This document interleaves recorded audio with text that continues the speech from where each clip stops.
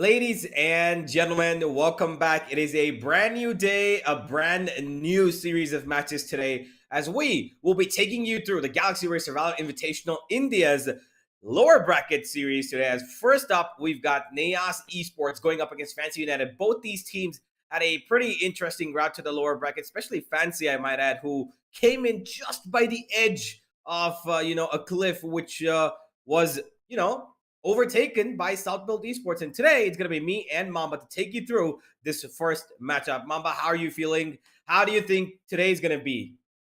It's gonna be wonderful. I mean, look, I'm already dressed like it's half a vacation in a Florida shirt. All I'm missing is the beach, a cap, a straw hat, and maybe a coconut to sip on. Because look, yesterday we saw matches. Both these games went to the third map, and not just the third map. They were all so close, right? So I feel like it's going to be difficult to top that. That's the reason why I'm bringing the vacation vibes. I feel like no match, at least no matches, are going to be able to match up to the energy that we had yesterday. It was just so incredible to watch all those teams go up against each other. But of course, today's first match is going to be Fancy United versus Naos or Naos, whatever the correct way of pronunciation is, which I again need to confirm. But Universe, what do you think about this matchup? Well, I believe that this is going to be really, tight matchup. I know that Naos have had a interesting win against Louvre, but the point being is that Louvre also, went through their own changes in the recent past, right? So Naos have been a little bit more sturdier. So I think Fancy United do have a bit of a competition. I wouldn't say that Fancy will be facing off Naos in the way that they did SBE, which was the most closest matchup that we've seen so far. But I believe that Fancy have the upper hand going into this game. I think that they will be taking this either 2-1 or 2-0, mostly 2-1. Naos are a team that can stand strong, but I think Fancy's momentum is what's going to be propelling them through today. Well, do they really have momentum though? That's a question because I feel like as good as that team is, right? They have moments where they struggle quite a bit. So I'm not sure if they'll have any momentum to start off with. It's a new day, it's a new match, and of course they'll have a new start. So it all really does come down to what sort of veto do they go in for, what sort of map picks and bans do they have, and of course if it falls in their favor. But both these teams, right, I feel like are going to go all guns blazing from the first round itself, from the get-go, to stamp their authority and set the ball rolling.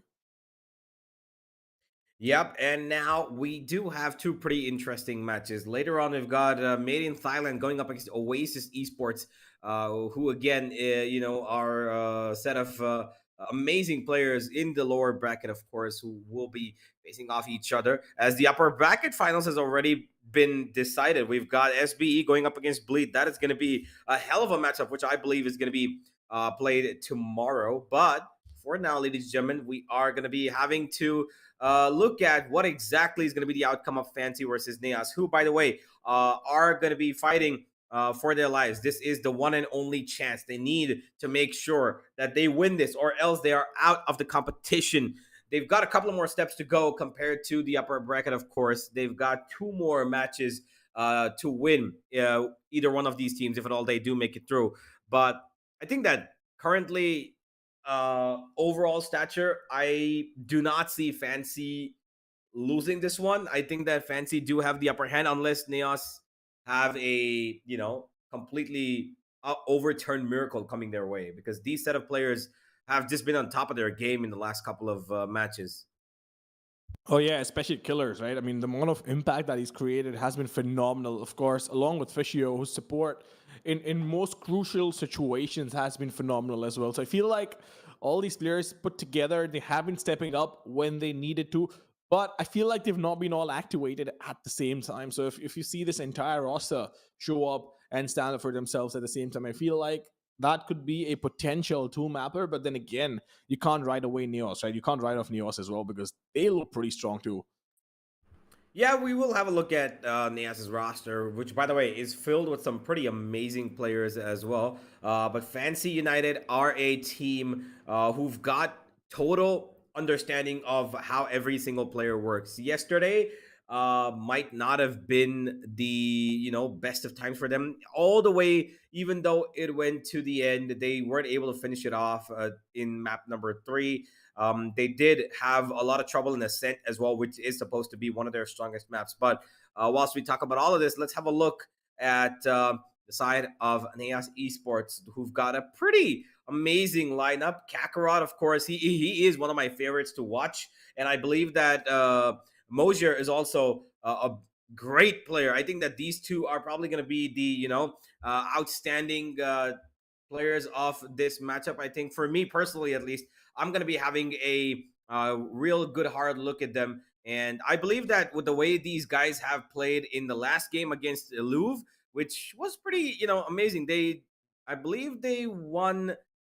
I'm not quite sure. They won 13 to Yeah, they won 13-3 on Ascent, and they won 13-4 on Pearl. So you can see that these guys clearly have a really good, synergy, and they beat the side of Louvre pretty comfortably. It's a dominating victory, right? So yesterday, Mosier, of course, on the second map had a really good impact as the Neon.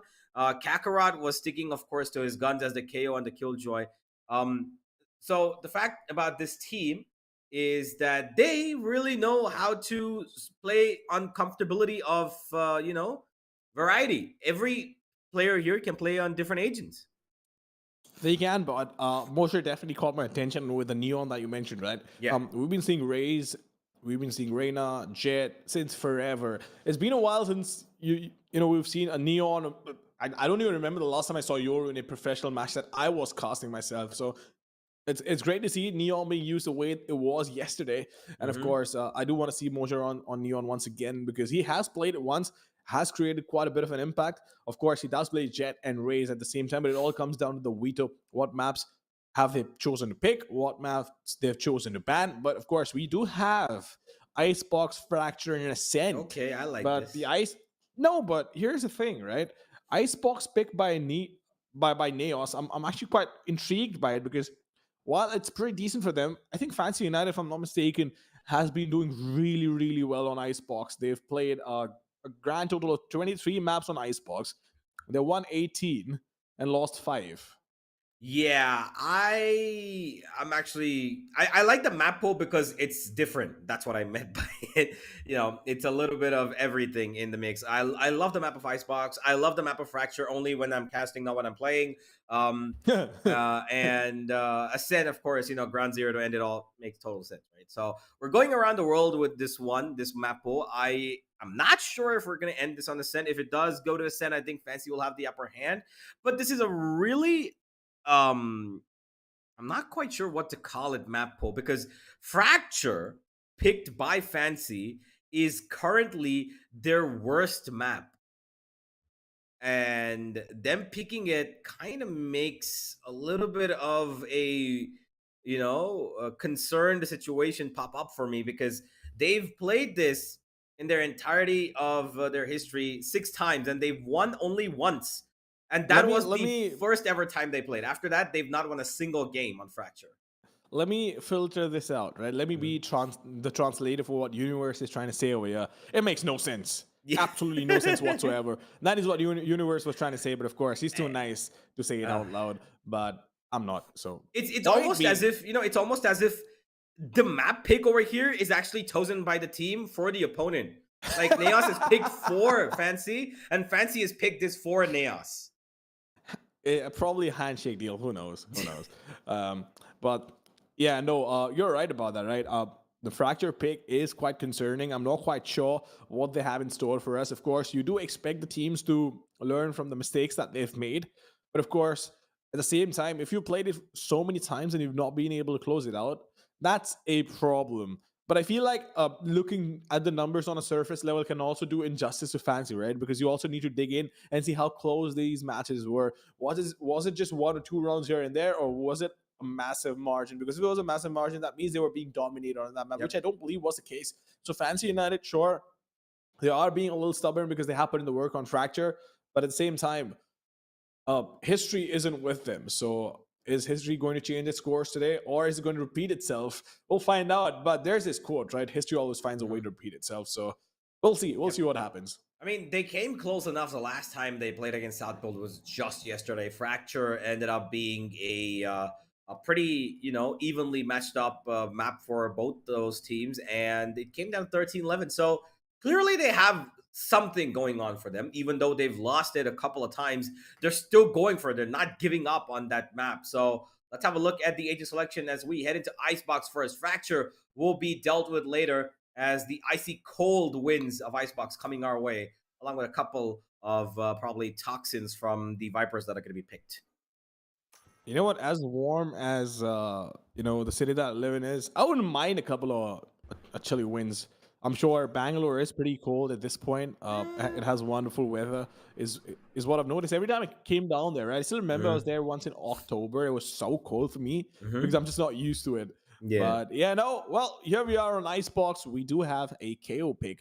I feel like KO is also very underrated Yeah. with the sort of KO impact. Yeah. on Icebox, he's not as picked as you would think. A lot of teams would go, for the double initiator in the not double initiator. Forgive me. They go for the double sentinel. Sometimes they pick up the sage, which we can see that Naos has done along with the chamber. Like I mentioned, Mosier is probably going to be, the most impactful person as they go for a no duelist lineup. It seems, which is of course common on this map.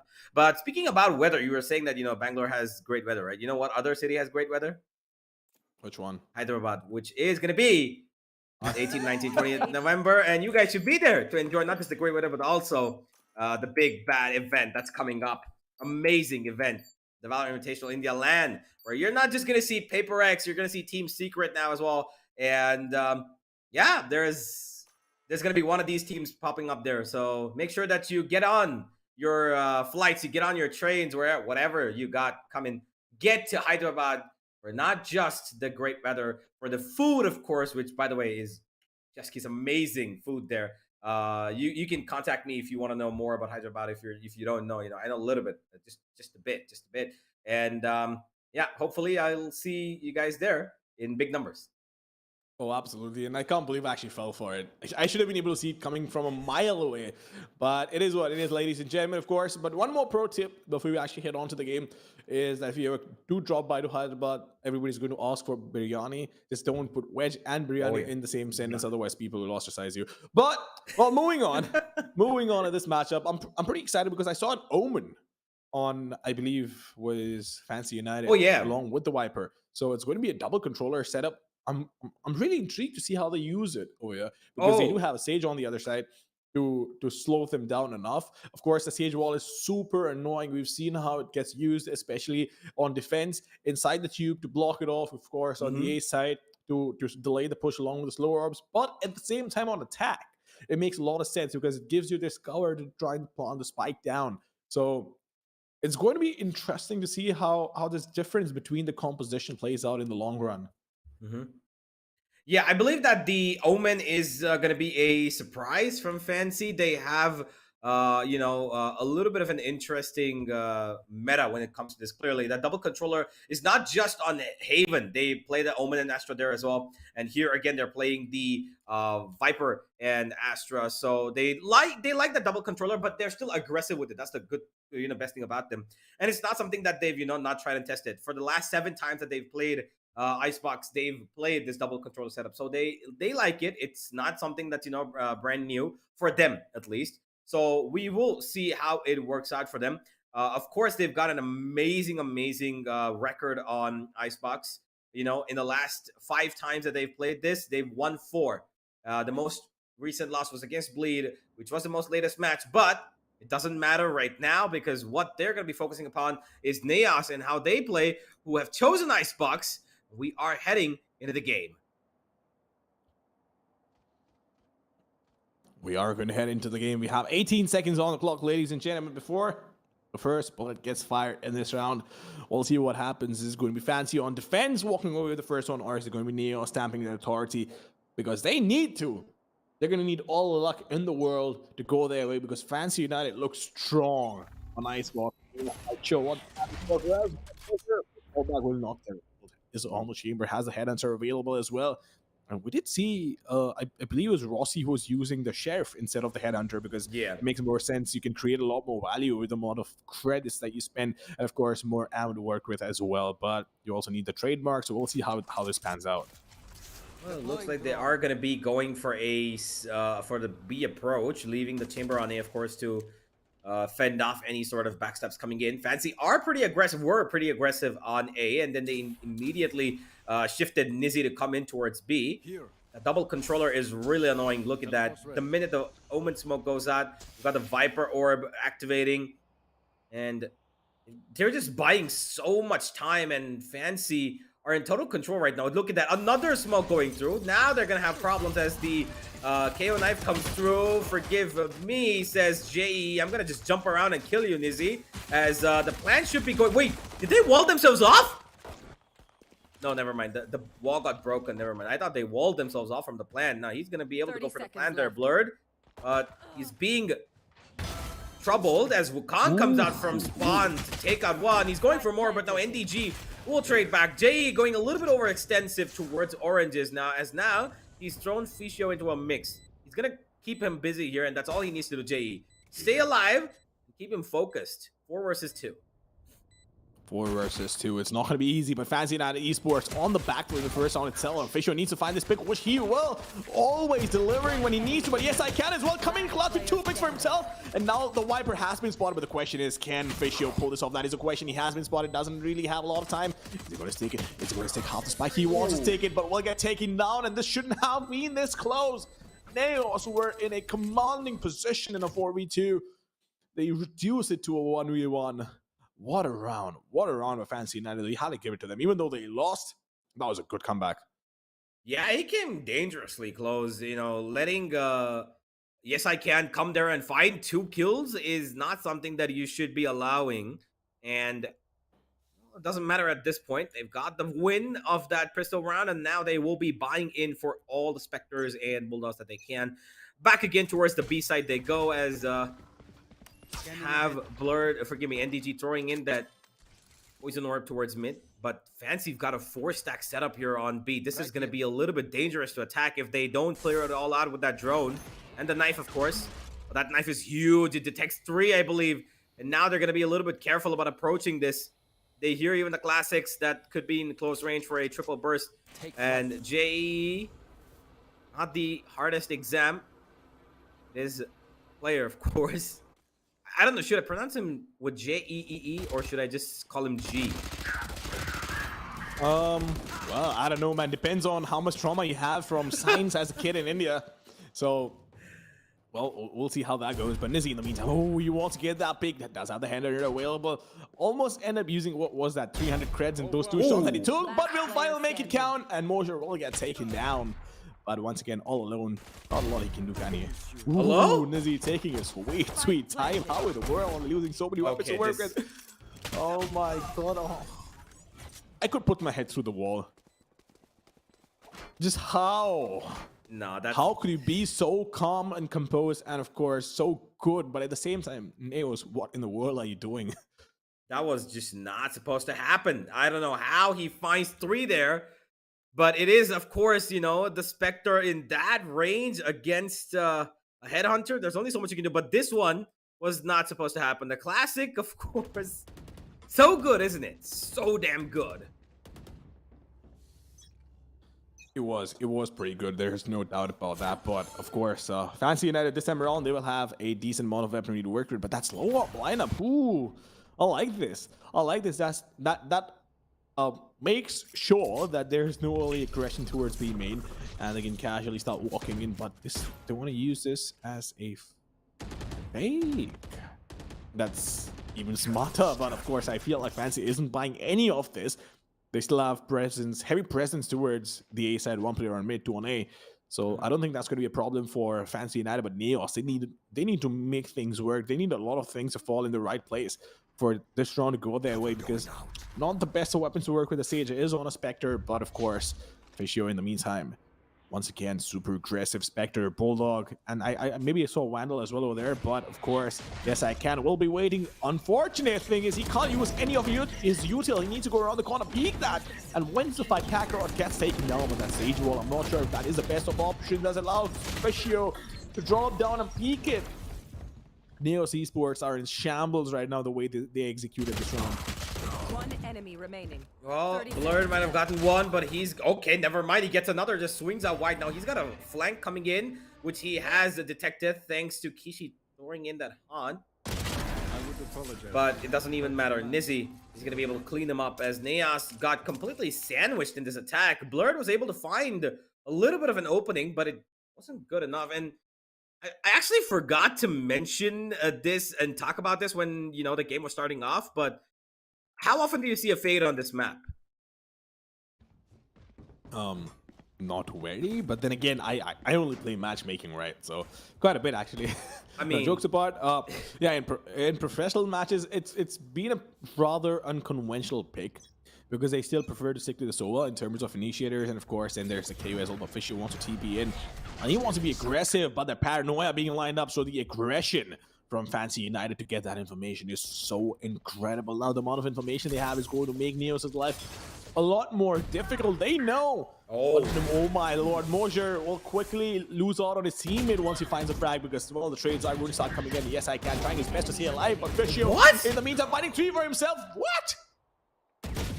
Well, he got a not so collateral there. It was lined up for him, and Blurred again finding 2 in all of that chaos. He's healed himself up, and he's got people pushing in towards him. If he'd gotten 1 kill, maybe he would have been able to clutch out this round. But it is going to be another Fancy victory, as the B aggression did prove to be very useful. A lot of information gained instantly. They found themselves on the front foot and fighting that A main side. Naos, honestly, if they had wide swinged with 4 of their players, I don't think Fancy would have been able to win that. But either way, Blurred did give them a bit of damage with that Sheriff, and here we are with an attacking operator on the line as well. Well, but I really like the aggression towards B from Fancy United, right? Because they needed to do that to stamp their authority. And Naos now is always going to be double guessing themselves in terms of if there is an aggression coming in. So I really like what Fancy did over there. And this goes on to show why they're so good on Icebox, right? They understand timing so well. They understand what can happen, what potentially teams could do, and made sure they went in with a 3-man push towards B main. But for now, Kishi just holding this angle. He's going to wait it out. Doesn't need to do a lot though. He just needs to stay, right? All he needs to do is be patient, and they will have players walking into his cross. It has the Haunts available along with the Prowler and the C, so he can delay the plan, no doubt about that. But at the same time, G is going to get spotted. I know the drone is going to get spotted, so It won't matter. Oh my lord, Kishi. The problem was he was suppressed. Oh! He will get the pick. That Okay. was so ballsy, but oh my lord, just practically guarantees a round for the team. But of course, now the Viper's pick coming in, Mojo will get taken down. But NDG will not miss those with the Viper's pick coming in for sure. They have the Hunter Fury available as well.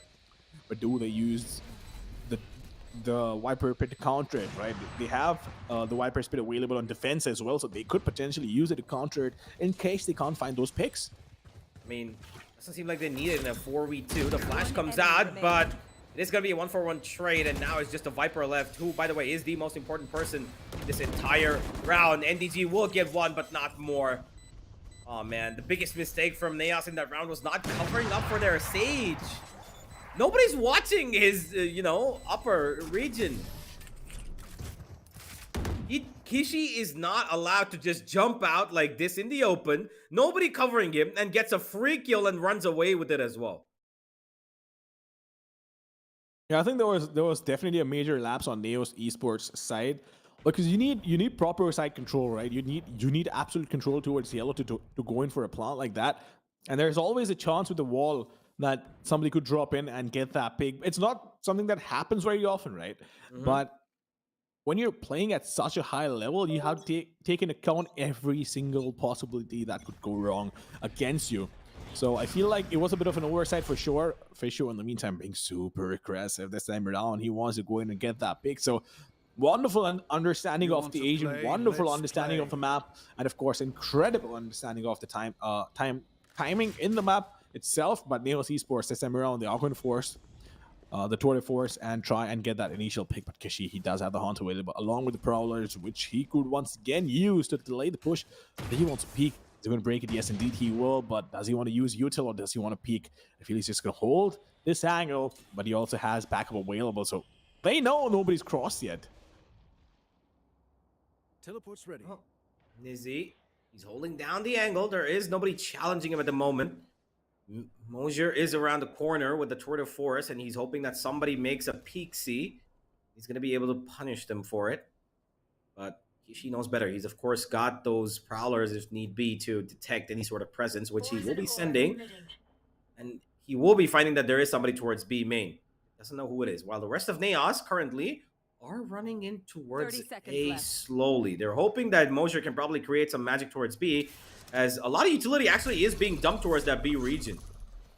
Have you noticed one thing though that was super cool on Fancy United's part is they had the Poison Cloud along with the Dark Core alternating between the two, but Fisher in the meantime is going to try and delay that plant hit, which he will successfully do. 10 seconds on the clock, and now it all comes down to the last 4 players. Or if I say the 4 players are remaining on the site, but it won't matter because they don't have enough time to work with, and they need to go in.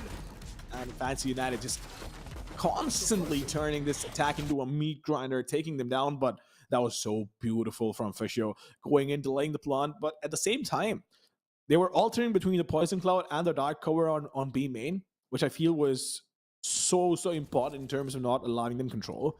And Naos, of course, they need a timeout on this one. And I feel like a change of pace is what can potentially get them the B side, but at the same time, they will have to be bang on point with their trades. Because if they can't get their trades, I feel like it's going to be impossible to breach that B defense. You will absolutely have to account for losing a player or two if you try to take B again, because I feel like Naos on B is really strong. At the same time, they're also being super aggressive on A, right? So they have so much information to work with. Fancy United just being a dominant force and outclassing their opposition right now. So a lot of work being put in, no doubt about that. But I still feel Naos is definitely in the game. All they need to do is tone it down a bit in terms of strategy. And as stupid as I might sound for saying this, I feel like they need to pick up the pace of the game and treat it more as a bug than, okay, maybe a pickup game might not be the best of examples, but you know how there are teams that absolutely go pick these fights in the first 30 seconds? Yeah. That is what they need to do. They need to force Fancy United on the back foot while maintaining map control. They need to do a 3-man push. At the most, that's all you need, right, to get control on one of the other sides. But because the problem is, if you go in for a rush, Fancy United is taking away so much control from you that it's not going to be easy to not get backstabbed. But look at Fisher once again, so aggressive. He knows exactly where they're going to peek from, but will get taken down. Kakarot, doesn't matter. He will still find the headshot, and Fisher losing his precious life. But I like this. I like that double peek. They know, hey, you know what? A heaven or a main, they don't have a lot of util over there, so we could potentially pick that. But Nizzy, in the meantime, address it with the operator. Can you find a pick? We'll find out. Oh, nobody's going to be going towards that direction. It seems like the only one who was there, the Sova. G is going to be running away towards A. Everybody now from Naos towards that A side, as NDG is the only one who's crawling into that smoke. This is going to be problematic. He's going to have players all across him. It's not been detected. Oh, nobody's caught out with his pants down. And NDG will make the most of that. 5 versus 3, as the A side needs to be sacrificed for Naos to get the plant done. And this time, that Sage is not going to be killed without any cover. Well, Wukong, in the meantime, was this time there, but NDG marking the backstab, making sure there's nobody coming in from behind. But Fancy United this time around, though, they are on the back foot, so that tactical timeout working out in Naos' favor. And yes, I can. Can he make it happen? He has 2 of his teammates available to help them out, but of course they need a pick absolutely right now. Like, they need one immediately. Look at that pick. And Nizzy, once again, reducing it to a 2v2, but they need to start falling back. They can't. They have no business going in for the retake at this point on, but they can save the operator, but he wants to go in for a pick. He wants to take over one more weapon. I feel that's rather selfish. He could pay a heavy price for it, but doesn't matter. The attackers are smarter than that. They won't cross out. Boy, Fancy just know how to make it expensive for their opponents, don't they? They've done this multiple times. The 3 rounds that the side of Naos have won all 3 times, it's been expensive. It's been really, really difficult to, you know, put up these, keep up these numbers. And I believe that with the way Naos are playing, like you just said, like, they need to take those fights in the first 30 seconds. I think that might just be the case that they could throw Fancy off guard. But the problem is, this knife is instantly throwing them off, and they're not able to break it, of course, because it's, you know, a little too far away. So, Ficio, he's gone up a little close, and he will be holding down that A main position as NDG real close to challenging it, but they know, Naos know that this A side is almost, at the moment, unchallengeable because of how much control the side of Fancy have by just 1 knife. That's about it. 1 knife and a little bit of a teleportation sound by Ficio. That's all they needed to push Naos off of this A side. And look at how much control this is. This is unreal. They've cleared off the entirety of the A side, and now they can focus their forces on the other side. But what Ficio doesn't know is going to kill him. That's probably going to be that Chamber who doesn't spot him. But then DG covers up for it almost. Oh my god, Mosier, you've got no idea, but you've been spared a life of miracle, my friend. A life of miracle indeed, but yes, I can. In the meantime, he's going to be holding this angle, and now it is going to be an A-take coming in. They need to make it happen, but can they? That is a question. Of course, he's standing outside the Viper's pit, so he needs to go back in. Yes, I can. Needs to make sure that this stays intact.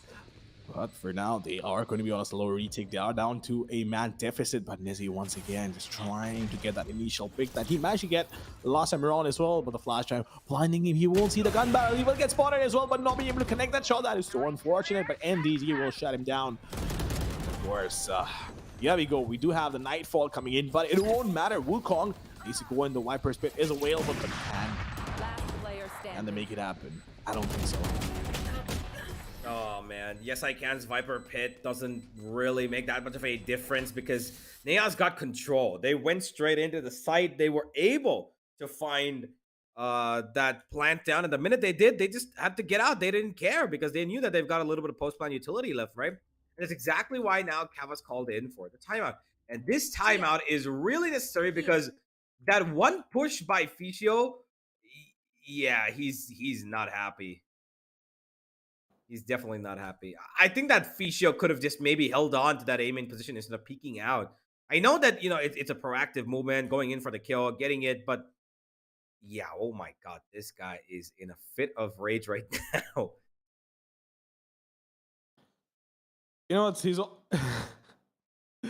always it's always a thing and a half to see whenever Kava comes on screen, right? he is definitely in a fitter age because the way this round played out, especially with Viper's Pit, shouldn't Yeah. have been an easy round for Naos like that. But well, for now, I guess Naos will just be happy with whatever is happening, right? But once again, Kawa, look at him. He's in absolute disbelief of what's just happened. But look, it's a match, right? Things happen. Yeah. Players make mistakes. Sorry, by the way, players make mistakes, and these things will keep happening. But you have to take it to the chin and move on. The problem though is that they can't afford to give away too many rounds as well. They want to have a commanding lead so they can control the pace of the game, especially in the second half when they will start off on attack. Oh. A lot of utility exchange, and this time towards B, they go aggressive, and Ficio and Kishi this time will find their picks, but Mosier is coming back for a little bit of revenge. Out comes the Sova as well. They're missing their shots, but Ficio isn't. Mid-region is also being taken up, but the problem is that Mosier is ready for it all, only for the 3 though. Nobody else from the side of Naos is able to get 1 kill, as they've been shut down completely. Everybody else. You know what? Universe, I'm sorry, but I need to ask this. Can we just have production show Kawa's face this time around after this round? I really want to see if he's smiling.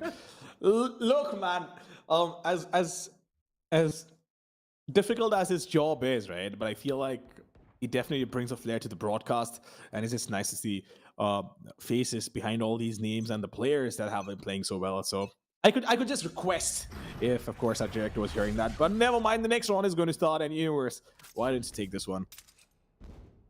This round is going to be on the mercy of Fancy, because the side of Naos are almost stripped of their entirety of economy. If they're going to win this, they're going to have to keep most of their players alive as well with that, so that they don't lose out money going into the next one. All 5 players committing towards B. That smoke combination of the Viper and Omen is keeping them at bay for so long. We're already down to the first minute left. And here we go right in. And Nizzy finds probably the most important kill. And Kishi gets the second most important. The Viper's been deactivated, turned down, and thrown into the trenches. As even though the side of Fancy have gotten all these kills, the plan will go down. The retake comes through. And now they've got a bit of post-buy utility, which, by the way, can be cancelled. Yeah, because of Wukong's ultimate himself. They could, but yes, I can. In the meantime, he is on a long rotation. I think by the time he comes back, the round is probably only going to be over, but the flash drive going in, oh my god. I feel like that did more harm than good, but it all comes down to Chamber all alone, which will get taken off by Yes, I Can on the long rotation. So it took him 1.5 years to come in. But look, Fancy United still make it happen. They walk away with the 6th round for themselves. The scoreline is 6-4, but Nizzy, I was so aggressive. I like it. Yeah, this guy's not afraid of taking fights. He went straight for it. He finds the kill that he was required to. Excuse me. It might have been a little bit of a forceful commitment from Naos, which did give them the plant. But the problem is they're getting sandwiched every single time. They're finding these openings. But the problem is every time they find that opening, there's somebody on the back end coming to kill them off. And they're always worried about it, and that's the problem, because then they've got 2 completely different 180-degree angles to worry about, and causing them problems. Now they're going in towards mid. They've taken that smoke to its advantage, as Kishi will be spotted out, but he's got his own ultimate going through, and to get away is not going to be an option, because Blurred will take him down. Wukong doesn't know that they're players towards the left, and he will take him down irrespective, as the grenade will isolate that fight, because JE will not be able to come in for that. Mosier goes down from that A push, and Fancy United are just absolutely crippling the side of Naos right now. Somehow, though, the 2 shares find 1 kill each. Blurred brings back Kakarot on his feet. Now it somehow looks doable as the flank goes down. My god, what the hell just happened? Chaos. That's what happened, of course. The Nightfall coming into the picture did not work out. That initial pick was so crucial, right? So look, here's the thing. The Nightfall comes in, you could use a Prowler to slow them down, but if Fate gets taken out of the equation, that's a massive problem with Kakarot not being able to connect those shots. That was too much pressure for him to handle. He will get taken down. Officio, of course, he wants to push in, but can he? That is a question. Has a Dark Order to work with to use a Paranoia? Will get taken down by Blurred. What? What in the world is Blurred doing? Okay. From that first pick itself, it was his game. Hold on. This guy was sitting inside a smoke with an operator in his hands. in a smoke where he was blinded. He didn't even go back. The flash came right to his face. He's sitting in that smoke with a goddamn operator. And then he follows that up with a sheriff kill to finish off the round. Oh yeah. Yeah, no, I've never seen anything like this. Listen, man, as long as it works, just don't try it yourself, because I'm sure we don't have the skill to pull it off as these players do. Sitting inside a smoke with an operator is never an easy thing to do. Probably not the smartest thing to do either, but he managed to pull it around off. But look at Nizzy though. He has been spotted, but the problem is the Hunter's Fury, oh my lord, trying his best to take down, but Fisher somehow still manages to find the first pick. How is that even allowed, Fisher? That is illegal, but Nizzy, no way, he takes on Mosher with a no-scope onto the Marshall. It all comes down to Kishi in a 1 versus 3. He does have a lot of util available. He pull back, that is a question. Good movement, though. That was sublime by Kakarot using those ropes. It was so pretty. I like it. I love good movement.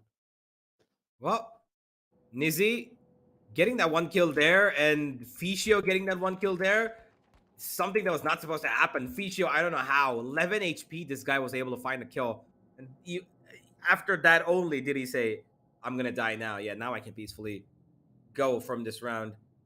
My God, the score lines have been equalized. Not something that, if you look at the way that these rounds have gone in the first half, you thought that Fancy would be on the upper end of it, right? But it's equal. It's a pretty great comeback from Naos, given that they were, in a really tight spot of, adjusting to that, the frequency of attacks that Fancy were giving in with the defense. Given that they have a double controller as well, you'd expect them to be just a little bit lesser aggressive. Not that actively, but kudos to Naos for making it this far without having even given away a single round of lead to the side of Fancy. Oh yeah. I mean, I feel like this has been a lot more balanced than I would have expected, at least looking at the data that we have, right? Fancy.Esports has been so dominant on Icebox historically, but this time around, Naos definitely clinging on, definitely holding on. Doesn't matter if it was due to individual brilliance or them playing as a unit, but of course we saw Fancy United sort of throwing their weight around as well, especially with that aggression towards being made the second or the third time they tried, and the lockdown Naos, right? So we've seen both these teams go out there and perform in their best way possible, in their own way, but at the same time, I feel like this is when things start getting interesting, because now they have an Omen that can be super aggressive to work with, along with the Fade and the KO combo on compared to the Soa and the KO combo. And I feel like the Owl Drone after the nerf, right, is not something that you can really depend upon. It only reveals you twice. The duration has been reduced as well. The range has been reduced, so it's not an easy piece of utility used at this point. And of course, I feel like it's a lot more difficult to create value out of it. But at the same time, with the Fade, the Prowler, right, you have 2 of those, so you can definitely clear out a lot more angles than you could with a Sova. Sure, you have shock darts available over there, but I feel like that's also very situational. So Fade might just make the difference, at least on attack, on how, depending on how they use it. Yeah, I think that is true. With the Nightfall, of course, being able to cover up, I believe it should be able to cover up the entirety of the A site with the range that it has, and that's gonna prove to be a very valuable ultimate when it pops up for Kishi. For now, this halftime pause is gonna give Coach Kaba a little bit more time to deal with things and tell his team as to what exactly they can do in the attack, because they do have a lot of control agents available. Fischio and Yes I Can. Regenerative smokes for both of them. That is that's nearly unending map control. But let's see if Naos are going to be able to counter this with the Sage and Chamber combo that they've got. Well, Sage Chamber combo, of course, that's super annoying to deal with as well. I mean, when you have a Sage, that wall, right, is just so damn annoying to play against, but at the same time, he's been performing really well on attack. He got those crucial picks, especially that quad kill and the operator inside the smoke. How do you even deal with something like that, right? But gee, he wants to push in. Flirt. Once again, being aggressive. Mosier as well is going to be waiting. He does have the rendezvous available, so he could potentially bait. But the question is Blurred going to find the first pick? I'm not quite sure, but he needs to find it. He's going to use the wall to delay the push and force him to peek the right side where Mosier is waiting for them. Well, Fancy, they are hoping that Mosier is going to be giving up his life, a little bit of positioning, but that Viper orb is so interesting from, I believe, the attack. They're cutting off that yellow. I've not seen that, being used before, but they're not actually going there. The knife confirms that there's nobody close towards B main, so the rotations are coming in. They are playing the retake on A, so they're not really worried about anything that's coming down there. Even if they get the plant, they know they've got this in the bag. Fancy will take the plant down. Will actually be damaging Fishy. Oh boy, he almost goes down, and he does! What? NDG, the presence of mind. How on earth did you get that?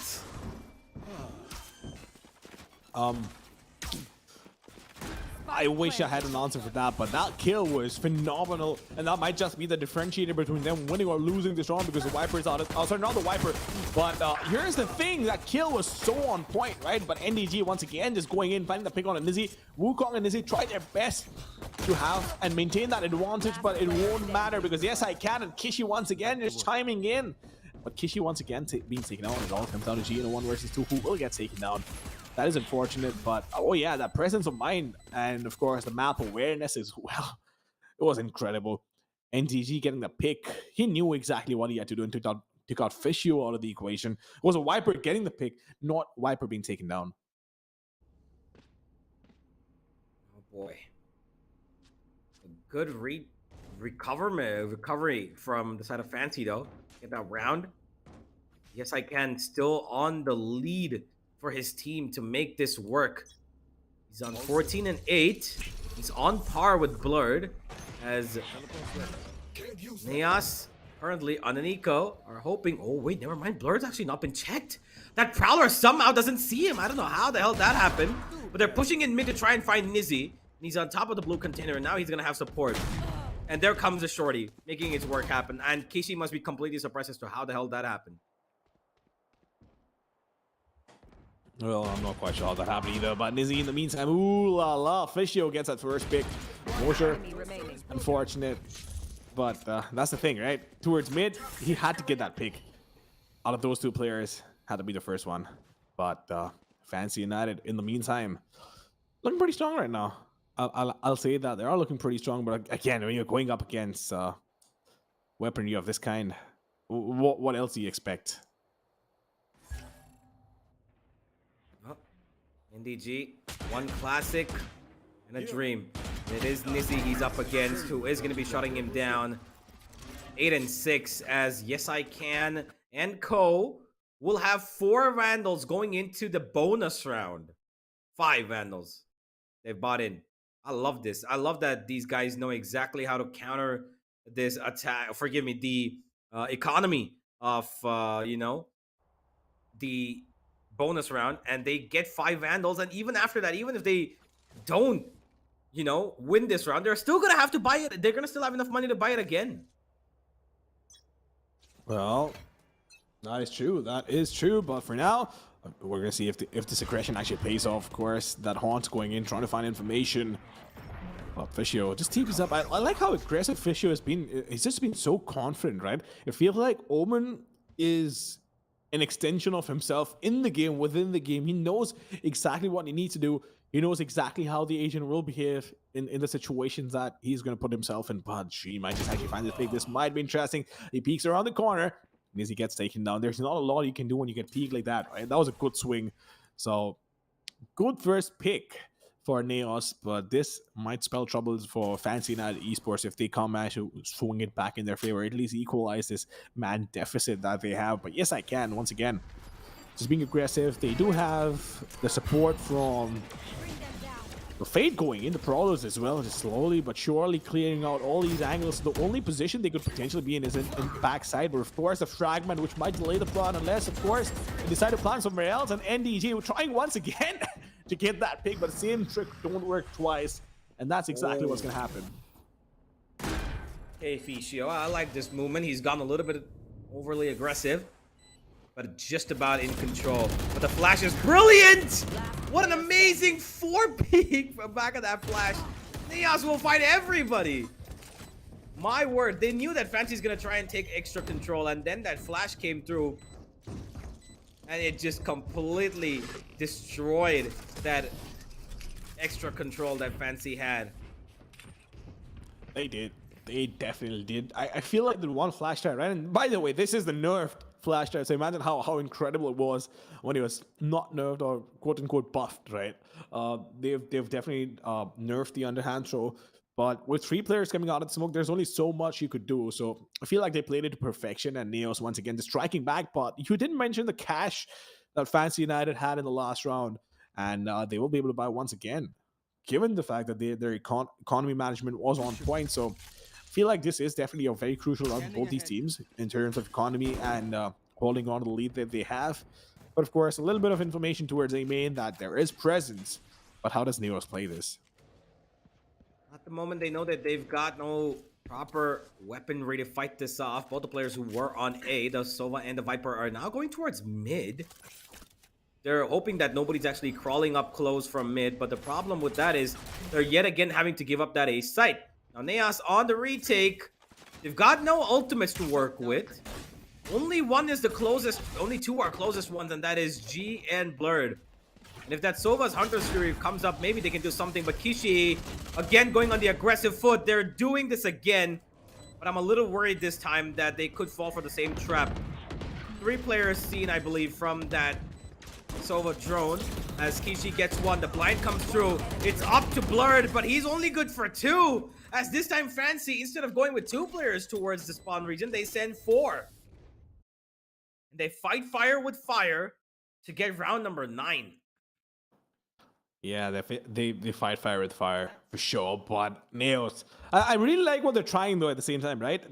They know what they need to do, and they're trying the best to execute it. But of course, Fancy United is so quick to adapt and make sure that they don't allow Naos to execute the same thing again and again and again. But Fancy United, you have to hand it to them.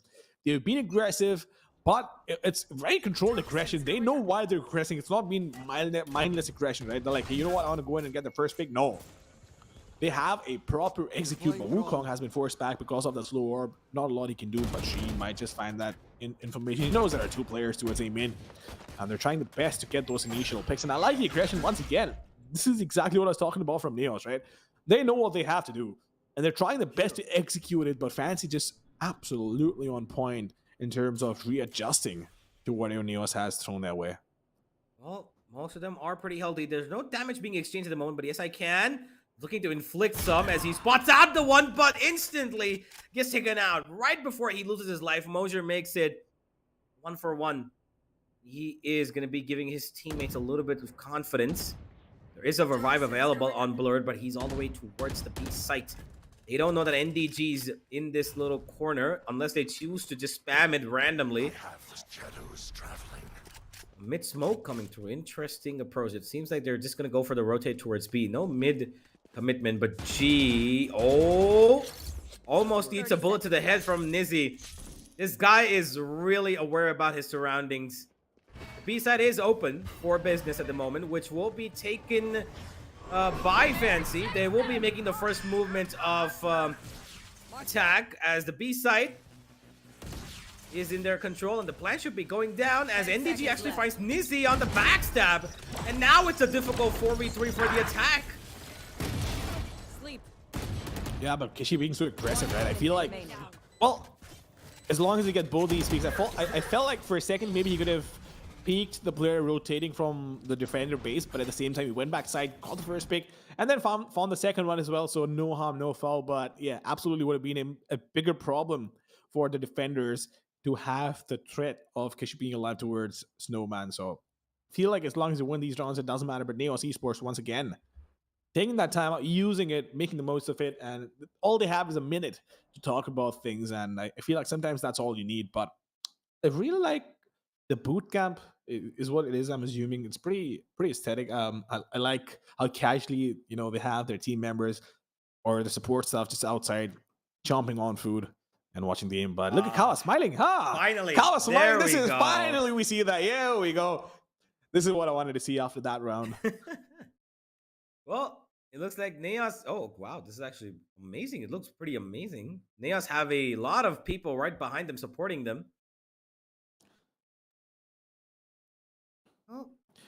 But I feel like I just saw a cat on Nizzy's bed. I'd be concerned. Look, here's the thing, right? I'm a bit too, how do I say this? Paranoid about things going wrong. So if I was playing a match, I don't know, man. I've never had a pet, so I don't know how they behave. But Oh, you know what I I wouldn't see? want a cat around because a lot of times you see them just coming in, sitting on your mouse pad. This happens to a lot of my friends, by the way.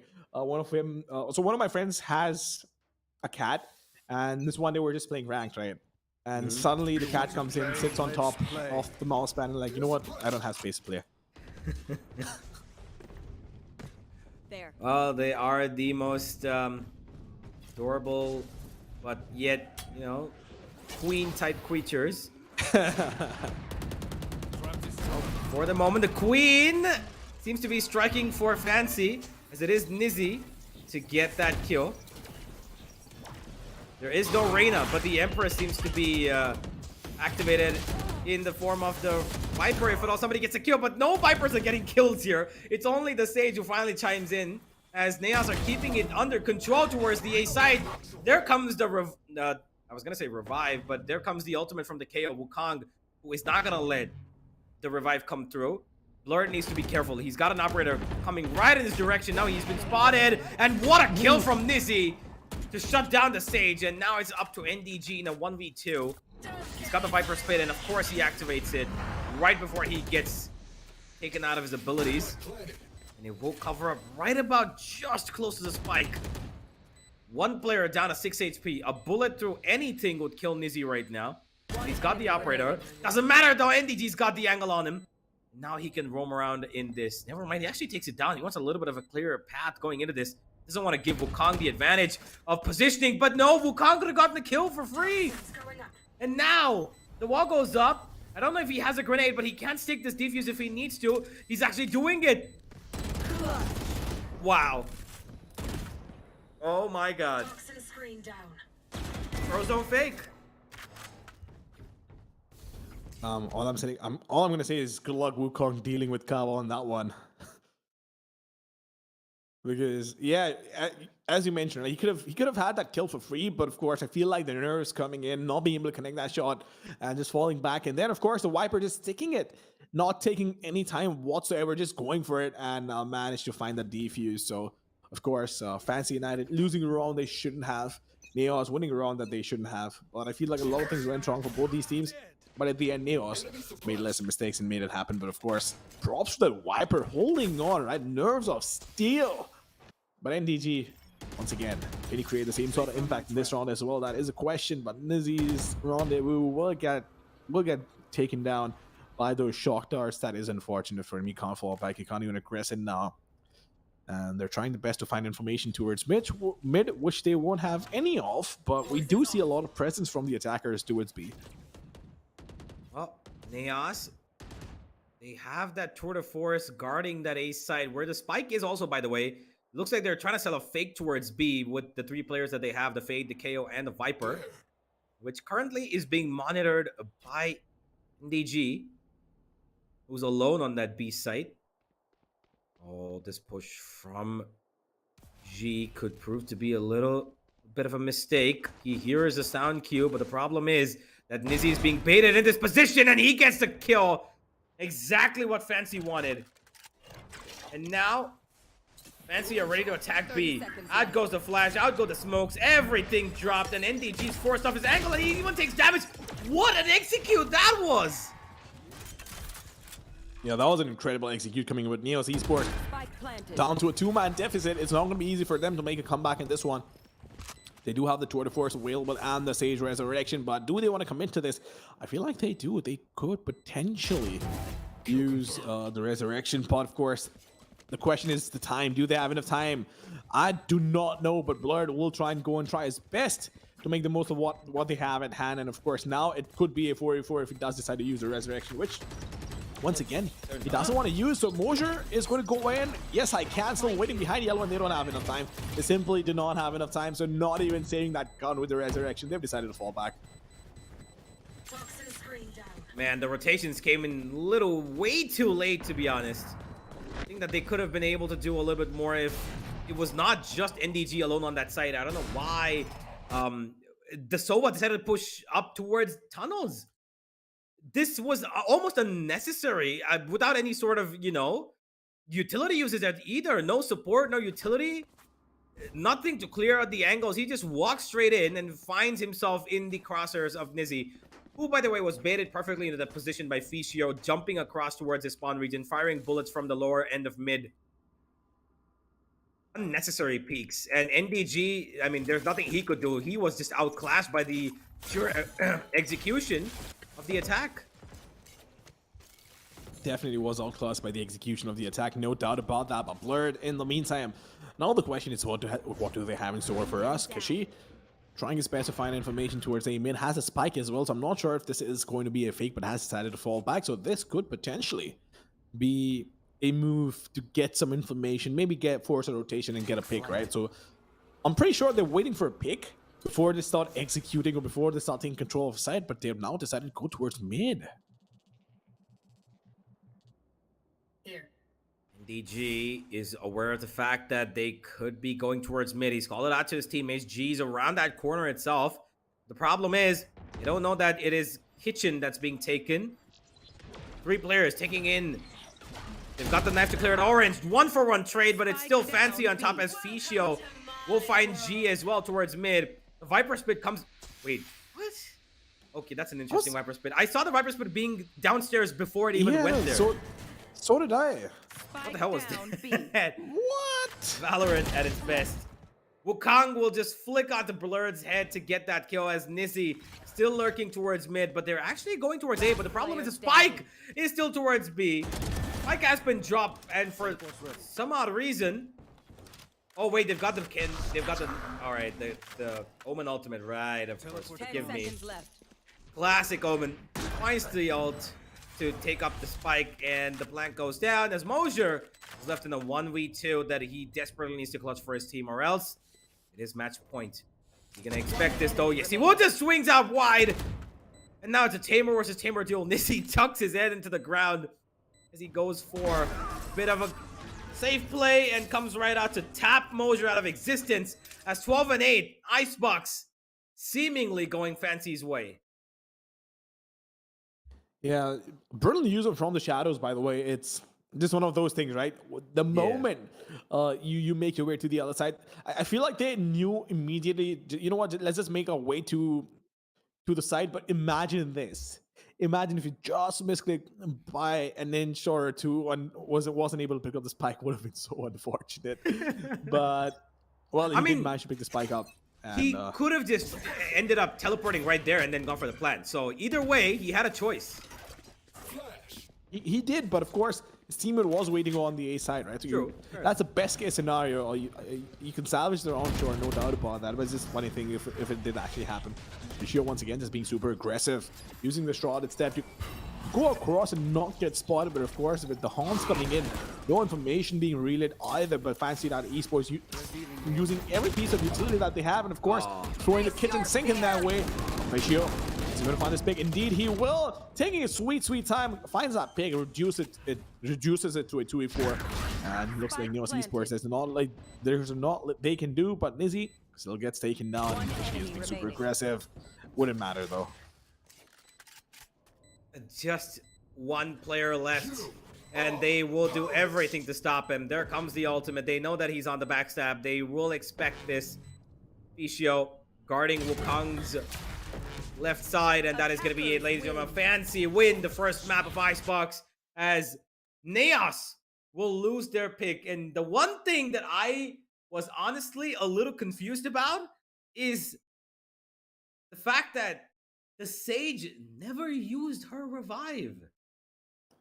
I'm quite concerned about that. Yeah, Blurred held on to that revive for I don't even remember how long, but I could see that glowing yellow ultimate sign ready on his character model on top for ages. I don't know how many rounds. They had a chance in multiple rounds, but man, it just didn't. I don't know what was happening with Naos. They just did not use that Sage to the best of its abilities in terms of utility. Blurred was popping heads. He had the best aim for his team today, but in the end, that Sage was not utilized for the main purpose that she's there. That you get back that man advantage, or at least equalize it if you've got a man down. Absolutely, they should have used it when they were not able to make the most of it. But I feel like even that would have not made a difference, right? 13-8 is a massive deficit. Sure, a crucial round on the left or the right could have made a difference in a couple of rounds, but I feel like, once again, Fancy was just outclassing their opposition. So this is the reason why I was begging for this question. Why did Naos decide to pick Icebox, even though they know Fancy United is so damn strong on this map? Now the question is, the next pick is by Fancy, which once again makes no sense to me. Yeah, like I said earlier, it's like these teams chose the maps for their opponents. They're like, you know what, today the Widow is going to be completely opposite. We're not choosing for ourselves. We're going to be selfless today. We're going to give it to the other. And Naos decided to do the same. Because Icebox has gone the way of Fancy. Let's have a look at the MVP as we do head on further down this road. As Ficio, 20 kills for him, 3 first bloods, as the most important player for his team, as the Omen steps up pretty majorly. 8 assists, by the way. And as the Omen, he's got 3 first bloods, which is just 1 lesser than Nizzy. That is incredible, but of course, 20 kills along with 280 ACS while an Omen is incredible. We saw how aggressive he was being as well, right? So yeah, I feel like Fancy United had an answer for everything, and not just an answer, right? They were asking the right questions to their opposition, with the sort of aggression that they had, with the sort of plays that they were making, absolute control of the game and in the first map. But of course, now things will maybe take a turn for the worse for them, because the next map that we have in our hands isn't the best map for them. So we'll wait and watch what happens over there, if Naos is going to be able to capitalize on that. But let's have a look at the scoreboard and see what happened in the match along with the other players. NDG, 18 kills, 19 deaths, and 9 assists with the Viper. Did definitely do a lot of damage, especially that first kill, I believe, that was onto Ficio, if I'm not mistaken. Yeah. It was phenomenal. Well, I believe that the 2 players that I really was looking forward to having a little bit of an impact on this game was Mosier and Kakarot, but both of them had rather really solid. Mosier had a couple of moments to himself where he was able to pull up, excuse me. He was able to get some kills, but they weren't impactful. They were just, at this point, giving him stats. But the problem overall landed in the hands of the 2 initiators on the side of Naos. They did give them assists. They gave information. But Blurred and NDG doing the most of the heavy lifting is not something that you can depend upon. Because if you look at the other side, you've got Nizzy on 20, you've got Ficio on 20, you've got Killers on 19, you've got Yes I Can on 15. Everybody chiming in. Yes I Can was on top of the board for quite some time in the first half of this game as well. So Naos really needs to step it up. The rest of the team needs to, grab a couple of, snacks, get drinks, whatever you need to get yourself energized. I don't know, man. Naos, they're heading into this map, which I believe, again, is a, Fancy United surprise pick. Nobody expected this, I'm pretty sure, because of their recent history on it. But I think that Fancy have come up with a pretty interesting overturn on this game, given that yesterday they were really close to beating Southbuild, right? So we'll find out what the surprise is. If or not Coach Kava's again going to be raging or going to be smiling. I'm waiting to see his face mostly on the other end of this break. But ladies and gentlemen, during this break, go ahead, check out all the socials of Galaxy Racer, grab some snacks, as we'll be back with map number 2 to find out whether these teams are actually crazy with their map picks.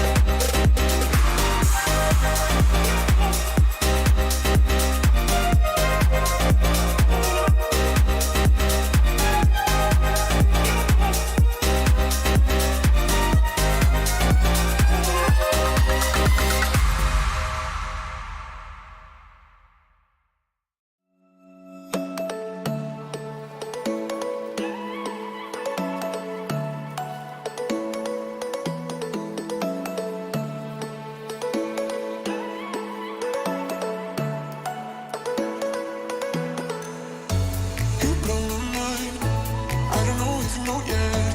I've tried some time, and I'm dying to tell you. You blow my mind. I don't know if you know yet. I've realized, and I'm dying to tell you.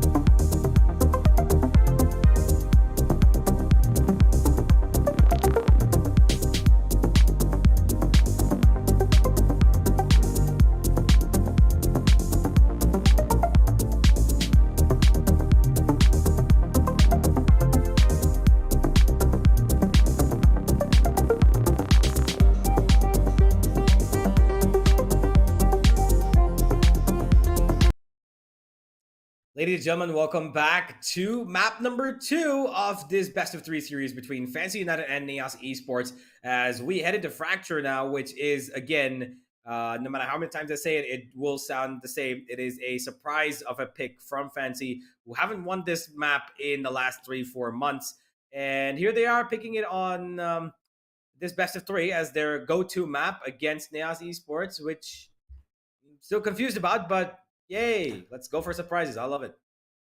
Let's go for surprises, huh? That was so enthusiastic. It was Everton, yeah. I was very enthusiastic. Just in case it wasn't obvious enough, I was being sarcastic. But of course, talking about surprises, the map veto, when it happened, was definitely a surprise. Fancy United picking up Fracture, right? Just out of curiosity, let me pull up what sort of matches they've had on Fracture, right? If in case I can find the numbers or how they've lost, because trust me when I say this, right? It's damn surprising for me, even now. Sure, close matches, maybe, I don't know, but the data goes against them. Yeah, they've lost pretty intensely against some teams. They've lost pretty closely to some teams. Southbuild were the only team that were able to, beat them at letting it come that close. Everything before that has been It's just one-sided affair, yeah. a landslide victory against Fancy. So them picking this, I'm thinking, okay, this could be a pretty nasty situation for them to be in. And I really hope they know what they're doing, because on the other side, uh, the side of Naos haven't actually played Fracture in the last six, I say, in the last 5 months competitively. I don't know about their scrims. I don't know about their, whether they've played it, just as a matchup between, five stacking on for ranked, but they've not played Fracture in a long, long time. So this could be a surprise for Naos as well. Definitely could be a surprise, but then again, I think we'll see what happens. For now, we'll have a look at what the agent picks for both these teams are going to be. Fade, of course, being a part of this, no surprise whatsoever. Mosier playing Neon, again, no surprise whatsoever. We have seen him play Neon, has been pretty effective with it. And I really like this flash and dash combo. They have the breach, they have the Neon. Of course, you also have the fall line and the relay ball to work with, along with the fast lane to use as a combo. And I feel like if you're playing like a hyper aggressive setup, the fast lane can definitely be used, not to substitute an entire controller, but if you want to play 2 controllers, maybe you could make do with 1. Yeah, fair enough. They do have that double control setup on Fracture is a not that famous, but it's been used by multiple teams, the Viper and the Brimstone together. But clearly, Fancy love their duelists a lot more. They are in love with that Phoenix and I believe Raze combo. And it is, of course, Wukong to pick it up Killers, who, by the way, the last time he played that Raze on this map, he was speechless. Left everybody speechless. An amazing player on this race. Nizzy, I am not entirely sure if he picking up the Phoenix is necessarily the best thing. Yes, I can plays that agent better. But the thing about this team is that Nizzy is the duelist. He is the chambermaid. So him playing on the breach doesn't make a lot of sense. So let Yes I Can do the rotational role for the team, whilst Nizzy became the Phoenix, which last time was a little decent. Wasn't that great either, which I believe the last time, I'm just having a look, they played against South Build. And on Fracture, Nizzy had, I believe, 18 kills. Yeah, they lost just about. He didn't have as much of an impact, but he was still on top. It was decent from Nizzy, but I think that given his stature, he should have been able to do a lot more with ease. But South Build were just really good at shutting them down. But can Naos do the same after coming to Fracture after 5 months of not playing it competitively is the question. I don't know. There's only one way to find out. Again, it's always the same answer that I have to most of these questions. It could go either way. It could be pretty dicey. Given the fact that Fancy United has decided to go pick up Fracture, which of course is not the best of the maps, at least in terms of numbers or in terms of history. So a lot of ifs and buts over here for both these teams. But we'll see what happens. And of course, that Phoenix pick is pretty interesting. That makes it a double duelist setup by the Raze and Phoenix. So over there as well, it looks like a hyper aggressive setup. But of course, then on the other side, you have something like a Neon, which can just power slide in. So I feel like it is going to come down to mistakes again. I feel like both these teams are practically on an equal footing. But in terms of the map, I would rather give the opposition a benefit of doubt and maybe say that Naos might just have a bit of an edge on this one. Well, we'll find out who has got the edge. For the moment, Fancy picking this map is a surprise to every single person watching this. But maybe they're trying to catch their opponents off guard by doing the same. Is it going to work in their favor? Something we're going to find out right after this pistol. Because Fancy are probably going to be turning up the heat on the attack. They are on the attack and they love it. They love the defense as well. But I think that on the attack, they showcase their best potential. Naos going to take control towards Arcade and Dish as they're running straight in with the Fade Utility and the Neon sliding through. They're going to pick up the Ultimate Orb as they clear out everything, but the side of Fancy are taking in the B side, and Yukong has been stopped twice by his own teammates from Satcheling in. Okay, great start. Well, great start indeed, but it is still a 5v5, so no damage dealt, no harm, no foul, but this is going to be a massive problem. Yes, I can only if he could have found a kill over there for himself, but of course, with a relay ball coming in along with the Prowler, that was a massive problem, and this is exactly what I'm talking about with the Neon Mosher goes in, gets that pick. It all comes down to Indy trying to find this opening over here. Can he find it, or that is going to be the question. Phoenix all alone in the 1 versus 2, but he also has hot hands available to heal himself, but at the same time, he needs to find this pick. Gets the first one, needs to find the second as well. He's going to heal himself. Yes, indeed, he wants to heal himself. He wants to peek around the corner. Oh, guarantee a quad kill. And that's the first round going in Fancy United's way. Well, only because of Nizzy's positioning, him going a little bit aggressive towards the spawn region and finding 2 kills for himself. That was the most important part of this victory. And of course, his teammates thankfully softening up the 2 players who were left to clutch it out. And all Nizzy needed to do was deliver 1 bullet to the chest to each of them. And at 4K, Nizzy's put up the first round. And love to see Nizzy pop off with that Phoenix. He is one of the most prolific aimers of the entire SCA region. A little bit of information given to the attack as they go to take Blurred on. They will damage him to 26 HP, but he's able to teleport away. Right there. Fancy. And that was pretty... Right there. Yeah. No, I'm sorry about that, but that was pretty ambitious of him to be present over there, but look at this. Yes, I Can isn't going to fall prey for the same strat again and again, but NDG on the backstab this time around, though. He'll find the pick onto Yes, I Can. Not enough damage being dealt out, though, but he has made his way up top. And Fancy United Esports, sure, they have the mad advantage. Naos, it could potentially Kakarot, though. How does he find that pick? I'm not quite sure. But regardless, they want to go in for the trade, which they will most likely find. Or maybe not. Wukong will get taken down over there, and this is troubled. But hey, you know what? He still has the running back available, so he could potentially use it. He has information as well, but needs to heal himself. No hot hands. So does he force the ult to try and come back up onto 100 HP? Is it going to happen? I'm not quite sure. It's the second round and he's got his ultimate. But I mean, that's the thing with Phoenix also, right? You only need 6 orbs to work Oh, with. he's going for it. Their back is covered, but no! Oh my Nizzy! lord! Where was he looking? Oh man, this second round turned out to be a nightmare. They've picked up 2 Vandals, I believe, as well. And Fancy, one of the first times that they've been bested in these anti-eco rounds. It shouldn't have actually even gone this far. Somehow, Ficio missing his shot right there onto his opponent.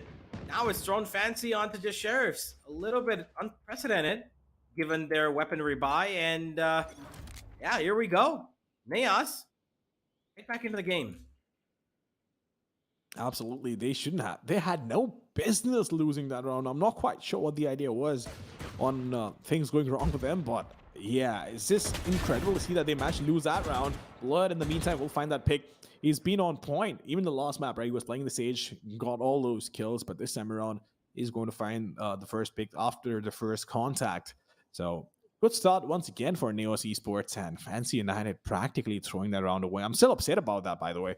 Yeah. They were in such a good position to pull that back in their favor. Smoke's down. Unfortunate. A couple of whiffs here and there. Fires out. NDG, though, he's going to keep it strong and healthy towards Arcade, keeping every single person coming through. Going down, but Wukong will trade back. What a shot. He pre-fired his head off, and then he got the kill to follow it up. Mosier is heavily being contested here. He's blind, but he will turn around just about in time to get the kill. Spike has been dropped, and the attack is now going to retrieve that 30 spike as seconds Kakarot slowly following them up for that free kill that he could potentially find.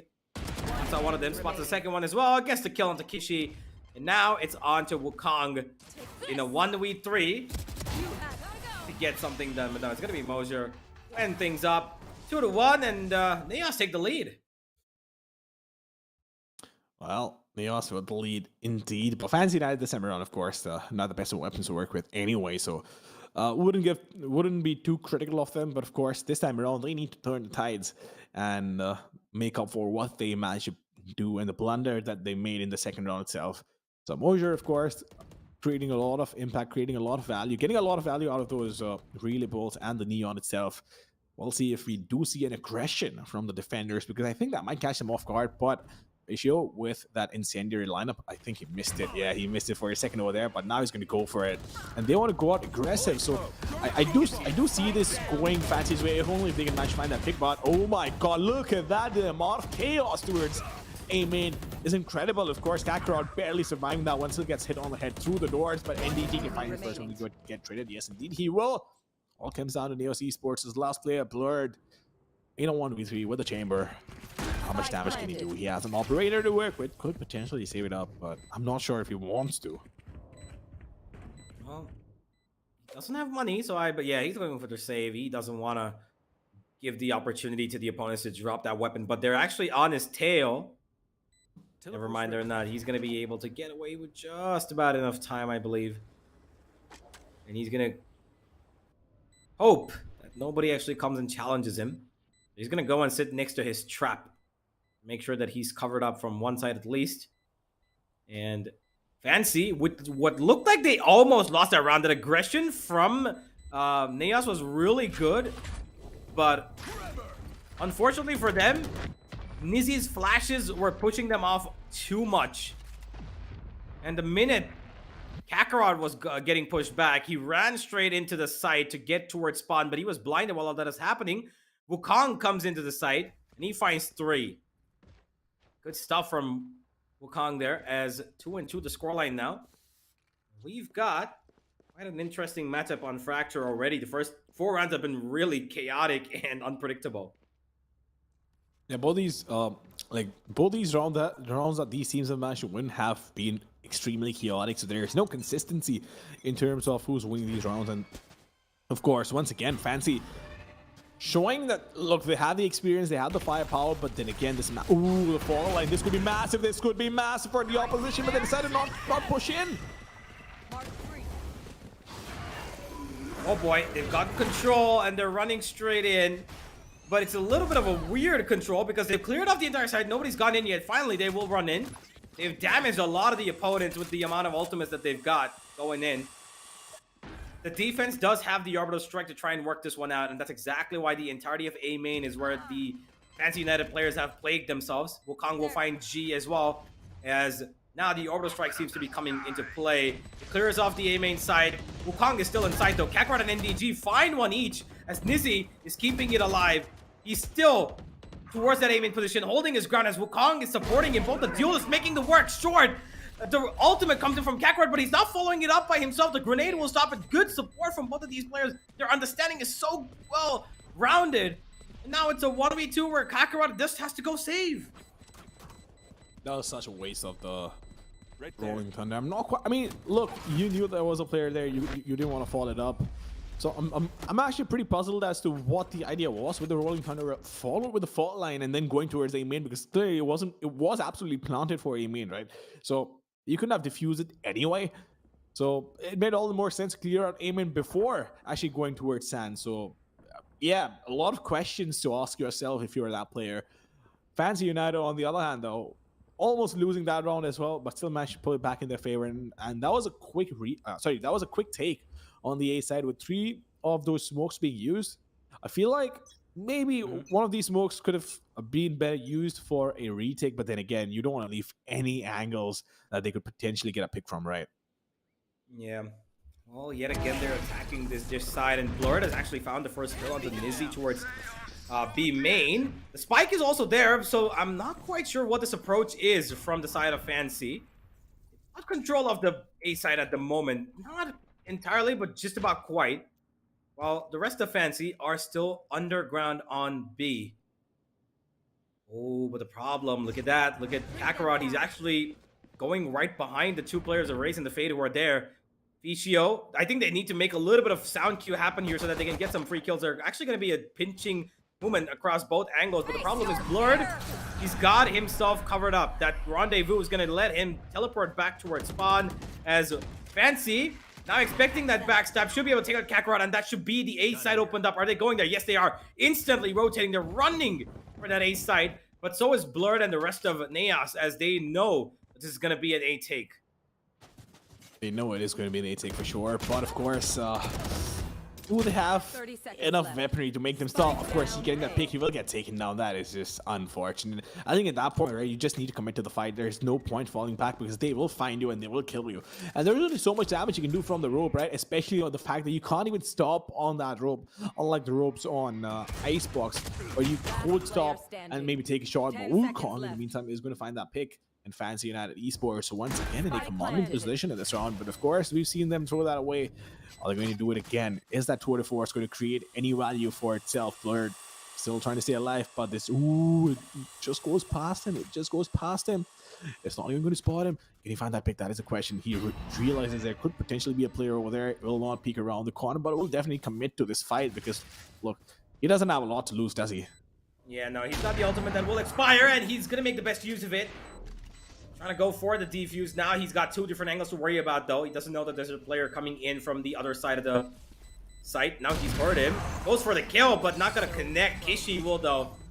And the opportunity kind of presented itself for Fancy. The minute they went for that, rotate towards A from the dish side, and the backstab came in, you can see here, they went back and took that fight.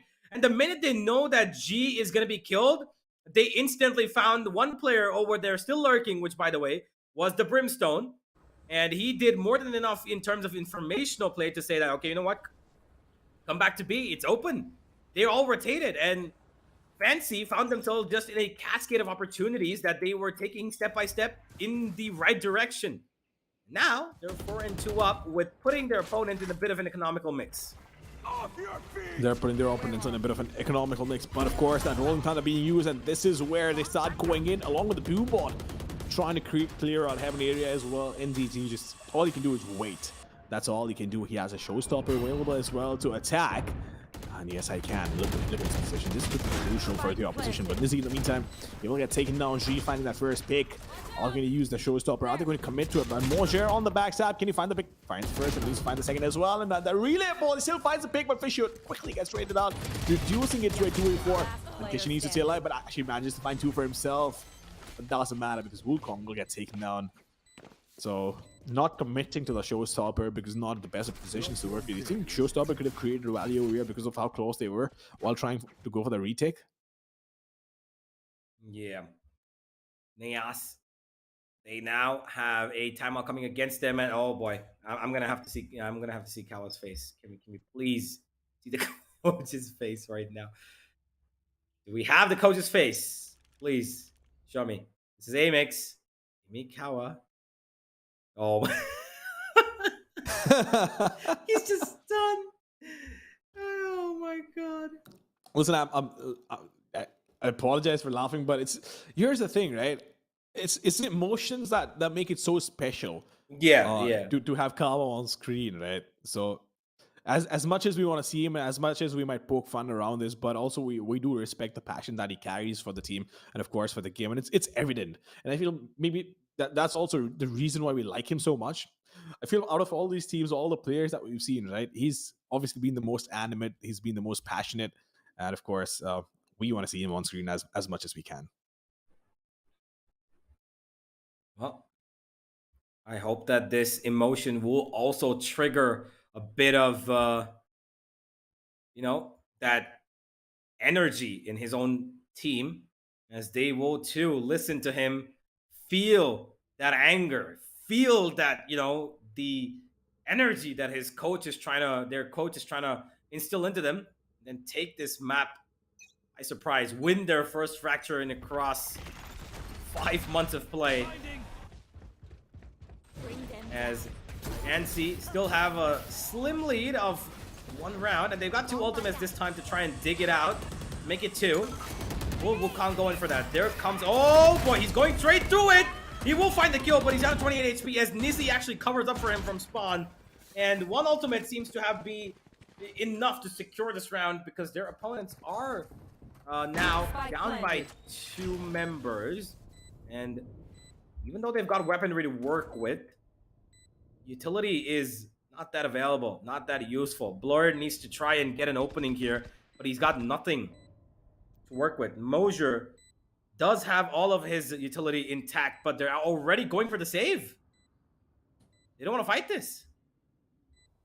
I think that's a smart thing to do. Just save that utility, don't break your cash over this, and live to fight another day. And that's exactly what they need to do. Even if two of fancy players are on low HP, which of course the message would have been passed, right? But I feel like this is exactly what is required, and that's a smart thing to do. In order to not let Fancy have that momentum, because I've already picked up the first map, right?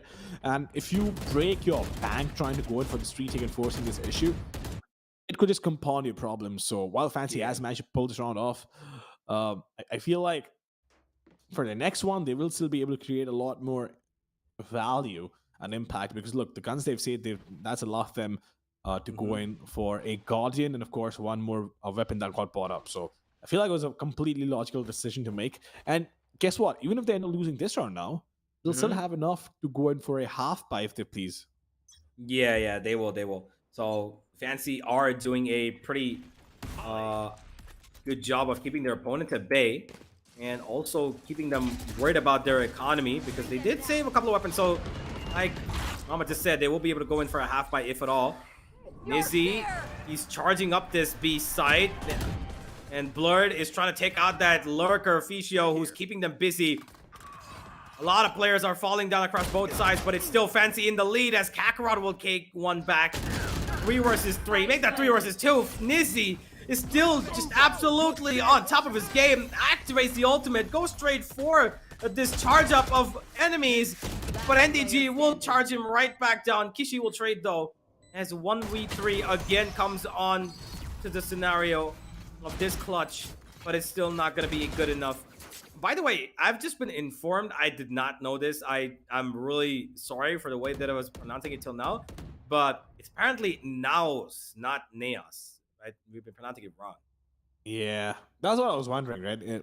Like in the opener, I was like, Naos and Naos, the correct way of pronouncing that. But Naos Esports. Naos, yeah. Well, here we know. Here we are. And now we're aware of what this is. But Coach Kava. Well, he's happy that they were able to put up the 2 rounds after the, the little right before right after the timeout, they were able to put out the 2 rounds that they did. Yeah. The reason why I didn't say anything, right, because I wanted Silence to do his job while he was just stroking his beard, figuring out what's happening. And as our director just told me, I hope that's not a fire. But as our director told us, that's his happy face. But yeah, I mean, of course, a lot of thinking to do to try and figure out how to take this forward and capitalize on this, right? But of course, Fancy United, they're looking pretty strong. So far, they're looking pretty strong.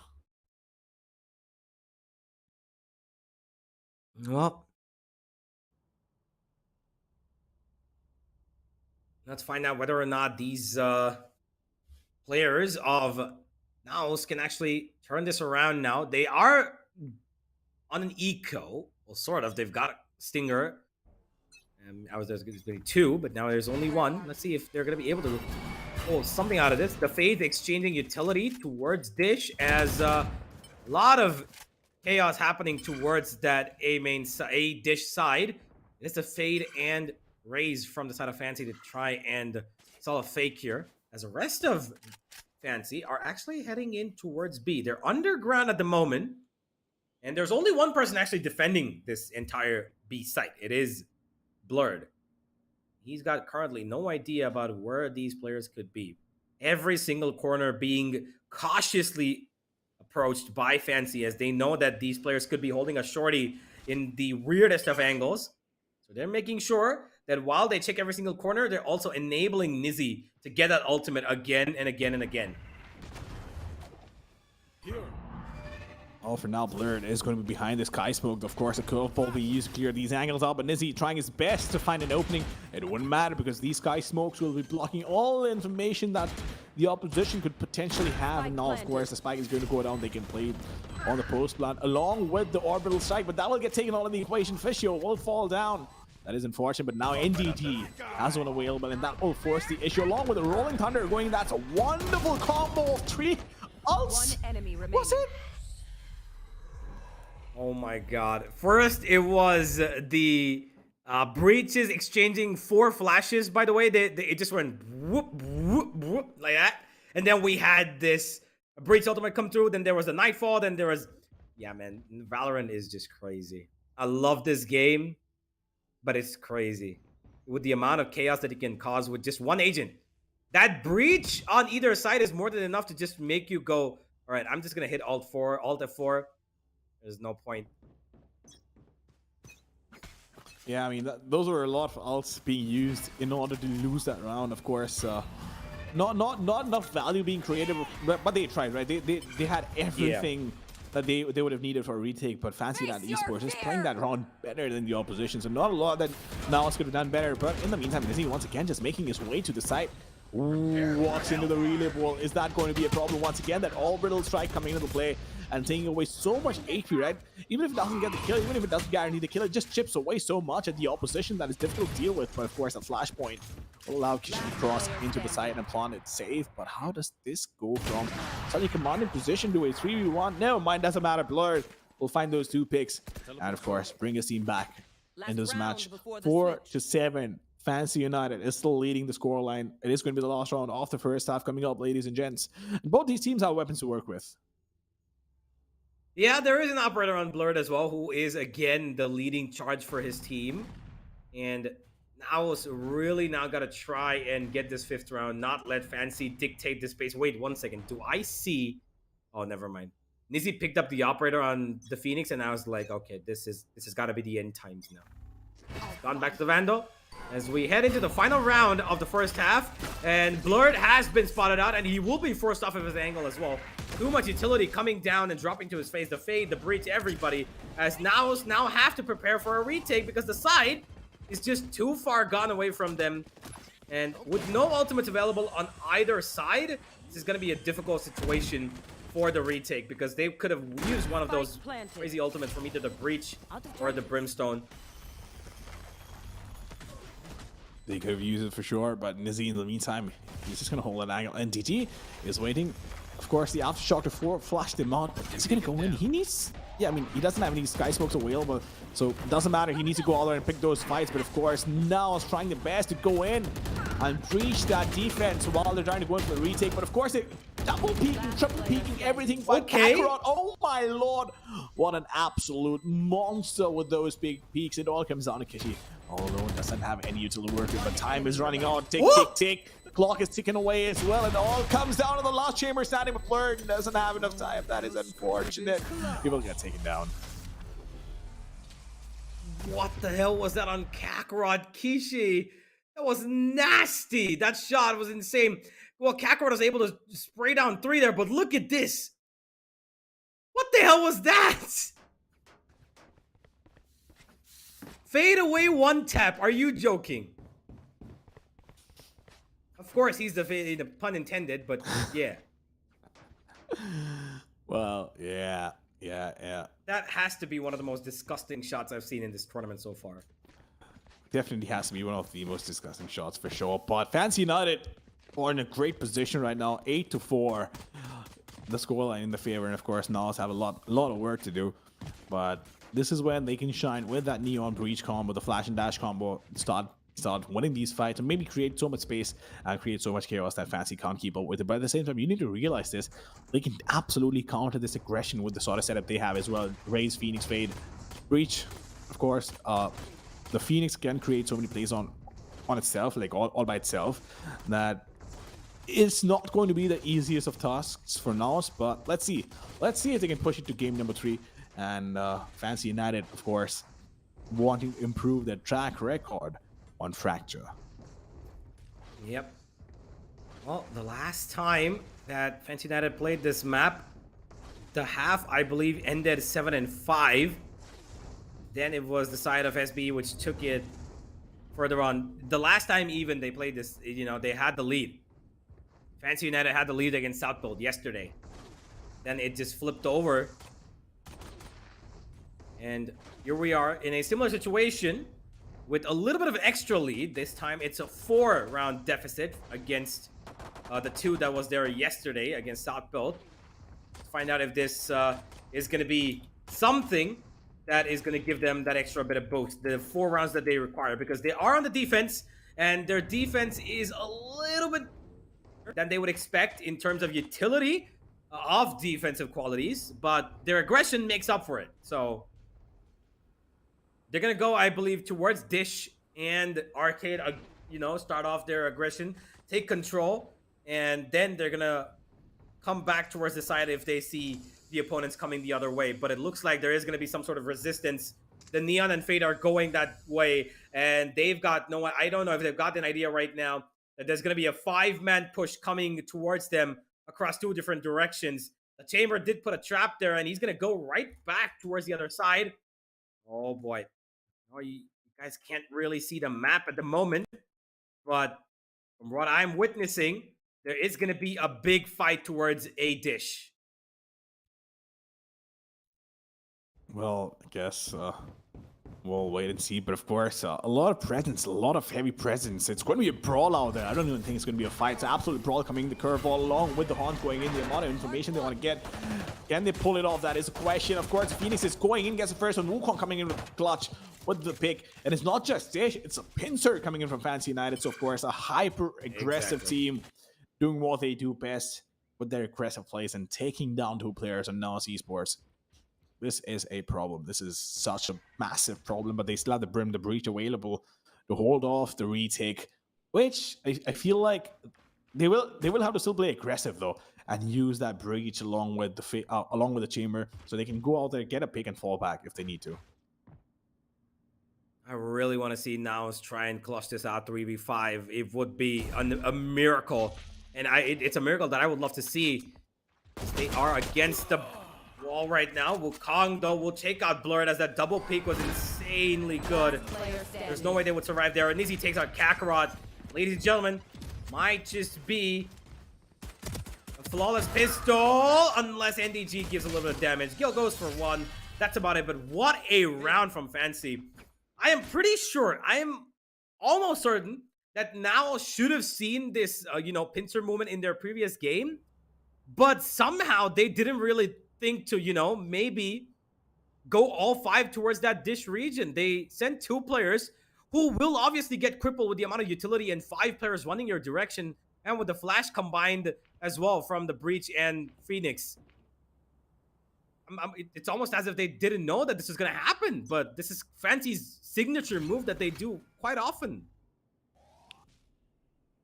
It is their signature move, and of course the aggression as well. But this time around, I feel like Fancy United might be pushed back because of how Naos Esports is trying to go in, but of course we'll find that out. Facio once again just waiting, and is he not playing close? Doesn't have any curveball available. So it's just going to have to depend upon his teammates to help him in the breach. If he can flash him in, of course, has the hot hands just in case he needs it to heal himself up. But is that real? I am not sure if that was missed. Yeah, it definitely wasn't on point. Of course, Wukong coming in needs to find that pick. NDG should have not been allowed to get that pick onto Kishi. That is so much value being created just with classic. But Nizzy walks in, doesn't even just walk in, runs and gets one more. Has hot hands available. Also does have his ultimate running back available. But do they want to go in for the defuse? That is a question, of course. This is turning out to be such a massive problem. He needs to connect that shot, which he will. Once again, Fancy United Esports walking away with one more round in their favor. Oh, 10-4. That came notoriously close for them. They lost 3 weapons. 2 Vandals they will be taking into the next round. But losing those 3 weapons like that was something that they were not expecting. But the amount of aggression that was shown by Naos to get into that B side was something I really like. And I think they need to try that again, this time with their full buy.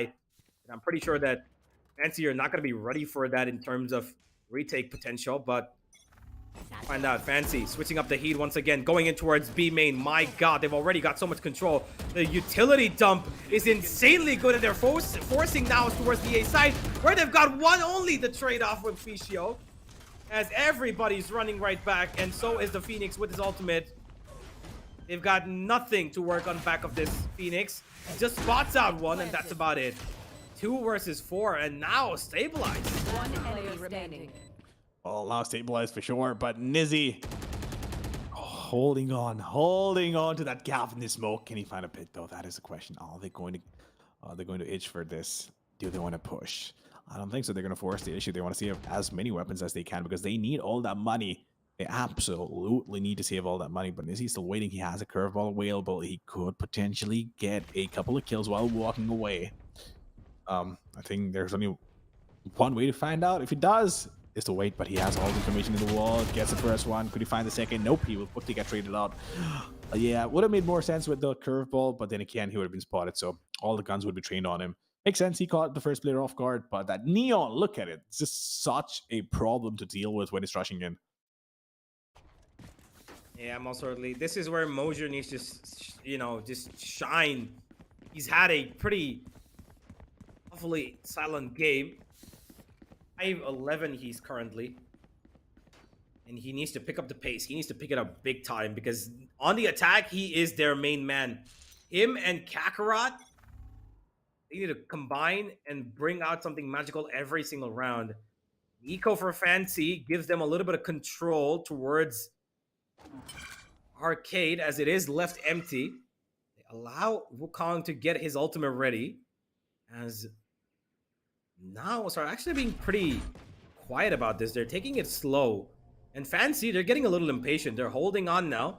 They know that the entire side of Arcade and Dish is cleared.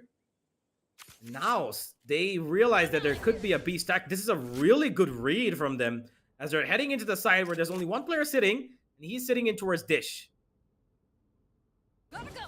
Well, look at Mosier. He wants to go in, but he's been spotted. Is he going to go in though? That is a question. He uses the fast lane, just goes in, doesn't want to stop. This is the speed with which Neon can take sites and take control of places. And this is exactly what I was talking about, right? With the fast lane available, you can make two with just one smoke and go in. Definitely adds up to your controlling abilities in terms of getting that map control and taking away information from the opposition. But Fancy United Esports, they have a showstopper available, but do they want to come into it? I'm not sure. He wants to go in, but can he find it? He will barely survive. He will get taken down. Only if he used it to the right, he would have had so much value to create. But yes, I can't all alone. He needs to find that kill. Find the first one, he needs to find the second as well. But will get taken down. Will not be allowed. Gets shut down. Fancy United Esports. 3 more rounds is all they need. But of course, Naos Esports is not going to make it that easy. Yeah, of course not. There is going to be a timeout, and Kava's called it. 6 and 10. They are still in the lead, but that doesn't mean that this round coming up shouldn't be, discussed about in detail. And I believe that with the way he's going to organize this defensive attack, should I say, it's going to be towards, I believe, should be coming in towards B main again. They should be taking control, but this time, don't over-aggress it. Just send them off their mark, push them away from B or from A, whichever side you want to go, and then just let Naos do the mistakes. Let them come to you. The pincer movement can be done from one end, and the other side you can be a little bit, strong in terms of defensive utility. The breach and duelist push from one side, get them off their mark, and the other side you have the brimstone throwing the Molotovs to keep them at bay, make them feel like they're suffocated. But Naos, I'm pretty sure they've got something up their sleeve as well. They have all the money in the world to buy in an operator if need be onto Blurred. And there it is. It comes. The attacking operator, just as I speak it, is brought up.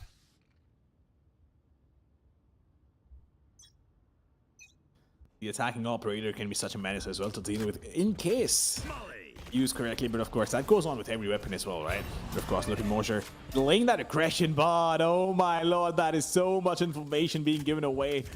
That is unfortunate, but Mosher, for now, they'll have to start rotating back to B, and this is concerning because the amount of information that Fancy United has, right? I like what Fancy United does. A couple of rounds, maybe they might end up losing. Oh, yes, I can. That was nasty. That was cheeky and nasty at the same time. But the point I was trying to make was Fancy United might lose a couple of rounds, but at the same time, they don't let that affect themselves. With the rolling thunder along with the orbital strike coming in, that won't make a difference because there was nobody. Wukong, while he was waiting, he realized this could potentially happen, made his way to safety, and not getting any value out of those ultimates. We saw this happen now the second time. By the way, the last time they used the Rolling Thunder, the Nightfall along with the Orbital Strike, and it still did not find any value. Oh, they were afraid of Nizzy's flash, and they instantly run away. But look at the amount of utility that's been dumped by Fancy to keep them at bay. Now, the last 30 seconds is going to be depending on the aim, and Blurred will make sure that his is right on point. Wukong will get one back, and he's got Nizzy to support him. Ficio gets another as well. Fancy United are absolutely tearing it down, but NDG...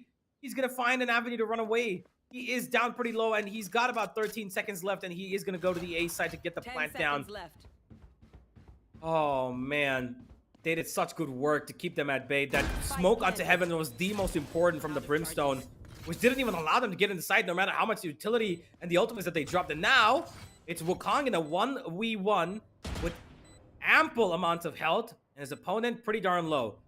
But we've all seen it happen. All it takes is one bullet to the head. NDG is in a pretty good angle. He is really going to be expected here. 30 HP, one bullet, that's all that's required. Wukong will deliver it, and it is going to be number 11. Fancy, they let it come a little close. NDG was just a menace. He ran through towards the spawn region, find 2 kills, become the unexpected entity of this round. But this hold from Fancy onto the B site was impeccable. That it was. Fancy United Esports once again showing what they're made of in this round. They're turning things in their favor, and of course, proving to everyone that their track record on Fracture doesn't mean anything over here in this matchup. And they're looking like an absolute force. But you need to realize this. All the rounds they won on defense have been retakes and defuses. So things have gotten pretty messy. They have lost the site. They've managed to successfully retake it. So I feel like it comes down to Naos not being able to hold on to the site. So look at the aggression once again, just taking so much control and then slowly sweeping it back. And this is where I feel like Naos must have realized that, you know what, they're giving away too much control and they're taking it away too much towards Sat. And of course, towards rope, so might as well just push out and take away as much control as he can towards A and B main.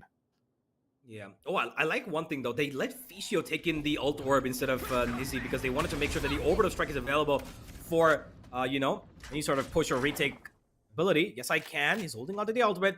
Good choice to not use it because they're not coming here. Fancy are having attack coming towards A, and Kishi's holding them at bay, and he gets another one for free. NDG going out of the smoke and somehow pulls out his knife. Fancy get almost a round handed to them for free. Well, oh well, that is so sad. That is so unfortunate for them. It all comes down to Neon in a 1 versus 5. Wukong as well being so aggressive with the boombot. Mojer will make noise. He will make all the noise in the world, trying to rotate towards the other side. Doesn't even have a spike to work with. There's only so much you can do though. And I feel like Kishi knows exactly what's about to happen. And they all have their guns trained towards that and the drop area. And Mojer is about to walk in to what I like to call the Hornet's Nest. 10 seconds Well, it doesn't left. seem like he's going to be walking in there. It's the better choice for him to save this weapon, but to what avail? Mojer had to be the knife edge of this team, but he's only been able to deliver a couple of assists. He's been able to give damage, but his damage hasn't been, you know, a finishing thought. It's just been a lingering thought, which is finished off by his teammates. And now have a timeout. I don't know what exactly happened here, but NDG went out for the peek and went straight back into the smoke, maybe thinking that he's going to get a peek information. The problem is that Kishi had that seize, and then he couldn't run away, and then he pulled out his knife in there just for a second, but he did. And now, Amix, well, he's got to train his team to fight against the world and more. Because now they're not fighting for a win, they're fighting for overtime. The problem with that overtime, even to get there, what they need is a couple of ultimates, which is amply available on the side of Fancy. They've got the Phoenix running back, they've got the Rolling Thunder, and they've got the Orbital Strike. That is perfect for any sort of retake or shutdown of attack potential. But on the side of Naos, they've got one guy who can come close to an ultimate, that's NDG. The Orbital Strike, that's it. Nobody else can even get anywhere close to an ultimate because they're far away from it. This is the really most difficult situation that Naos could have found themselves in. Utility, not available as such because even their economy is down in the trenches. They've got 2 Spectres, a Bulldog, and 2 Vandals. How do you get out of this, Mamba? Well, pop some heads, that's exactly what you do, but the question is, can they do it once again? We're seeing so much aggression coming in from Fancy.Esports, and Blurred could be the differentiator, the difference maker for all the team. Nails the first one. Can he find more, or is he just good for one? Looks like it. He's only good for one. He will get taken out. Fancy.Esports losing out on 2 players and this aggression. Suddenly, they are the attackers now, but of course, the running back being used. Can he find a pick? That is the question. The Rolling Thunder being used. I feel like that was a little too premature. Oh, he still finds the pick. Oh my goodness, Nizzy still manages to find that pick, reducing it to a 2v2, but of course, the Orbital Strike available on Naos Esports. Why are they using it right now? I don't understand it. They could have played it on the post plan, but they decided to use it. Now Nizzy has a wall, has a curveball to use as well. He's going to push him. Yes, indeed, he will find the first one. He has the hot hands. Oh, He's going to take it. Look, he wants to fight that. He absolutely wants to fight. That is absolutely phenomenal from Nizzy, but unfortunately was not able to connect that shot. Everything fell into his lap with the premature orbital strike, with the incendiary not being on point, and of course the Brim not realizing that. That was just a little too much pressure for Nizzy to deal with, and he got taken down. This flash was so good. Mojer couldn't even think at that point. He was just waiting for his death, as Nizzy has really turned up in this map, a lot stronger. Both the duelists, by the way, on 22 kills each. And the rest of their teammates combined don't even come up to 30. That's how strong these 2 duelists are. But look at the amount of assists on Kishi, Fischio, and yes, I can. All 3 of them have only been enabling this attacking duelists. And now, Naos have taken control of the B side in good fashion as well, taking out as many corners as possible, but Mojer, he's gonna be walking straight into, yes, I can't cross her thanks to that orbital strike. Good retake potential coming in now as they gain control of Heaven. Wukong takes another. This could be the beginning of the end here, ladies and gentlemen. Out comes Yes I Can, finds all of them, and it is gonna be Fancy United to take the final round, as everybody wants to just kill each other now at this point because they've got no more opponents left. They will take Fracture after what has been the most annoying history. Indeed, but Yes I Can. He was there to save the day. And what do you say about this, right? Fancy United, look, we were practically on their case this entire time from the point that the veto was done. And like, why would they possibly pick Fracture? But you know what? This is a reason why they wanted to pick Fracture. They knew exactly what they were doing, and it worked out in the favor. But there's only so much you can do with the sort of data that we have, right? We saw, except for one match, every single match was below double digits. So it wasn't their strongest map historically, but of course this time around it worked out in the favor and they were able to outclass their opposition. Yeah, and Fancy United, you know, I was concerned about Fracture, but with the way they played yesterday, I think they had the confidence. They knew that they could take on this map, right? Because they let it go all the way 13-11 against South Build, who are a lot more structured and, you know, focused on controlled aggression kind of a team. Naos, on the other hand, had a little bit of a difficult time holding off the attack, especially on the defense of Fancy. Let's have a look at the MVP as we talk about this, as I believe it has to be Nizzy. Is it him? No, it's going to be Killers again. 24 kills for him as he's competing with Nizzy. Nizzy's on 22. He's on 24. 6 first bloods for him. And surprisingly, only 1 first blood for Nizzy. Did it feel like that, though?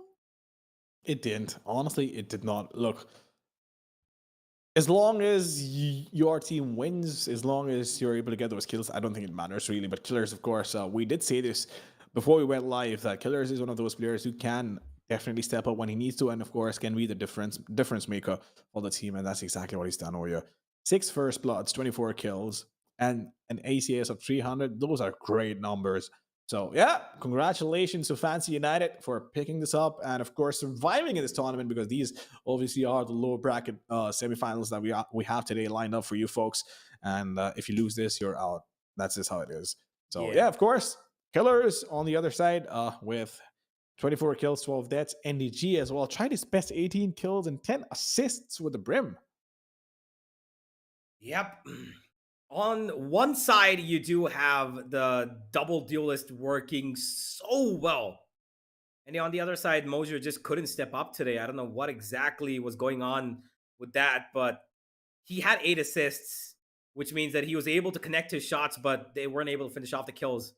Whereas on the other side, if you look at the initiators, 13 for Yes I Can, 11 for 13 assists, 11 for Akishi and 11 for Fichio, which means the amount of enabling that these 3 guys have done for their duelists is absolutely phenomenal. And that is showcased by their assists. They've got a combined 35 assists amongst each other, between each other, and the rest have just, most of them have only been the kills from the duelists as well. So kudos to the side of Fancy to, you know, make this double duelist setup work, as they love it. They love being on the front foot, and they make the most of it on Fracture. And they have finally, seems like, broken their curse on this treacherous map. It definitely seems like they've broken their curse on this map. But of course, oh boy, 13-7. That's a good win. That's definitely a satisfying victory. It's not like it was close. They struggled a lot on this, especially on defense. They were so proactive, and I love seeing proactive defense sides, teams which like to play aggressive, because I feel like they're finally taking control of how the game's being played out.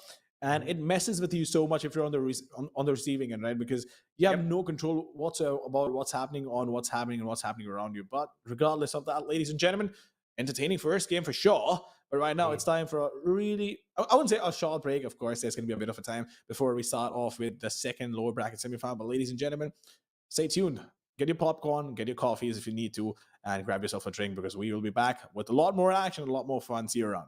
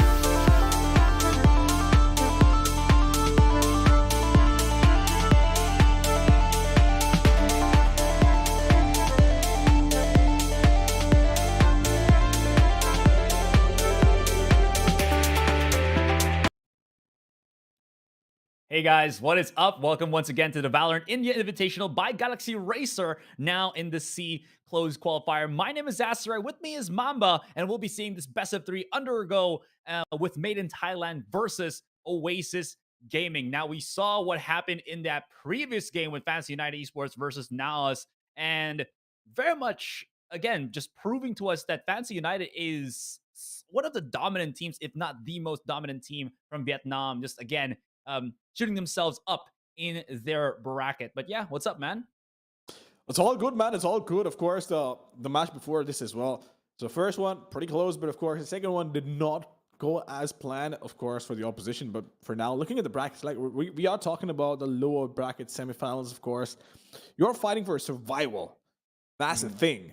If you lose this, you're out. And that's the reason why this matchup is so damn important. You need to make sure that you win this no matter what happens, no matter what gets thrown your way, and no matter what comes your way. So, of course, it is a battle for survival. It is a fight to stay alive in this behemoth of an event, and of course, have one more chance of making it to the land that we've all been speaking about.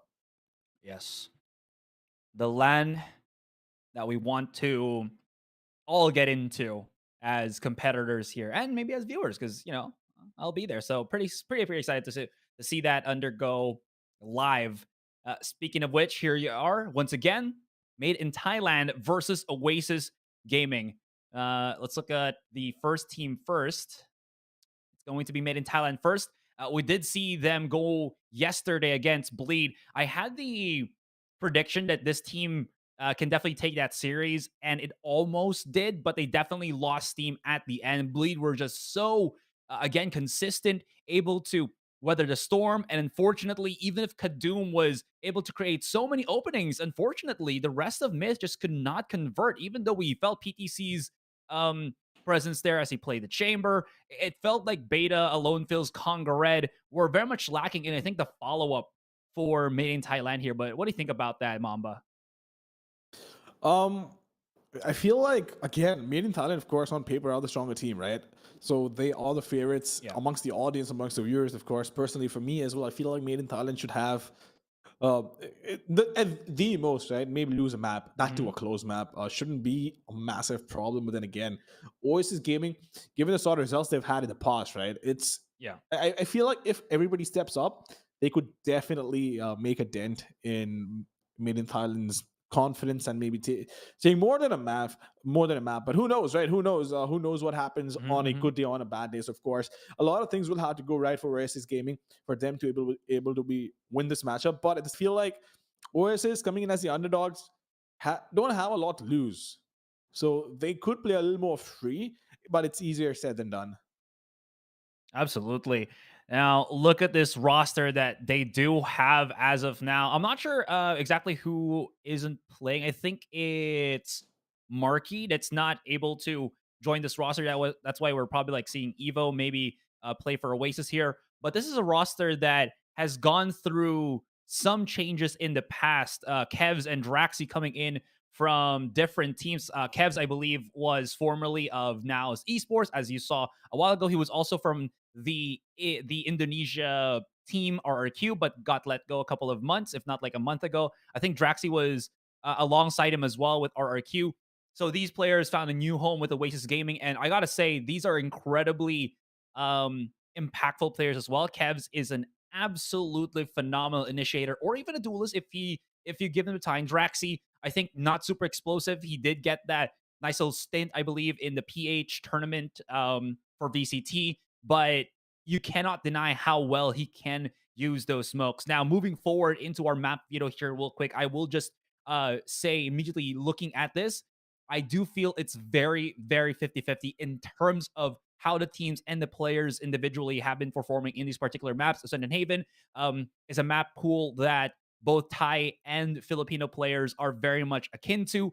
Pearl, we did see yesterday Myth struggle, but still have some good ideas. And Oasis, I haven't really seen the metric that they have on Pearl, but at least looking at this, it could go either way, honestly, with these three maps. Oh yeah, absolutely. It could go either way. There's no doubt about that. But the first map itself, right? Oasis, pinging Ascent. I feel like it's a pretty decent map for both these teams. They've both struggled on and off on Ascend, the win percentage as well is pretty close by. So I feel like this one definitely has to be closer than Haven. I feel like Haven Myth Mhm. definitely has the upper hand. Hold up.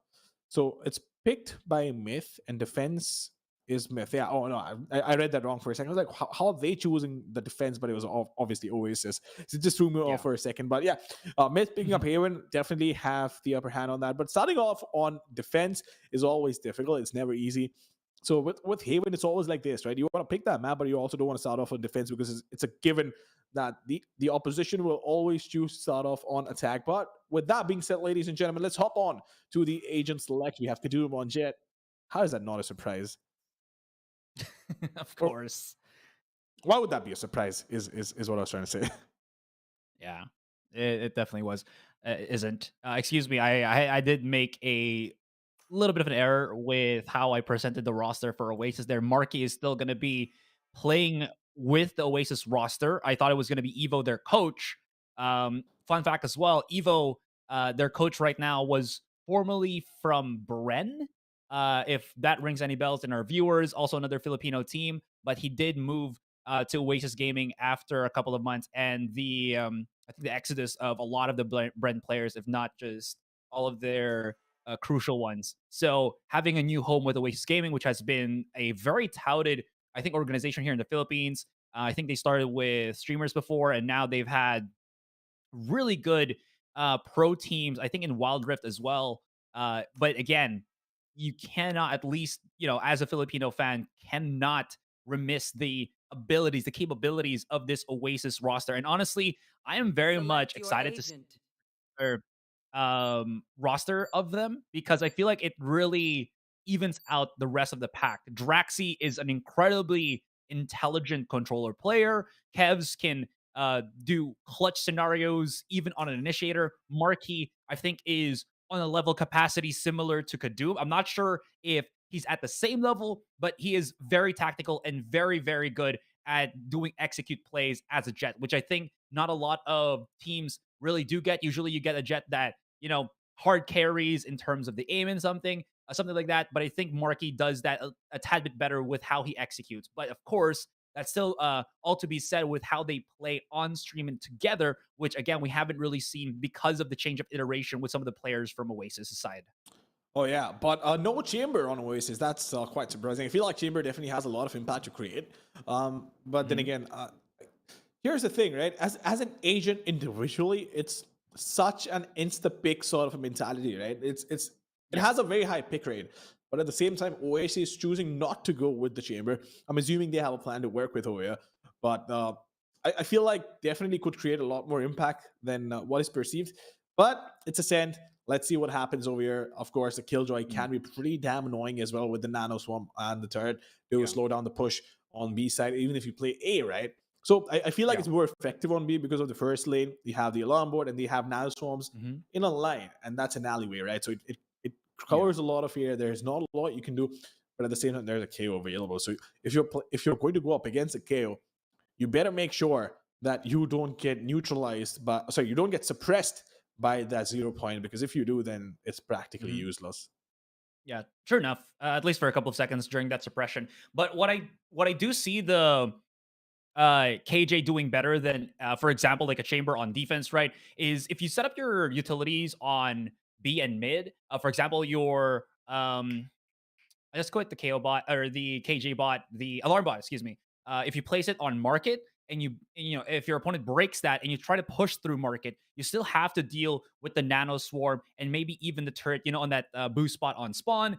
And at least that adds a little bit of layer of protection if somebody's going to get trapped at the back of B, compared to the chamber that, as we saw yesterday, right, with Myth always breaking that trademark of the chamber on mid and allows them immediate push onto the B side. I believe that was Duriana kept doing that on Ascent. So with that, there's just that little bit of shift that could help out teams, just a little bit of breathing space. You never know how effective it is, but if that is where Oasis Gaming are more comfortable in, I can see the uses and the capabilities. Of course, as you mentioned, they still have to be very aware of the KO blade, as it does provide massive suppression and just easy access for attackers. But I definitely do see the the applications there. In any case, we are going to go straight into the game. We'll see how this goes. I will say, man, prediction-wise, at least for me, I mean, my heart definitely goes to Oasis, but I might give it like a 60-40 in favor of Myth, at least at this point. And please, don't, Oasis people, if you watch this, please don't hate me for that. I mean, look, here's the thing, right? It's just always the numbers that we operate upon. It's the data that we have available, of course, with the matches that all these teams have played. So I can understand why the fans would be upset, but at the same time, it is what it is. Numbers don't lie. And he is going to get pressed because of that 0 point and mark. He's slowly creeping up. Has a frenzy to work with Cloudburst and up top as well. So this a lot of trouble for the defenders, but he's going to go in. Will get taken down as well by Congarrett. Dishing out so much damage, almost taking on the other player as well. Now, this is a problem for Oasis, but that turret is so damn annoying to play against. Yeah, it's going to be a 1-for-1 exchange. This Headhunter is Kev's. You guys didn't know. Oh, he actually went for full utility. Draxi is going to be holding the flank right now, but it's both Kadum and Beta. Smoke's going to be up in 5 seconds, but I think he wants that for Heaven, although does he know the double swing is about to come? Well, at least he gets the 1-for-1. That's going to be the pinch still undergoing here for Myth. The rest of the attackers are going to be trapped on the side itself. That door and pistol round, so difficult to break. So many bullets that you have to just invest in that general direction. But PTCs come in. Coco's immediately gotten the refrag, but look how quickly Myth strikes. Aloneville jumping into Generator and Beta, waiting for his team to get that pinch rolling from A main. Beautiful, beautiful retake from Made in Thailand. Of course, a beautiful retake, no doubt about that. But that initial push as well, right? That was just so close. Getting that first pick was so important onto the Jet. Not just that, right? The amount of damage they dished out as well was absolutely phenomenal in terms of slowing them down and making sure that they can't walk away with a free sight. And of course, the retake as well with that 2-man backstab coming in. Made sure they got the trades right. Made sure everything they did was absolutely on point. And of course, Oasis tried the best, but just wasn't good enough. Myth starting off on the right foot. They have picked up the first round over there. And Beta once again going in for that one-way smoke. Not a lot of information being given away towards A main, but of course that recon dart is going to go in, and they'll try and get some early information going their way. Set up for tree there. The setup is being utilized. No more trademark here, but Conga Red feels it, knows that the dash is pursued by Marky. 1v1 against Kadum. A bit too far forward, and the rest of his teammates cannot follow up. Conga Red still has an angle here. Now he can flash if he wants to do so.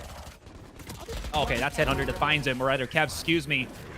Even though they try valiantly to go for the push, that null command, the fragment just incapacitated or disrupted the flow of attack of Oasis here and basically null and voided whatever they wanted to do on the A site. Oh yeah. But Myth once again just being so dominant, right? They had the better weapons to work with as well, no doubt about that. But now we have the Sheriffs being brought in. This is what happens when economy isn't managed that well. So the Sheriffs, will they outshine their opponents or not? We'll find out. But Oasis coming. They have a lot of work to do. I feel like, you know what? This buy could actually work in their favor because the Sheriffs are just so damn powerful. Look at that initial spam coming in, trying to take away and chip away from the damage that they could potentially dish out. But that was rather brave of him to go in with the Spectre and just go ADS and take a couple of pot shots. Well, game plan here for Oasis is to get closer and closer if they can. It seemingly, you just see that Main and Thailand are very aware of this. That's where you're just jiggle peeking, holding angles at the farther distance. Don't really want to give any more massive opportunities for the Sheriffs in play. Here the smokes. There's the fragment. KO Blade. That's going to force the rest of Oasis to start barreling on through mid. But look at this, PTC and teammate now have a nice little crossfire. It's PTC on the first contact, and nobody looks at the left of him.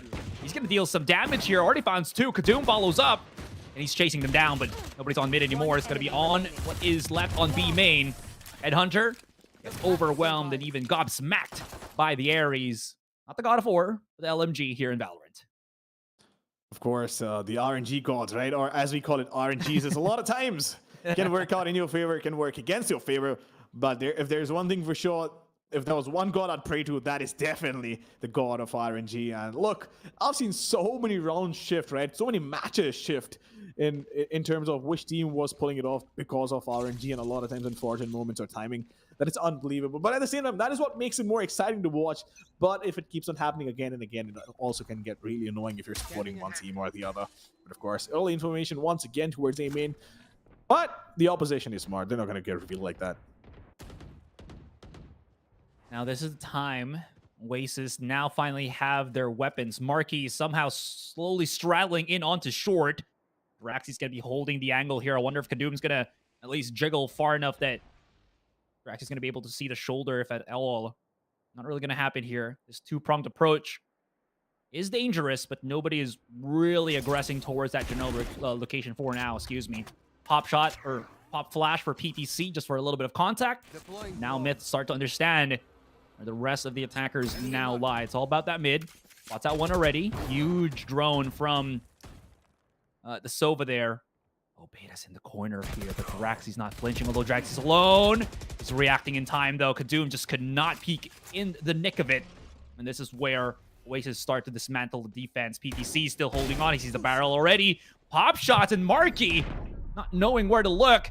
Huge paranoia, but unfortunately, PTC still has its TP. Oh, while Oreo a little bit shaky on that recoil control, but it still works. 4-2.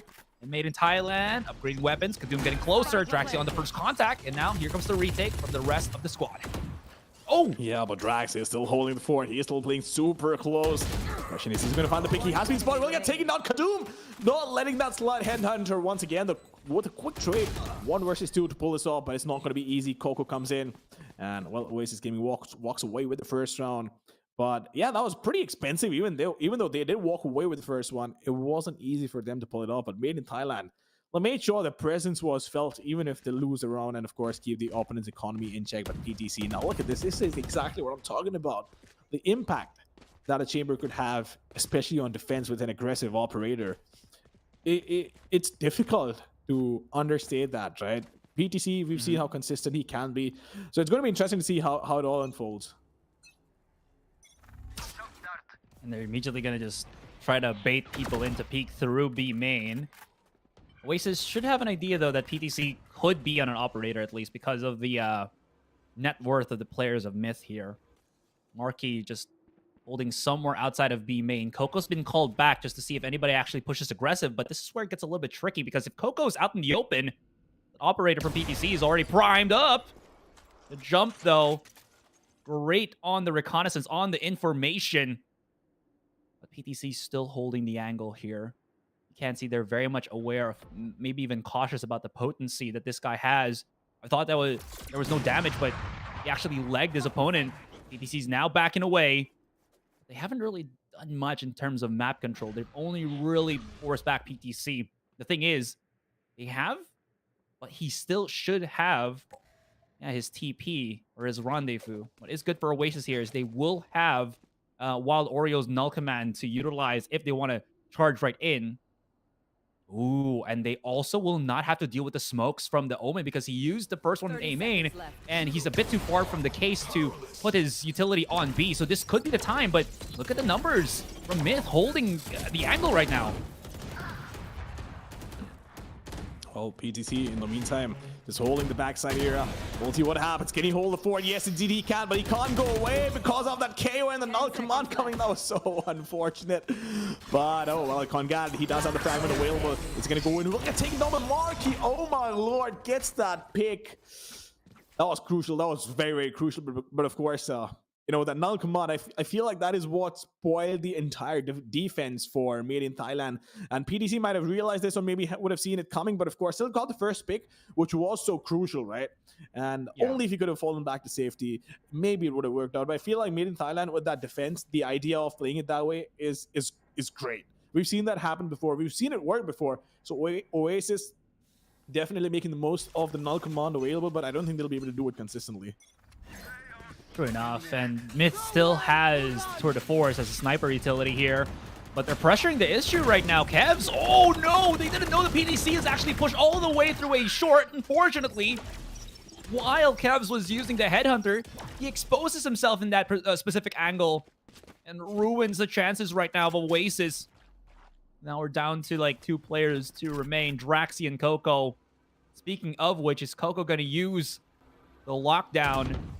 I think it's too much of an important ultimate to try to make anything happen, especially in 2 versus 5. If they maybe get like 2 picks, I do see him at least using that.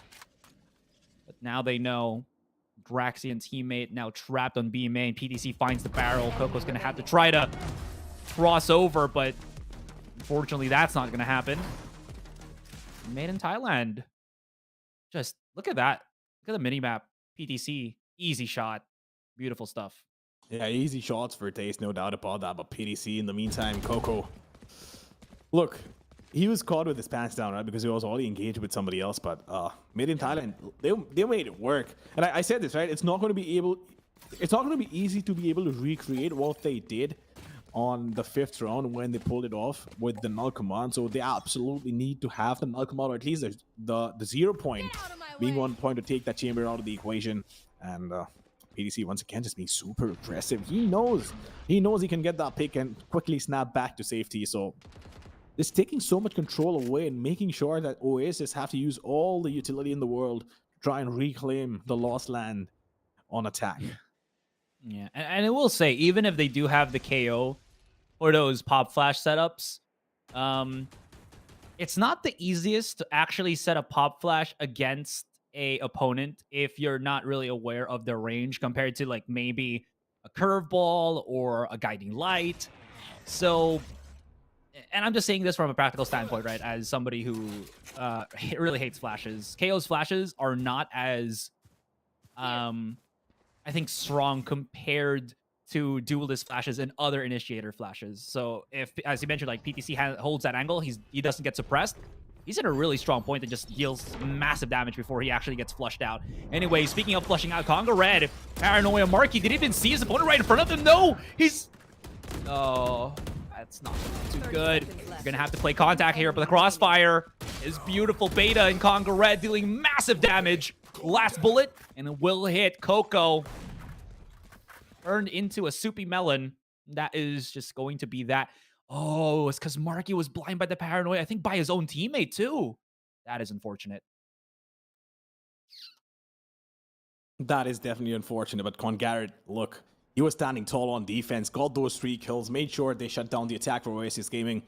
And now, of course, they are going to use a tactical timeout that they have to try and mix things up and see what's going wrong. But again, I feel like there's not a lot Oasis could possibly do at this point because Myth is just being so confident on defense.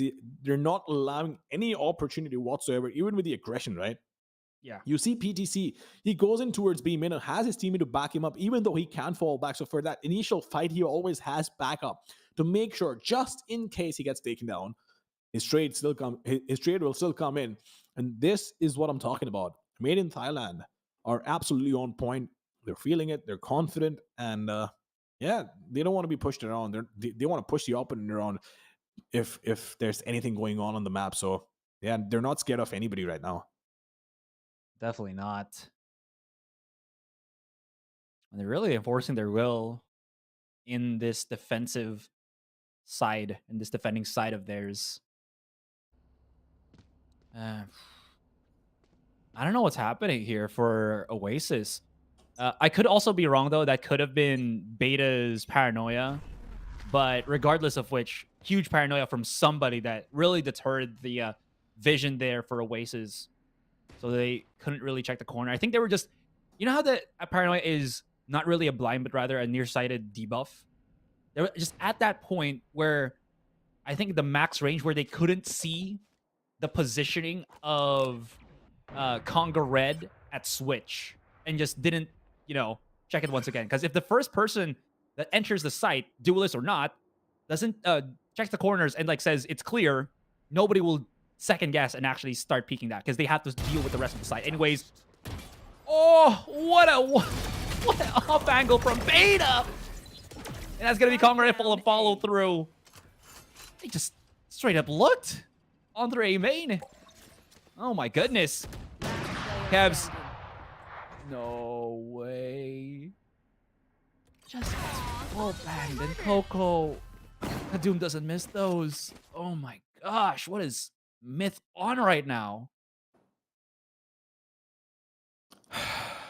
Rock solid defense. And look, you have to give credit where credit is due on Myth. I'm telling you, they're looking super confident right now. And I did say this.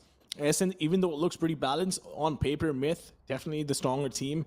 And that's what we base our predictions on as well, right? The data that we have available. But again, I wouldn't get too ahead of myself. We've seen some incredible comebacks. Even when teams were down 6-1, 6-0, this is still 2-6, right? So a lot can happen, but look at the aggression right now. Kadoom wants to go in along with the drones. The 0 point coming in as well, and they will not stop. They will keep going, and they want to finish this as early as possible. Somebody needs to remind them this is a professional match, not a death match. And of course, Lone Fills will get spotted, reducing it to a 2v2. This could be a problem now, because look, I feel like, sure, they got all the trades, right? So that's wonderful. Now, it being a 2v2, they don't have a lot of information to work with, but the problem is the Soa on the opposition doesn't have a lot of health either. Oh, he gets a pick! Lone Fills gets deleted while holding that angle off. That shouldn't have happened, especially with the amount of HP that player had. But of course, now he has Hunter's Fury available. That he's on Afterplan. But guess what? PTC has Rondo available, so he only needs to get the pick on the first player on side. Can he make it happen? I don't think so. But Headhunter and 5 points of health, getting 2 kills, 2 crucial kills, and making it work. And I feel like Mid in Thailand, even though the aggression was on point, it shouldn't have gone this way. 100%. Sure enough, Coco did so much in that fight, right? Because 2 of the players of Oasis were just wrung out to dry because of the aggressive B main out setup for Myth here. And Coco getting those 2 kills, as you mentioned, was so pivotal in just keeping the numbers equal for both teams. That being said, Kev's, I thought he was going to be casualty of war here because he was like 5 HP, but still made it happen. Kadoom, though, ooh, Marky, Spire says tingling. If he baits this out a whole lot more, Kadoom will not have this dash out. And look at that perfect jiggle for the bait on the op shot. Now, Kadoom has to back away. I'm not sure if they spotted him priming the tailwind, because, again, you can't see that visually. You see, though, getting closer and closer around this smoke. Now, again, oh, the timing, and he gets away with bloody murder. Still wants for more. Gonna wrap around. But Draxy's already spotted him. Lone Fills, though, finds Coco and Marky piercing their way through mid. And we're back again to this awkward position where it's a numbers discrepancy.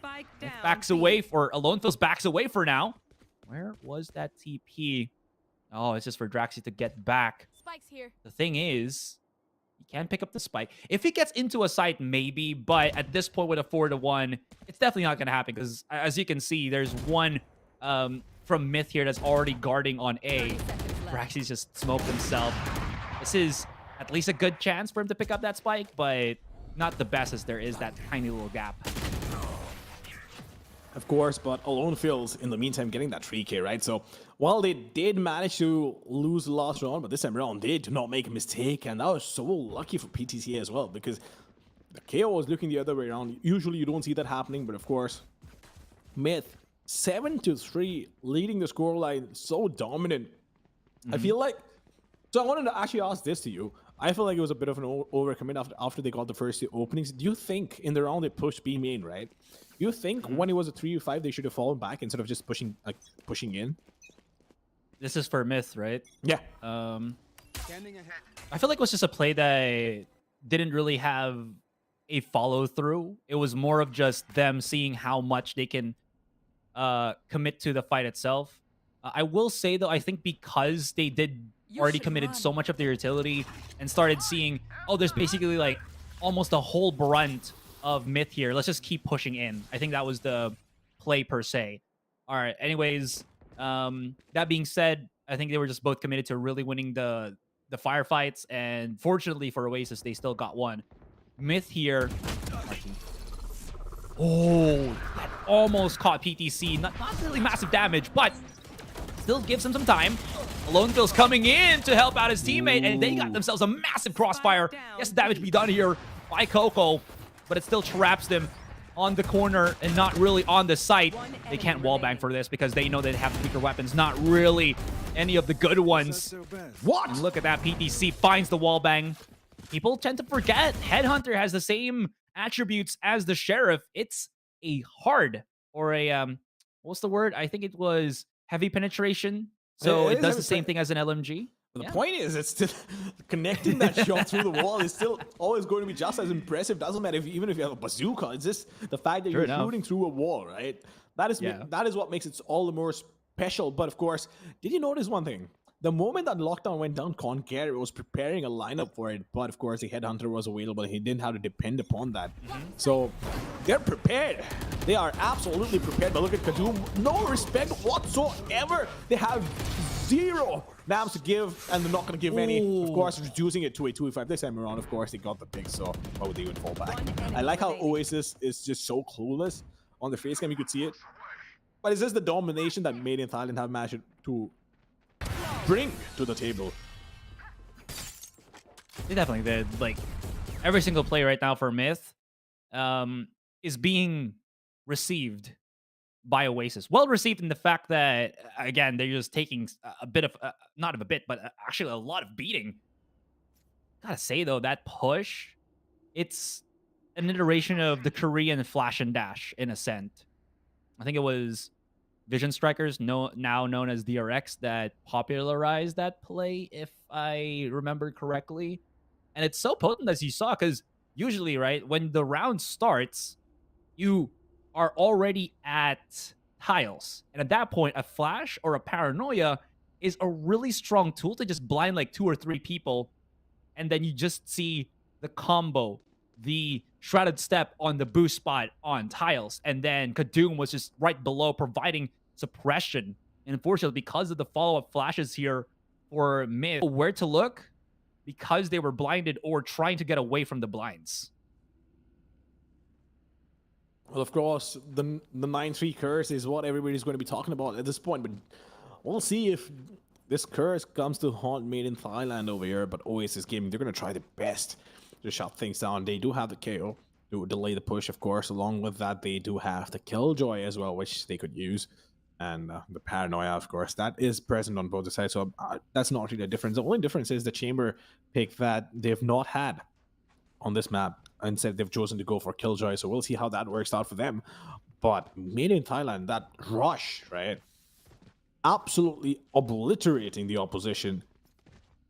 They want to break their confidence. They don't just want to win the game, right? They want to dominate them. And I love the mentality because, look, if you want to be the best team in the world, you want to be the best team in SEA or maybe in this part of the world, right?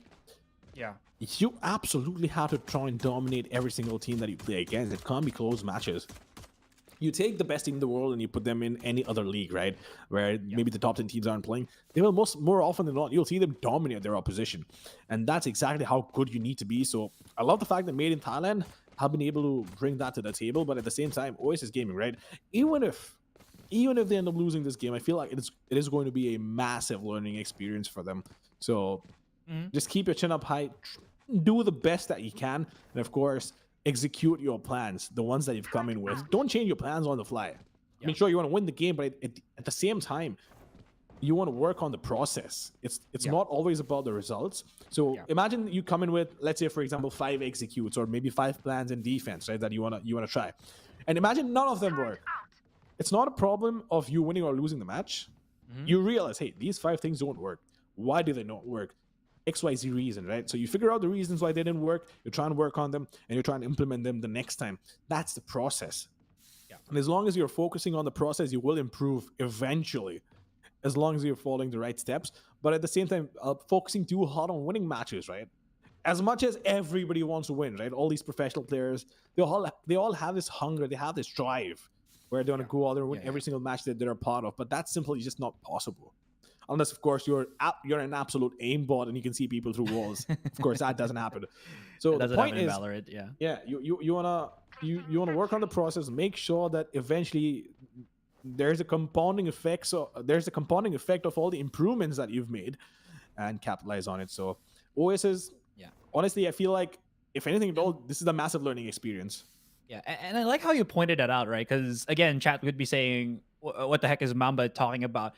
People have to remember that right now, basically in the entire world, is the off season for Valorant, at least for VCT in general, right? I mean, right now this is the Invitational. This is an off season tournament.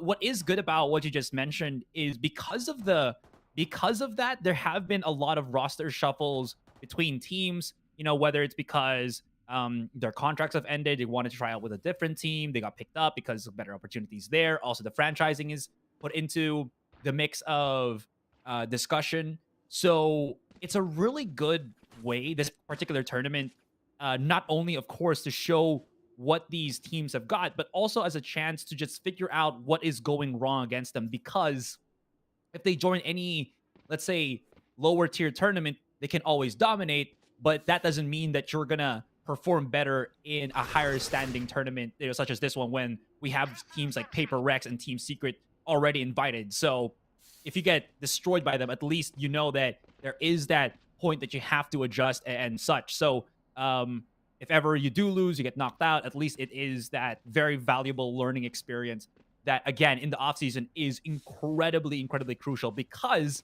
you only have a few months before we get back into the true test, which is VCT once again, which is going to be happening, I think, again, with the one extra slot tournament happening in Brazil in January, and then we start, I think, immediately on February or March. There's not really a lot of time for these teams to get accustomed to each other and start performing at a higher level. Anyways, perfect time to get started with the second half right now, as Oasis, all odds are stacked against them here. Myth, though, we'll see how well their offense can go. Oasis have shown in the past that they can defend valiantly, especially with Coco on that KJ.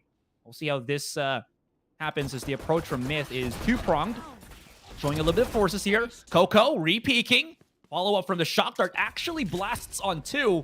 And good enough, Coco follows up with a kill here. Gonna be standing near the smoke. Nobody from Myth yet really getting closer now that they have more numbers. Now they're going to try to do something. Conqueror finds it, and that's going to be the B site opened up easy for Myth. Oh yeah, but Oasis Gaming, they're still in a 3-4, so the question is, are they going to be able to pull this off? Of course, down to a man deficit, but the point to note over here is that Made in Thailand, even with KO and Owen to life, they're barely clinging on to life, but of course the utility could prove to be lethal for the opposition. The paranoia being lined up. The moment they use it, they will probably try and take that fight, but Drax also on the backstab. Does Peter realize this? I'm not quite sure. I feel like he does, and of course, he is going to find that pick as well. But now with the paranoia, this could be massive. Can he get one more? That is a question. We've seen this happen before, where a player is low on HP. In this match itself, I believe it was a solo on Oasis. I forgot the name of the player, but those two kills, right, in the first half as well, are so crucial. So a lot of times it's about positioning, which they had wonderful, like it was wonderful positioning. So they made it work, and Drax is unfortunate, did not check that angle, got taken down, and Oasis not being able to go in for the retake. But Made in Thailand, on the other hand, they will get the first round in the second half, and this is making things easier for them. This is definitely looking like that. Like they're just like 3 rounds in, or 3 rounds before you really get things started. Blade for blade. Quick little recon dart to force out the positioning here of Marky, who's at the close contact. Not showing that he has the shorty here. I wonder if they did that trick where you save the classic and then just switch up to it when the shorty's range is not as good, or he's going to keep the shorty for the rest of this round. I'm not even sure if that actually is tournament legal, because it's like a trick that you can do, right? Because what happens is if you buy a shorty or a different pistol, the classic disappears with the round starts. But if you drop the bot said pistol like a shorty and then swap it when the round begins, you keep both weapons. So I might get called out on that, but yeah, just to point it out. That's interesting. I was actually not aware about something like this, but that's a nice tidbit. Coco, though, so close. He's going to peek around the corner. Yes, indeed he will, but will not be able to dish out a lot of damage. But look at this. This could be massive. No, Kadoom will deny that and gets 2 more to work with. It all comes down to two players surviving the Omen and the Jet. That's it. A 2v5. Oasis Gaming are stuck with nothing but hopes and dreams of maybe dishing out some sort of economic damage. But of course, having a shorty market, there's only so much he can do, right? And Vita, in the meantime, look at him. On Garrett, though, he'll still get taken off. Quickly getting traded out Marky, but I think the damage is done. Getting that weapon off is not going to make that big of a difference, but at least, hey, he got the kill. But Headhunter, oh my god, that was so unfortunate. He was trying to track the Jet, but Jet was just faster. He wasn't fast enough. And Marky jumping onto Con Garrett and getting that pick, trying his best, but not like it's going to make a difference anyway. These sneaky positions with the pockets in the corners, right, that Oasis have been setting themselves on, I would say it's mid-risk, mid-reward if you only have like one player to deal with. But Myth, how many rounds have you seen them push 5-man on just one angle? Right? That's happened like twice or thrice already. And it seems like Oasis either know that or haven't adjusted properly, or even if they do, they really just hope that they can deal that damage. Anyways, that quick little charge here by Myth. 3 players going to be stuck on the back of things, but they're going to try to set up things with Kadoom playing on triple. PTC and Beta here will be stuck on the back, but I like how Conga Red and Lone Phil's actually together right now. Conga Red's going to try to peek himself right out. Lone Phil's going to double check things, but he could line things. Oh, that damage. So one more, it's going to be Kadoom. Low HP. A good retake altogether for Oasis, but very pricey for how Myth positioned that. Oh yeah, very pricey, no doubt about that. But I think Myth should be happy with what they've managed to do. They got the spike down, they did so much damage as well, right? So Alone Fills with wonderful position. Only if that Omen did not check him, right? Or at least wasn't marking the angle, then he would have had 3 free kills to work with. So wonderful timing, wonderful positioning as well, and making the most of where he was and dishing out so much damage. So now the problem is, even though Oasis did manage to pull that round off, their economy is in shambles, and that is a massive problem to deal with for them. They don't even have a lot of leeway, right? So if they end up losing this, it's map point, and then they're already a map down if they can't pull the next one off, because I don't think they have enough cash to work with if they lose this. So extremely important round for Oasis to win this, and Made in Thailand will make sure that they make it as difficult as possible. And even if they end up losing this, they will try and take as many guns as possible, because they know they're strapped for cash. He's just like right at the corner of this. Flash is there. While Oreo reacts, he's gonna have to back away, but they're still charging him. Of course, that's not gonna deal massive damage from the fragment. Unfortunately, they're not gonna be cooked inside that molly ability, leaving Coco by himself. Oriki's gonna be trying to play on Heaven, but Coco's exposed himself to the elements, and unfortunately, that's not gonna be enough. Oriki has to back away the pop shots. He has to respect. 3 versus 3, though. Damage is good. Look at this. PTC and Conga Red are low. They've had great reconnaissance with Kev's utility. Pop flash out. Are they going to re-challenge? Beautifully executed. The jump out for PTC. This man is contained, or uncontained rather. Headhunter. Excuse me. Kev is just jumping out, making Alone Phils just say, what? He was just like, I was looking at Heaven. Why are you already at Hell? And he gets that pick. Great retake for Oasis. Very, very scrappy, but they still make it happen. Scrappy, but they make it happen. It was important as well, right? I mean, look, they couldn't afford losing that round, so it was very important for them to win. It doesn't matter how, in what manner, right? So as long as they keep winning, they will keep forcing the opposition on back foot. Of course, even their own buy is going to be pretty scrappy, but they'll have to make it work. It doesn't matter how they do it, but they need to. Kadoom, though, 1 point away from the Blade Storm, so I could see that gun go to somebody else, maybe just help him out, help him get the orb on aim in, and use the Blade Storm. So we'll see what happens with Oasis in the meantime, though. They have the Blade Storm available as well, so they will use it, and of course they need to, because they don't have a lot of cash to work with. But for now, look at the map control on defense. It's not too good. They have information towards the B side, but no early aggression. And this is a problem, because it looks like Made in Thailand want to go in towards A. They just will force their will upon their opposition. The Jets already dashed in, and of course the fragment dishing out damage and delaying the push. Even though the recon dot did go in, there's not a lot they can do. Marky trying his best to use a Blade Storm, get that kill. They start getting fine into that is a question. He's already lost most of his blades. Only had 1 to work with. Kadoom, though, comes in with 2 kills. Getting the third, and on Garrett will clean things up along with Kadoom. Kadoom getting a quad kill, almost getting an ace over there. Definitely. They're looking lost on that retake. Just didn't know where to look. So much utility to try to deal with. Unfortunately, because of that, they will lose the round. And now match point already for Myth. And speaking of, it's going to be a Myth buy for Oasis. Struggling as of the moment here. If Coco gets a pick, he will have that null command. And we've seen how Oasis convert null command rounds. So it's a really good thing. I mean, it's not ideal, but at least they do have some good utility to try to work with here. Evs also does have his ultimate. Tries to set it up. But it gets blocked by the Cloud Burst. And unfortunately, Coco's not going to find any form of advantage with that setup. Speaking of headhunt, or rather, excuse me, of the... Enemy remaining. All right. Yeah.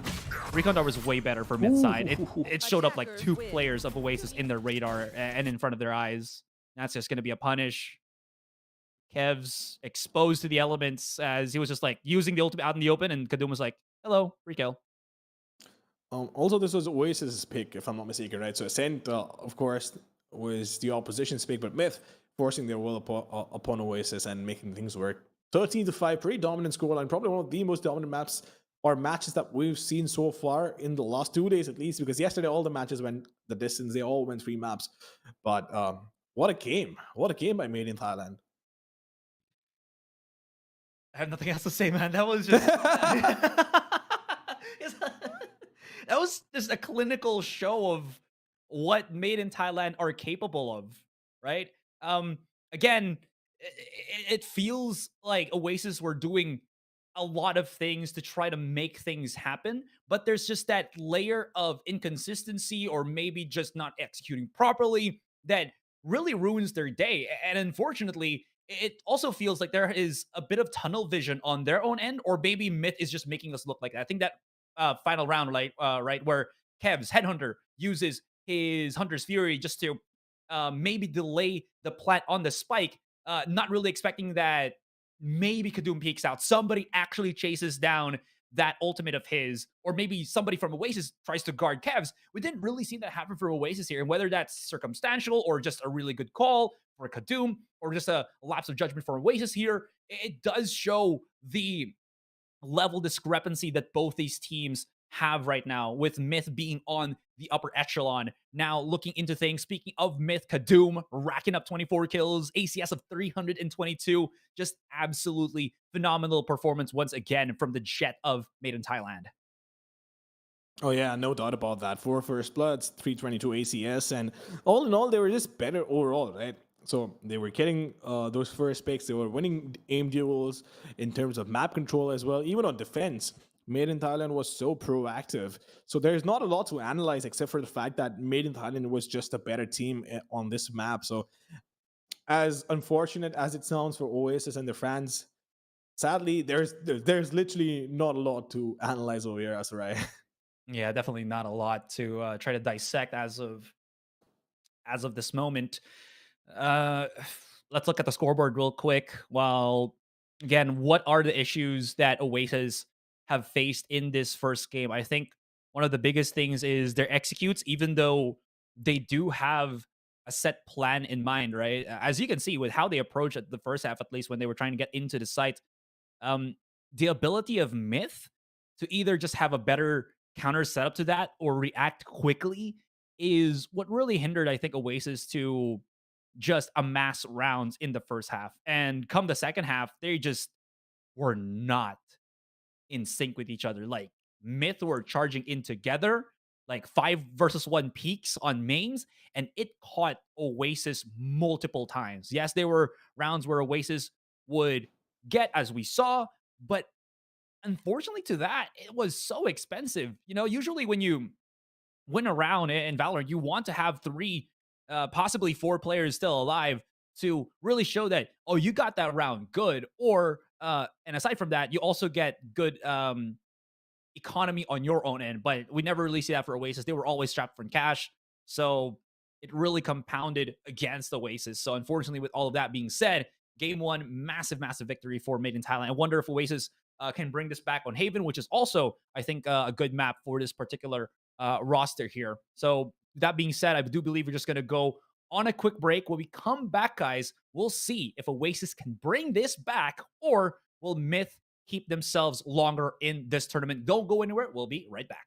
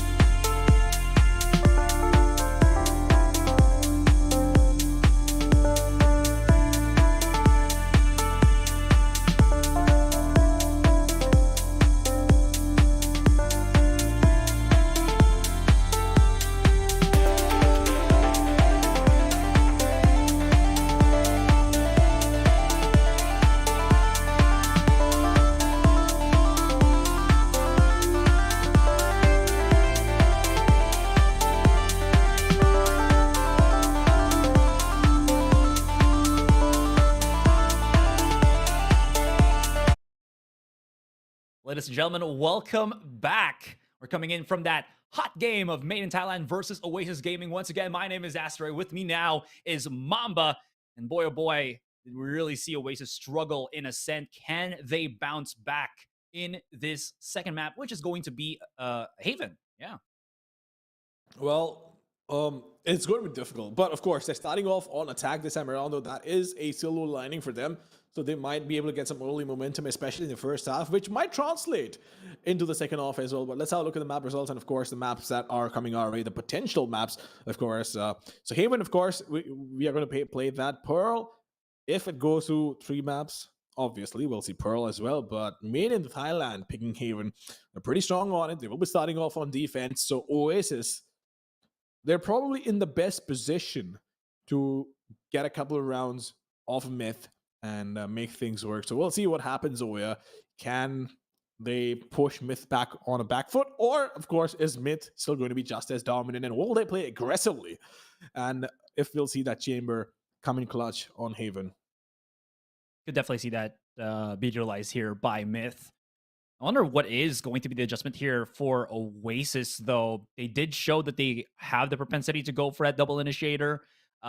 Again, because we aren't looking at the South Asian side of this tournament, we might not see the breach too often, although we could be remiss, or we could be surprised. They could also pick that up. I believe Kevs has used it in the past as well, but he's more akin to the Sova. But the reason why I'm pointing this out is we could be seeing another double initiator from Oasis here. Not entirely sure about Myth, though. But yeah, definitely still, I think at the end of the day, odds are stacked against Oasis here. How can they deal with, honestly, not just a single player for Myth, but just the synchronicity of Myth? I think the biggest factor right now for Oasis, because it seems like they're trying to, again, as we saw in Ascent, have these little pocket angles that they can really they can deal some damage, but unfortunately it's not working. It's very well read by Myth, or at least they're very careful in not to let these angles expose them or get abused by those angles. So I wonder how the adjustments of Oasis are going to unravel once we get into the second game. Of course, but look, I think more than the adjustments, right? They will just have to be, they'll have to back themselves. They'll have to be super confident in their own ability and in their own plans and the ability to execute them. And if they can manage to do so, I think they might have half a chance. Because if you're already doubting yourself up against a team of this caliber, right? That's half the battle loss. You can't be scared of taking fights, which I believe they're not. Absolutely. Even on Ascent, right? We saw that initiation within them where they wanted to go out there and take these fights. So I feel like, of course, they're primed for success over here. But then again, it's Myth's pick. Myth starting on defense. I might be on the back foot, but we'll see what happens. Let's have a look at the agent select and see what are the agents being picked by both these teams, of course. All right, this is interesting. Myth, no chamber. Interesting. Of course, we'll pull out the data that I might have on Haven that the agents that they've played, and not a lot of. Yeah, they actually don't play chamber as much, or not at all, as a matter of fact. Yeah, I guess it makes sense. Again, Thai players love their utility. So if that is going to be the case, KJ, I think, is the perfect option here. Oh, Coco's hovering on the Phoenix. I wonder if that's really going to be a pickup. This is a full-blown push comp. If this is true, is he really going to pick up the Phoenix? So that means that there's going to be a triple flash setup for Oasis here. They're going to bank on this fact. I wonder if this is going to pay off. I mean, has Coco actually played the Phoenix before? No. Okay, he's backing away. He's probably going to go pick up the KJ. No, that's Neon's not true. Yeah, I mean, it probably has to be the KJ. I wanted to see the Phoenix, man. I mean, risk the biscuit or lose the series, right? At this point, I would love to see the ingenuity, but they're going to play the safe game. I will say, though, that at least here in the Philippines, Sova and Sky are pretty much a staple initiator duo for Haven. So it's not really super surprising to see that pickup for the initial side here on Oasis's agent selection. Yeah, no, we've seen, so here's the funny thing, right? In the last 3 months, if you look at Haven, right, Made in Thailand have played it 4 times, and more often than not, you've seen the Neon, they played Chamber once, but not more than that. So no Chamber over here, not surprised at all. Of course, the Neon as well, not being present. It's understandable, but it looks like a pretty balanced comp. I'll be honest. It's not too attack heavy as well. They can take things slow, get a lot of map control, get information, but on a massive map like this as well, right? Yeah. If you're going to play slow, you absolutely need to have a little bit of map control to get information going your way. Because if you start huddling up on C long or A long and there's nobody marking your back, that's a massive problem. But of course, at the same time, you do have the Killjoy and its utility to make sure that you take care of that. So we'll see how that transpires in the game. It is, again, going to be an interesting fact. I think at least with how the agent selection have been chosen by both teams, it's fairly average or common. At least I think it's a better word to describe it. What they're gonna be using in Haven. So that means, again, it's just boiling back to what the performance level of Oasis here is, and was 5 minutes enough for them to rally back. Again, you were mentioning how, this early on or this off season, there is a lot of struggle with some of these teams trying to still figure things out, what their playstyle is, how they're going to try to mix and match together their new rosters, all of this kind of issues. And the same could be said for Myth, but you do feel that Myth have come a longer way than Oasis has had with their particular roster. You know how we talk about how Myth has basically garnered also a somewhat super team in the Thai scene. I mean, I guess if you look at it from an anime standpoint, for what Kuroko Basket, right? You have the Prodigy and then the Uncrowned Kings. I feel like Myth is the secondary strong team in terms of just the player base itself. So with that and the combination of Leaf just teaching these guys what they have to do and them getting this longer way, there really is a lot of things that Oasis can learn, as well as will have to try to decide, or not try, but face against if they want to keep themselves longer in this tournament. Makes sense, but of course, let's just hop into the match and see what happens. Which team is it going to be that comes out on top? Of course, Oasis starting on attack once again. I would like to point this out because this is their best chance of pushing around Made in Thailand on Haven, and we'll see if they can manage to pull this off. But of course, Made in Thailand is no Sunday team either, right? No, they have a massive legacy. Of course, these players with so much experience will not make Oasis's life easier. So let's see what happens. What are your predictions over here, Asarai? I did say 60-40 a while ago in favor of Myth, but now it's looking a bit bigger than that. I'll still put my prediction on really go for waiting for it. Have finds the Doom, but unfortunately the damage has been done. Triple swing by Myth, getting themselves this 4 versus 2. Alone holding the angle on A main, but now as he spots Draxi here, has to push them back. Great control by Beta as the nanoswarm gives him some vision. Now Lone feels hearing all about this information. Now tries to pinch just to spot out where Kevs remains. Kevs, seen that camera of his, very cool, very calm, very collected. But this is a stressful position for him. One in the back, one in the front. He's hearing all of this. But Lonefield has yet to give away his position. He's about to peek him, maybe. Now he pushes on window, but still, in the end, PTC finds the final frag. That he does. Oasis, of course, I didn't mention, right? This is their best bet, but the first round not going their way. But it's not over yet. Of course, it's just the first round, so they can take things slow and take it as it comes. But for now, Made in Thailand, are they going to be aggressive? We'll find out, because they do have the better weaponry to work with. But Spectres on Haven, I find it so dicey, right? Because long range on Spectre, I absolutely hate that gun if it goes anywhere beyond mid range. That's why I prefer the Bulldog quite a bit.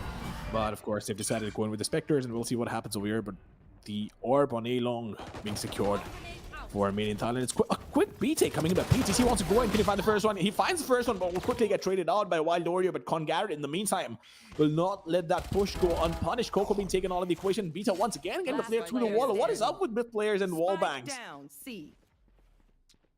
What is with them and wall bangs? Hold on. Kevs is alone. He's found some foothold on B, but unfortunately the spike just dropped all the way on C here. Has 11 bullets, can't reload. That's going to be a alerting the rest of the Myth players. But even if he tries to get cheeky, it's still not going to happen.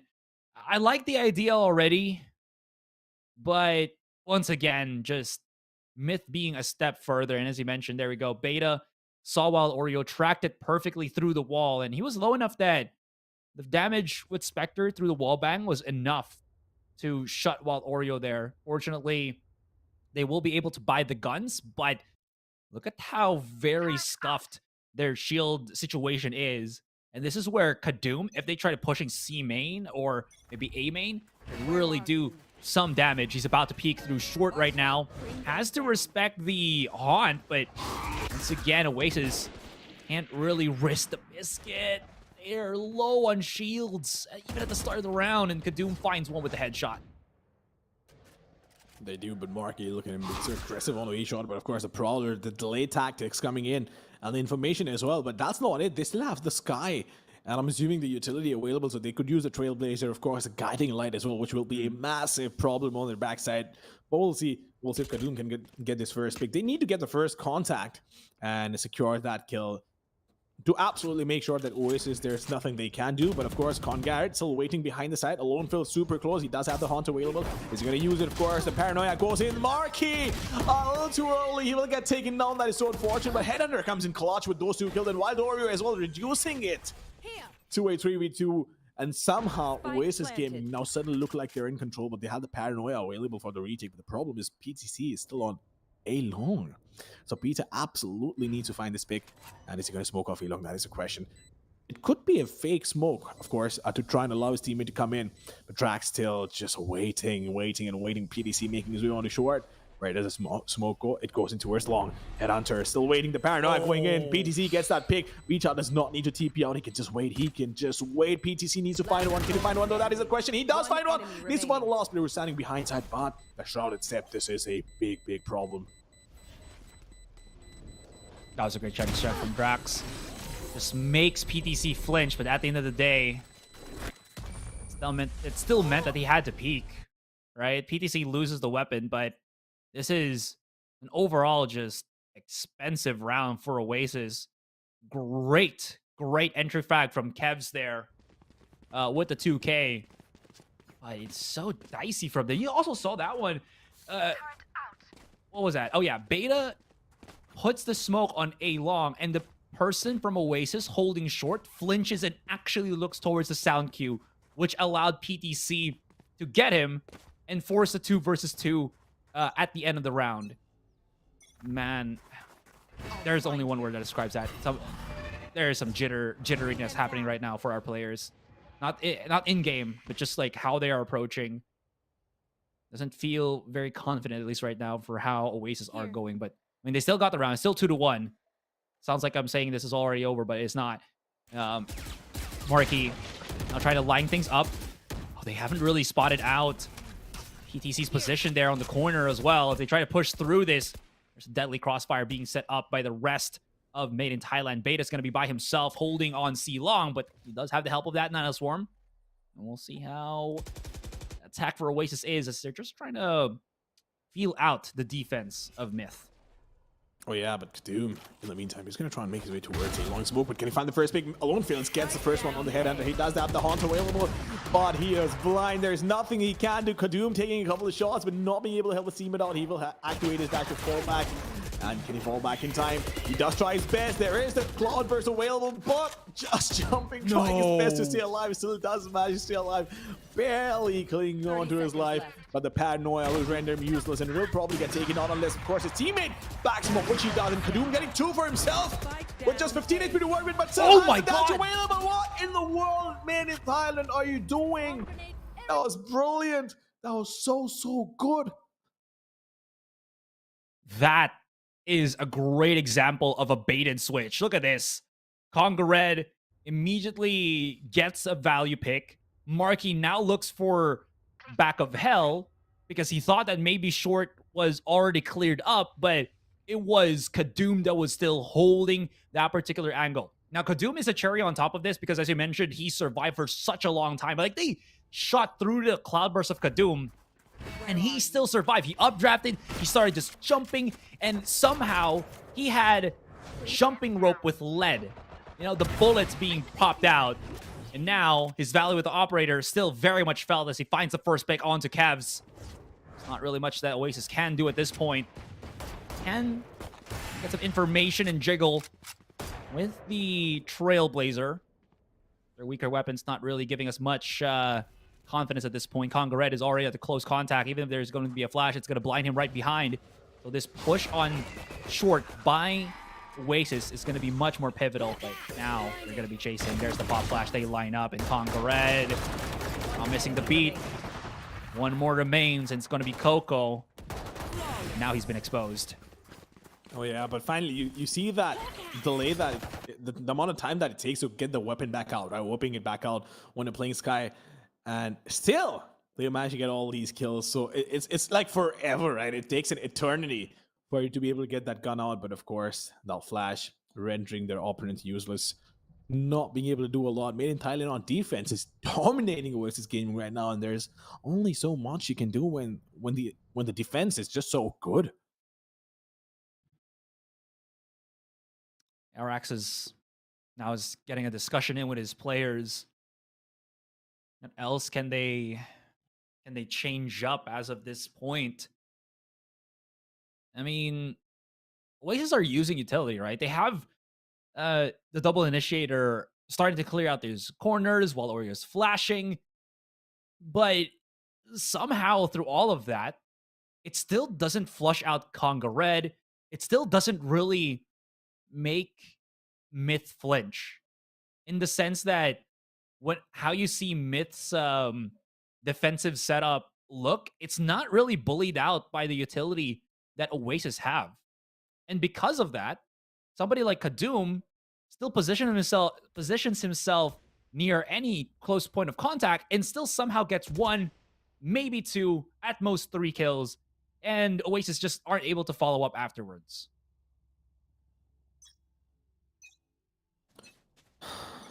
Well, 4-1, Oasis, they need to make something happen.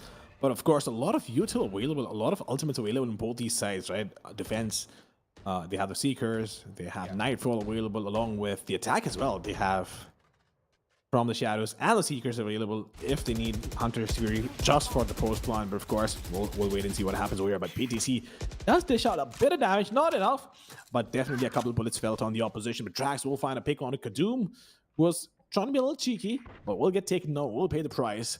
And for now, do we have a trade? Drax, once again, just holding on to short, creeping up, and Lone Fills.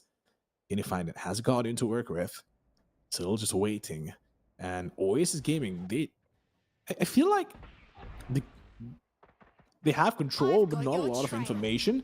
And the Omen might just pay the price for it. Ooh, there is a Seeker making its way towards him.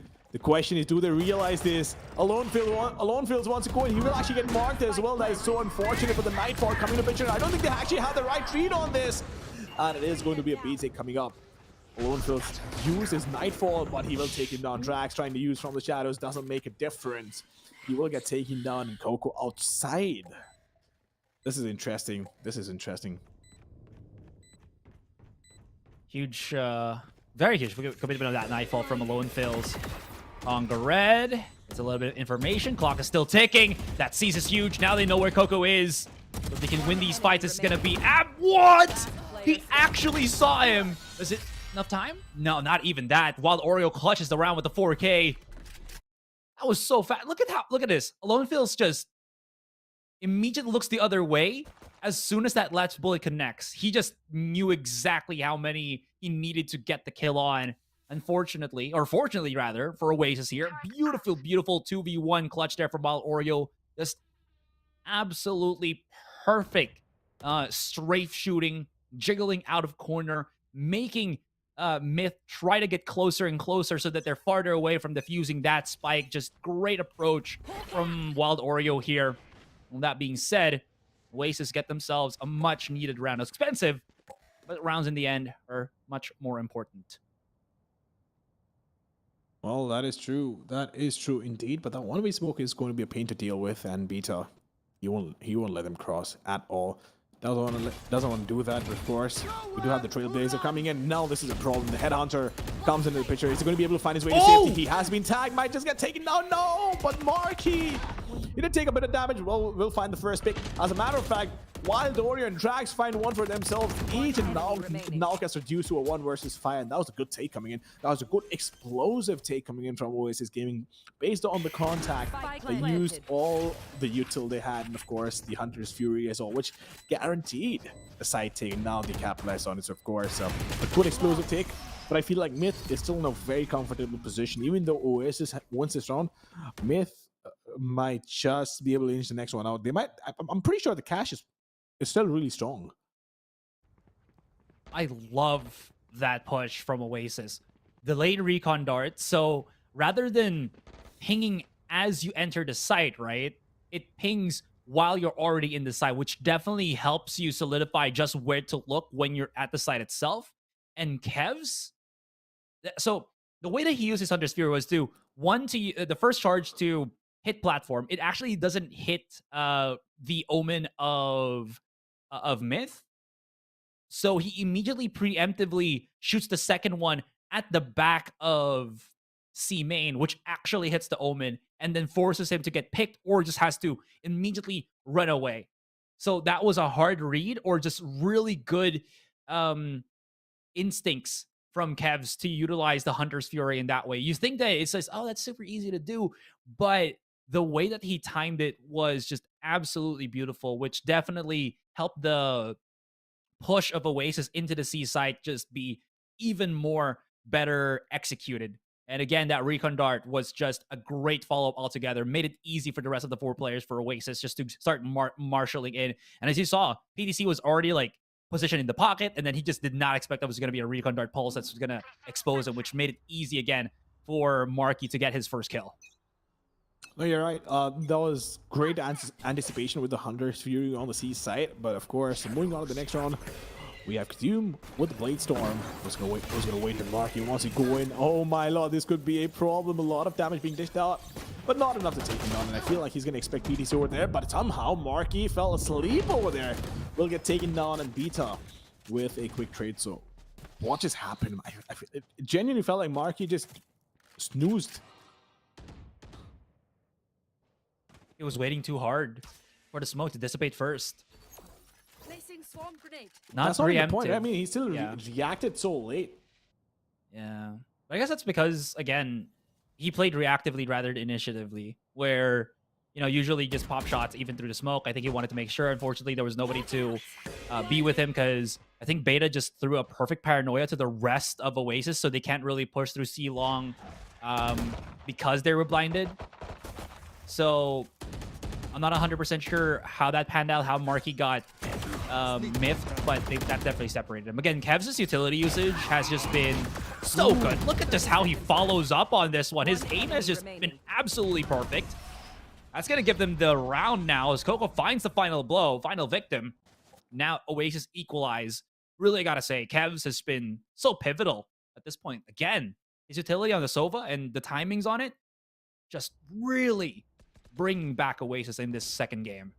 Oh yeah, and the crosshair placement as well, right? So good. It's almost as if he didn't have to move his crosshair an inch because he anticipated the players to be exactly where they were, and it's perfect. It's just wonderful to watch. It's a treat to watch.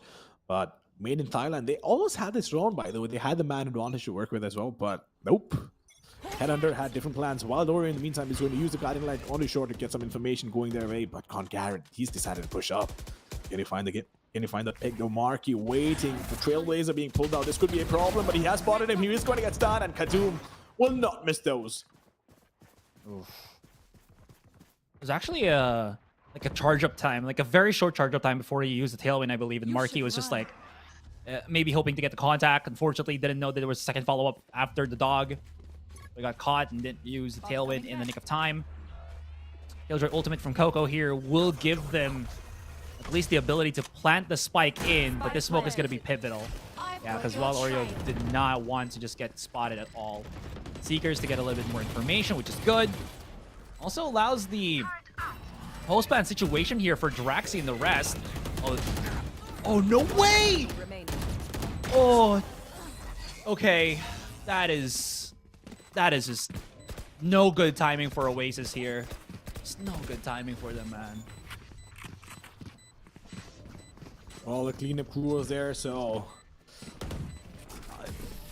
maybe the paranoia, if it went a little earlier, it could have helped his teammates. But of course, this was so good by Garrett. He stunned the Jet. He tried to use a Cloud Burst. It was too late. Doesn't matter. Alone Fills as well just goes and gets those crucial picks. At the same time, Garrett jumping down. So Myth playing it to perfection. Oasis Gaming being caught off guard with that aggression towards mid and forcing them to make a play. So Made in Thailand absolutely controlling the pace of the game. And that's the way to go when you know for a fact that you're the better team. Or at least that's what you feel, right? Yeah. Control the pace of the game, push them around, and force them to make mistakes, or at least force them to make plays that they're not very comfortable with. And that's exactly what happened. Oasis Gaming being forced into the A side, and then they cleaned it up pretty easily. That was so unfortunate too, because the setup for that post plant was just put in the shoulders of Draxi, right? So he had Destroyed. like that was a great hunt bait by Made in Thailand. Draxi had to break it for some reason, or because no one else would. But he was also the one that was setting up a paranoia for his teammate. Unfortunately, Marky was like, no, I got picked by Khadoom without getting any information whatsoever because, you know, or getting any fight with me because the paranoia didn't really come through from Draxi. So with all of that, just unfortunate timing or just really, really good counter utility usage by Made in Thailand. PTC. I don't know if he knows that Marky is right under garage window here, but Marky's just holding for the longest time. He's just going to be holding this, maybe hoping that somebody peeks out. There it is. His patience does get value. Hungred could actually be a second victim, and Marky's trying to gravitate the rest of them, but look at this. Oh, Beta's been spotted. Hungred, though, he might have actually given away his position. Marky's feeling blood. Updraft, excuse me, while the Oreos flash makes it easy. And this is Oasis charging right in once again. Coco chasing down onto Khadoom right now. Khadoom, is he prepared? Oh, Coco spotted the barrel. He's charging. But Khadoom still wins it in the end. There's going to be a massive flank coming in right now by Draxi. Oh yeah, it's a massive flank for sure. If he manages to get the pick, that's any hope of the retake going away. But of course, not just the pick, he finds both of them and manages to secure the round for the team. 5-5 right now, Oasis Gaming. Finally, it looks like they have some structure going in their favor, and they've been playing it pretty well. But Marky, look at the aggression, and it quickly just snaps towards the defender base, expecting a push from the smoke, which was happening as well, by the way. But Drax managed to find these two picks. Just as easy as it gets, right? Probably the easiest kills he's had this entire matchup. But of course, Oasis Gaming, the cash looks strong, so even if they end up losing this one, they will have a good buy to start off with. But I feel like Made in Thailand, they've done a wonderful job on defense. If anything at all, they should be proud of what they've managed to do.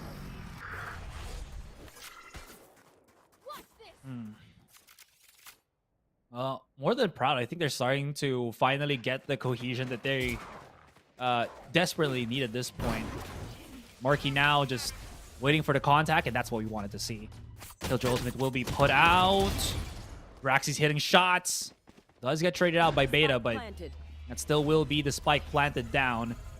This Killjoy Ultimate from PTC doesn't really do too much, but I guess it does save them from being pushed on spawn and making sure that the rest of the attackers will be pressed outside of C-Long here or the site itself. Marky is in danger of getting pop-shotted. That Nightfall is definitely going to hurt this case. The smoke separates them. Recon Dart from Kevs gives him a fighting chance. Great push.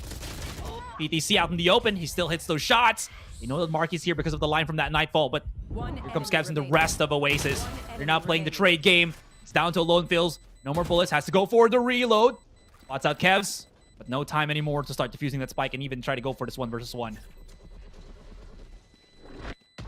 Wouldn't make a difference. He will have to go out there and save that weapon up for the next round. And as far as I know, their cash is not the best right now, so they will be strapped for cash. And Oasis Gaming have a real chance of making this a 7-5, but of course, Khadoom missing all those knives over there. That was just unfortunate. You don't really see him miss those shots that easily, but once in a while, it happens to the best of us.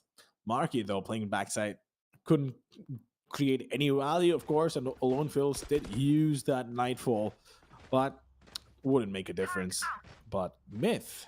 All right, so they have two Spectres to work with. Clearly not the best of cash. have the Seekers as well as the Omenel from the shadows available to them, so it depends on how they want to use it. All they're going to be aggressive, but of course the Hunters here once again being used, and Concarrot trying his best to avoid it. Kadoom is not going to be expected over here. Definitely. Oh! Marcus still finds it! That was huge! Well, the follow-up is going to be sorely needed. They do stop from the shadows flank coming in from the Omen here of Oasis. It's thwarted. Beta's already at the back of the site. And even though Marky found that absolutely gorgeous first blood, her first kill on the entry, the follow-through just not really there from Oasis. While Oreo's out in the open. Great. Just fade away headshot. Gives them a bit of a fighting chance right now, Mamba. 3 versus 3. Draxy's coming in through the corner here. I've got your trail. PTC's aware. All these Seekers at least is going to give away PTC's position. I love how Draxy's waiting for it. The smoke to come through. There's the pinch. So get the kill feed real quick, and Draxy finds it first. That's going to be pivotal. Beta and Alone Fills now holding.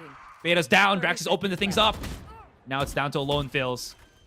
I wonder how hard he can go for this clutch. For now, it's going to be a 2 versus 1 with Oasis looking much better in this situation. Oh yeah, it is. They're absolutely looking much better, but of course, Alone Fills drops down towards Garage. I'm not quite sure if Drax has heard him. I don't think so. Otherwise, the information would have been relayed. And for now, using the Guiding Light to get some sort of information going into her space, but Alone Fills, once again, going back to the base. He's going to use the Dark Tower to try and push out. Or maybe not. He doesn't want to go in, but he's just wasted so much time being indecisive about this. I'm not quite sure what the idea was over there, but we'll get taken down in 7-5. You had to give credit to Oasis Gaming because they've managed to pull back not just 1, but at least 2 rounds where they had the man disadvantage. And Wild Oreo, man, showing to us what he's got in terms of that aim.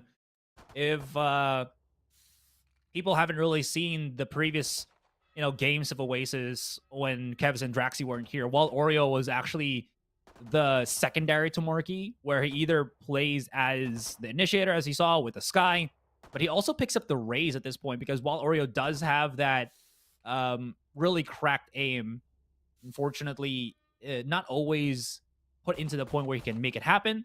As you can see, he does hit those shots when he does get the opportunity to do so. I mean, everybody does, but while Oreo does it in a way where it just looks super snappy.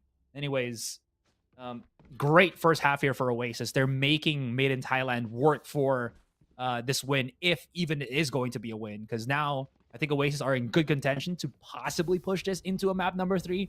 But of course, game is still young. We'll have to see how this unravels.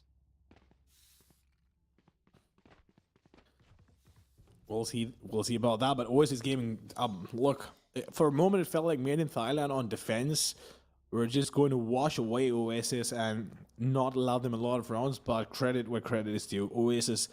I think those 2 crucial rounds where they managed to swing the round back in their favor, even though they did not have the mad advantage to work with, could be the differentiator over here and could be the reason why this game goes their way. So we'll have to wait and see how that extrapolates itself in the larger scheme of things. But Made in Thailand, though, they were still pretty aggressive on attack, on defense, right? They tried to take control. They were controlling the pace of the game, and I did commend them for it. But now what remains to be seen is how do they play this attack? Because if they were so aggressive on defense, what are they going to do over here? Do they just keep hitting one side, super aggressive, or have that hyper aggressive playstyle where you flash and dash? Or we take it slow, try and go for a pick first, and then see what happens. You know what? There is a broad capacity for plays that we know Made in Thailand are capable of. So they very much have every single book play in Haven, I think, locked and loaded. So I think they're very much good at being able to execute that. Alone Fills, of course, will be pivotal to this one with that Haunt setup. I think the biggest factor to this one is how good the timing of both the Sky and Fade utility will be utilized. Because in higher rank matches, you'd think that they just have to throw it at the same time, but not really. You have to time it in the point that nobody's going to be able to destroy the Haunt. But this time, Oasis are going to be the one to just charge in, push through on A long here, and basically say to Made in Thailand, you're not going to get this time. Now they're struggling. PTC's by himself. He only has a tiny classic to work with. Oh, good tag onto Draxi. Just immediately backs away and smokes up. And if he tries to peek this, there's like 4 people looking at him. Ah, hello. 4v1, 4v none this time. 41 and then 40 none. But Oasis, what a strong start they've had, right? I mean, of course, they did take damage, but no players being lost. And suddenly it looks like Oasis Gaming is in the driver's seat. Do we see a timeout coming in from Made in Thailand? Or they're going to try one more time and see if it doesn't work out. Then maybe just take it slow. But it's also, by the way, it is their pick. So they managed to push around Oasis. On Oasis's pick, that was Ascend. And this time around on Haven, they've not had the best of first halves. Towards at least towards the end, right? 5 rounds is more than enough, by the way, on defense. Let me reiterate that, but it's the manner in which they've lost rounds, right, is what has been very surprising. But of course, Marquee not being able to connect those shots could have been a problem. Now we have the Haunts coming in. Lonefield wants to go in, but his teammate is going to be there to back him up and of course dish out as much damage as he can. But he still connects a headshot. That was so close. Oh no! They peeked out. Oh. They misinterpreted the situation. They were like, yeah, we're going to be able to push through this because of your wonderful, wonderful shock dart, Kevs. But Myths were just playing both of them at the angle. Lone Fills. He missed a shot in the first half, in that clutch round. But this time, he comes back with swift retribution. Not ideal for Oasis. That is the worst situation you can be in terms of economy. You have a buy after your successful gun round or pistol round, and then look at just all of that creds, man. They have no big utilities. They're gonna have to play this with just maybe upgraded pistols or even just the classics. And Draxi thought that he's gonna be able to sneak one in, but Congaret was zoned in on that one. Jiggle through. But they're just gonna rotate back. They know that they have the cards in their hands, and they can just choose how to deal it out. Well, look on Garrett. In the meantime, he's just holding that angle. He doesn't need to be aggressive. Oh, the water swing. It doesn't matter. Coco will get taken down. And they found 2 picks. Now they can go wherever they want because they obviously have a 2-man advantage. Even if they just play the trades, they will still win the round. But that Haunt clearing out backside along with the Trailblazer going in towards Garage, which is going to give them all the more information just in case there was somebody they could have stunned him. But of course, they will have to start going in for the retake. And I don't think there's much of a retake left over here. They'll just wait and see if they can get any exit frags. But Oasis, I feel like no harm, no foul. They won the first round. The second round, they absolutely shouldn't have lost. But they can reset from this point on. Right? It's still 7-8. They're still in the lead. Beta's just priming his smokes. Now he knows. Yeah. I mean, he wasn't looking at the C long, but he had the alarm bot to help him out. Great shot from Marquee, though. Look at this. They're just going to hound and chase them down to the ends of the earth. They're hitting shots, making it expensive. The Doom still wins the battle. Okay. At that point, Myths still have money, so the play there was just to get more ult charges. And I think both teams traded pretty evenly, at least in the ult department. But other than that, definite win for Made in Thailand. Yeah, but you feel like it was a little too expensive, right? With the amount of players lost. I feel like they shouldn't have lost so many players. But then again, it is what it is. You move on with it. And Oasis, they'll have an operator onto Marky. We'll see what this does. And if you have any aggression coming from Marky, they do want a PK main, so that they do. Alone Fills in the meantime is going to back his teammate up while he tries to go in. And now, oh, look at this. Nightfall. This is going to be a massive problem along with the Prowlers falling it up and Decay. And they've been marked. That's such a massive problem to deal with. All he has is 1 HP to work with. Katoon in the meantime, so aggressive, right? He's still playing on top.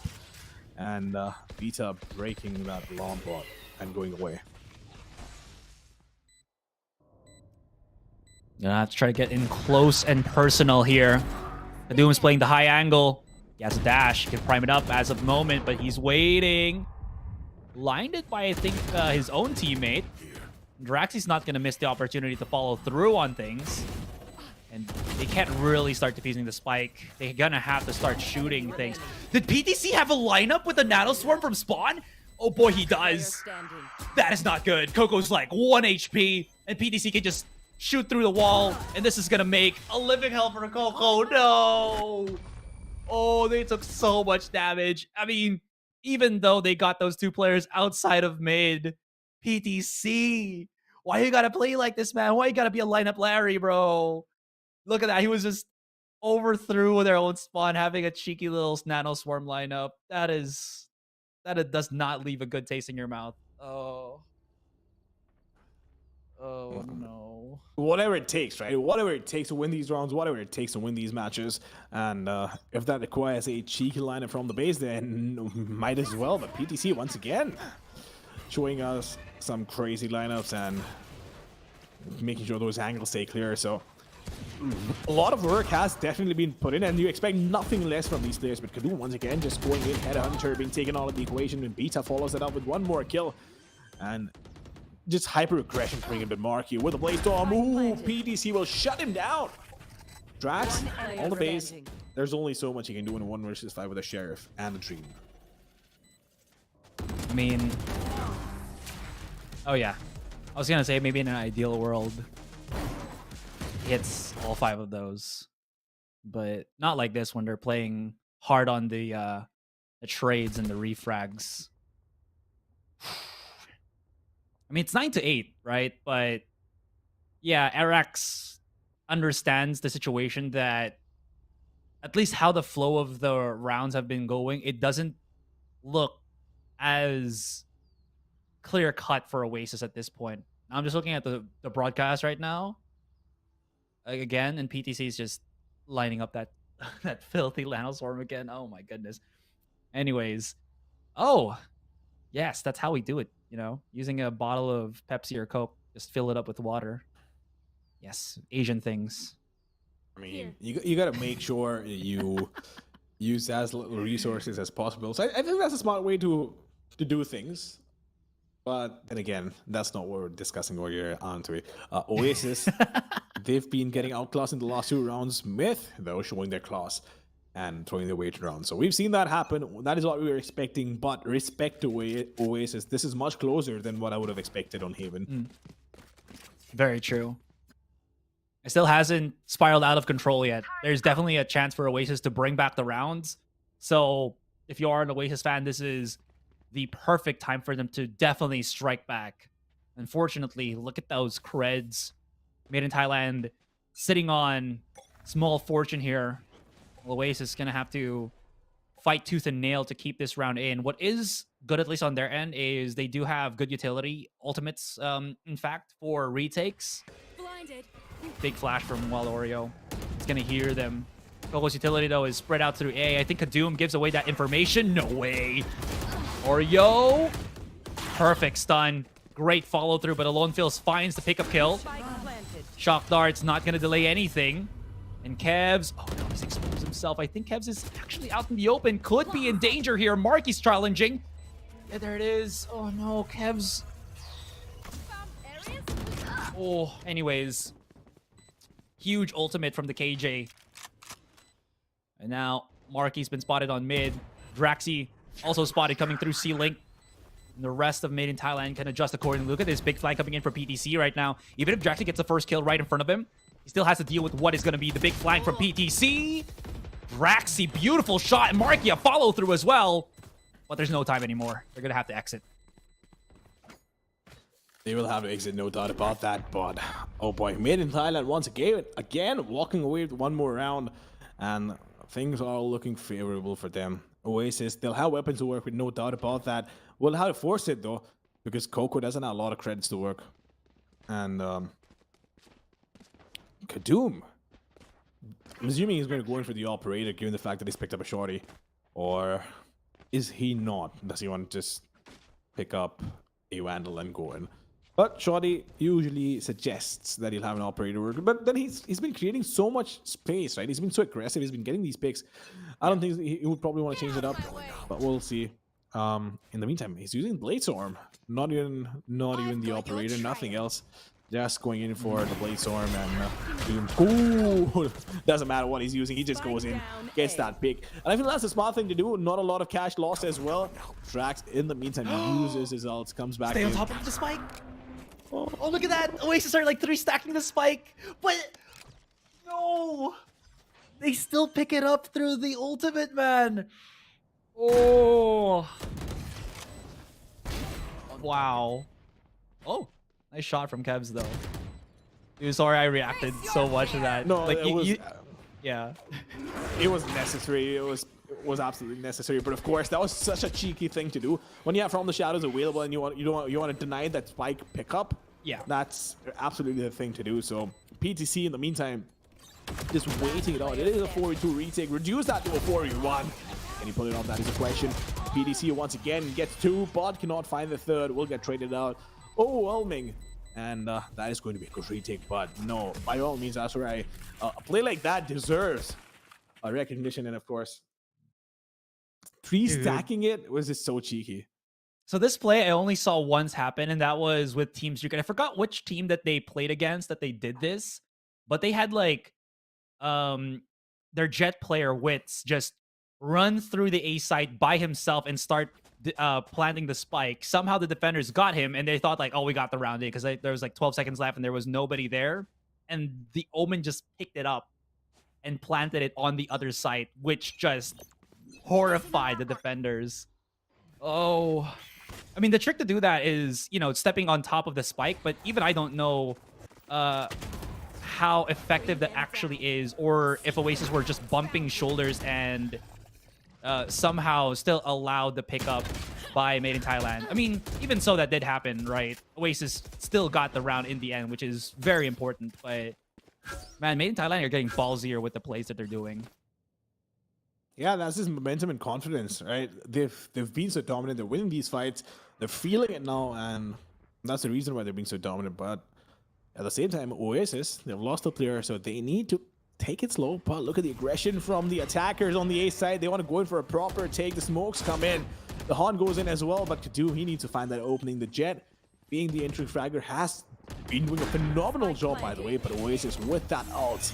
Now, this could be a problem. The lockdown is going to force the issue, and he has a Nano Swarm lined up as well, so he's going to use it.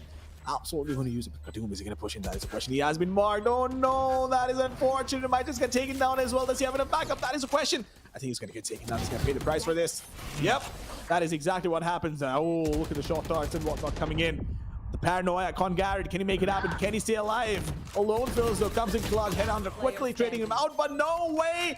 How do they still manage to find all these picks? And PTC coming on the backs, that will not make a difference. Again, Oasis Gaming pulling it back. That was such a clutch play from the Killjoy. Huge Killjoy lockdown there.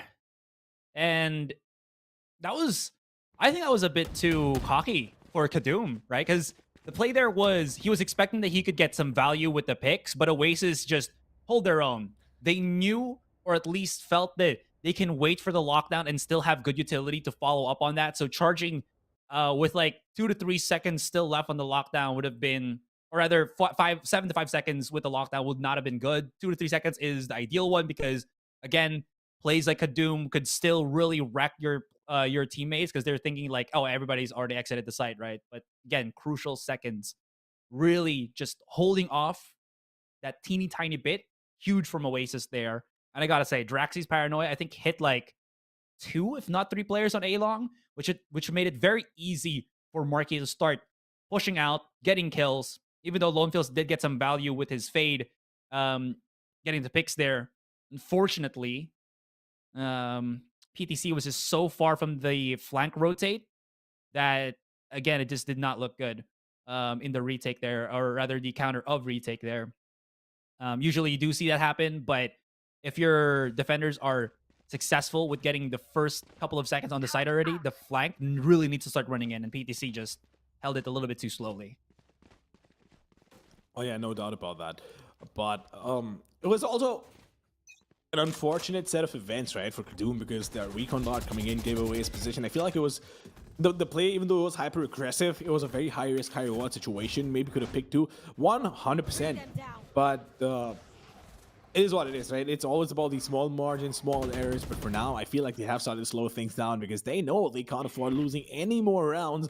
And you were right, they were getting cocky, play by play, cockier, play by play. But yeah, they are 10-10. Oasis Gaming holding the fort, holding the line on defense, that too. But now the ults have been forced. They do have a Hunter Studio available, but are they going to walk in? Yes, indeed, they will walk in. The spike is going to get planted, but oh, look at this. Look at this. They don't want to commit to this. They realize the Hunter's Fury is available, so the Tailwind was active. They can go in. Oh, is it a one? Oh, no, mind. The clock. Oh, Darker comes in. Beta, in the meantime, will get taken down by Kadum with a quick trade. He needs to take that recon dot out, but Wild Oreo standing is strong, standing tall. It all comes down to the last player. Once again, PTC does he use the lockdown? That is a question. 1 versus 2, actually.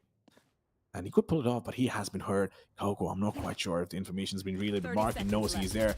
So it's going to be unfortunate. Oh, for a second, it did feel like he might have a chance of PTC being shut down. And now, suddenly, it looks like Oasis might actually push this to game number 3. Absolutely. This is the Oasis that we hope to see as of now.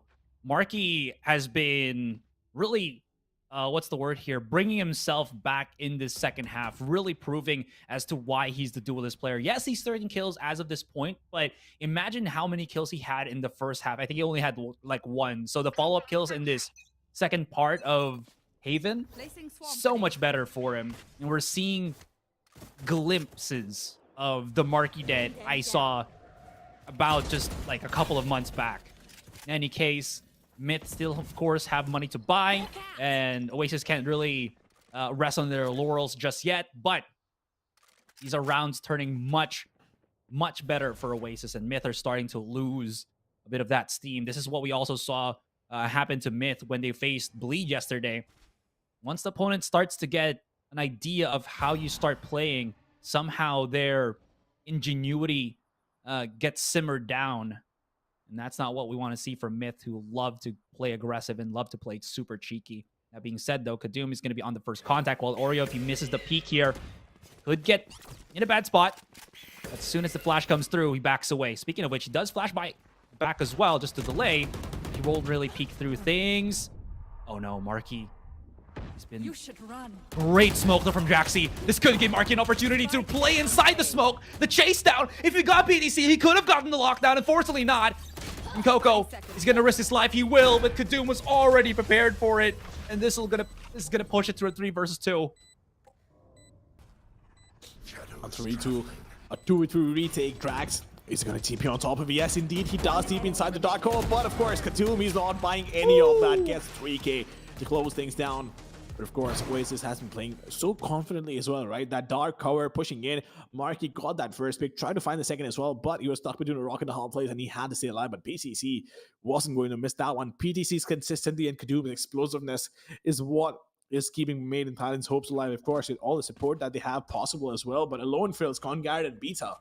That Paranoia was also so good, because that took out Marky on the A side for at least about 3 seconds out of the action. He was blind, couldn't do anything else. All he could do is just wait, and then of course that smoke that came from his teammate that he used to go in was brilliant. But now, once again, a really crucial round for both these teams. Made in Thailand, they want to make sure they at least push it to 12 and guarantee the overtime if things don't fall their way in the next 2 rounds. But of course, Oasis in the meantime trying to close things out as soon as possible. They do have the Seekers available, so in terms of Kadum being a little too aggressive, being a little too ambitious, will pay the price for this. That forces back the rest of Myth to go the other way. As without Kadum's dashes, Seaside is a far, far dream for them. ETC now slowly creeping up. He's going to be the lone lurker of this push. Actually, no, he's called the rest of Myth here. They could make some noise on A and make Oasis flinch, and Marky just passes each other. Oh, he sees it. Face your fear. The timing on that. What? Alright, anyways, Coco's making some damage. Waves on the back of the site here. This leads us into a 2 versus 3, where Myth are trapped inside B. there's not really a lot of good angles that you can actually play the crossfire here. So Beta has to push out on C-Link, but the flank around might not be good. He leaves PTC by himself. No, he doesn't leave his teammate. Actually does a perfect paranoia. Beta repositions. A recon dart will still expose him. And Kevs. Wow, he didn't flinch. He thought it was going to be a fake out, but no. Still held his crosshair. Such great intuition. And Kevs pushes it to match point. Oasis looking sharp on that clutch. Oh yeah, Oasis is looking so sharp, but made in Thailand somehow, right? PTC always brought back home, but then he got taken out. The paranoia was perfection from his teammate, but look, Headhunter wasn't going to buy into that fake shot attempt, right? He TP'd right where he was, and he wasn't buying any of that, but here we go. PTC with 24 kills, Kadum with 21, trying their best, and somehow, which a map which seemed so strong in Made in Thailand's favor, at least so strongly, Oasis Gaming has managed to bring it to map point 12 and 11. The question is, what does Made in Thailand have in store for us over here? Because I don't think they have a lot of... Ooh, Kadum just goes in right clicks. When I try that, it doesn't work out for me, but does pick up the weapon. Does he want to commit to this fight? That is the question he wants to, but he might just pay the price. He's being hyper aggressive, but I feel like that aggression did not make a lot of sense, especially when you have two guns trained on you and you're stuck in a choke point. But then again, this is all that damage. Now the lockdown coming to buy as much time as they can. Kadum is going to be stuck in a one and done place. Can he stay alive long enough? That is a question. Headhunter in the meantime taking out the turret. Finished. PTC pushing in once again. Drax. Oh, yeah, taking down, but Headhunter. Can he go on the backstab? PTC going all the long way across the route, but Congat finding one for himself. And it all comes down to So all alone, but that won't happen. A little too late, but still guaranteeing at least overtime, making sure that they do not lose this map. Look at that. Just Kadum, man. When you think that Myth are already over, he just steps up and says, no, the fight continues. It's not going to get pushed into game 3. We hold our own. And he does it. My goodness, Kadum. He's an absolutely phenomenal player. And then Myth, right after that pickup, just immediately start positioning themselves for planting the spike, for holding the post plant, and just, again, just start to spread themselves out so that they don't get flanked or get just whatever play Oasis was trying to do there. Even though he got only, I think, 1, maybe 2 kills at that last round, it's still transitioned into something perfect for them. Marky, though, is going to have to be careful because the pop shots is going to be... Okay, bit of a danger, but PDC gets found out. That's huge for Oasis, and that's going to be a retake forced upon on Myth here. Turrets destroyed. Yeah, but look at the amount of presence inside Garage, right? They're playing heavy Garage, and they want to make sure they lock it down, but Kadum isn't going to miss that one. Coco gets taken down by his teammate, I believe was there to back him up, who has now fallen back, doesn't want to commit to that fight, but Beta, once again, from B, will make sure his teammates have a clear path to go in towards the C side, and they need to go in for the retake, but of course, the dark cover coming in. I feel like this one isn't the best, and ooh, Kadum trying his best to get all those picks, but Oasis Gaming, before I could breathe in and brace myself for the next sentence, finish the round. Wild Oreo. What a spray transfer, excuse me, for that 3. I love how Kadum actually backs up. I'm not sure if he actually spotted the player in that corner or he instinctively played back, but that I thought that was going to be messy there because while Oreo was blinded, couldn't really find too much in terms of who he had to shoot, but still somehow manages to find the 3K. Huge, huge for Oasis here. And now Myth pressed up against the wall. How will they try to get this into second overtime, if ever? Could be looking at a game number 3 here, but we still have to see. I mean, yeah, it's if Oasis managed to lock down this one round, we might see a game number 3. It's like stating the obvious, but then again, it's not going to be that easy. Myth have taken the time out to try and make sure that nothing goes wrong this round. At least they push it to one more overtime and have one more day to fight. But Leaf, I'm not quite sure what the conversation is going to be in that camp. Because they were in such a commanding lead, right? At a point, it felt like Myth was just going to take it home, especially with such a strong start in defense. But then they've just been faltering. every once in a while they will win a round, and then once again Oasis comes in outclassing them. And every single time Oasis has had their back against the wall, they've managed to bounce back stronger. So it's just been incredible. But now we might see an aggressive 8 coming in. But look at the aggression from Oasis towards mid. Ooh, they hear it. They know it's a thing, and they start pushing in. Kadum is by himself, but this is a man that can just convert every single time. While Oreo punishes him, though, for being overextended. Kevs follows through. While Oreo... Oh, the follow through, man. For Made in Thailand here made them flinch. Draxy's going to be by himself, but the smoke cover gives him a little bit of leeway. It's not going to happen. Aggressive push through mid by Oasis. This Made in Thailand a whole lot more confident pushing aggressive onto A, especially that even though, again, the utility Coco's there, they can pressure him, knowing that he's been not really able to hit his shots, as you can see with that 8 kills on his name right now. Oh, yeah. Oh, yeah. But I feel like a lot of times, I mean, sure, it is an FPS game at the end of the day, right? You had to go out there, click heads.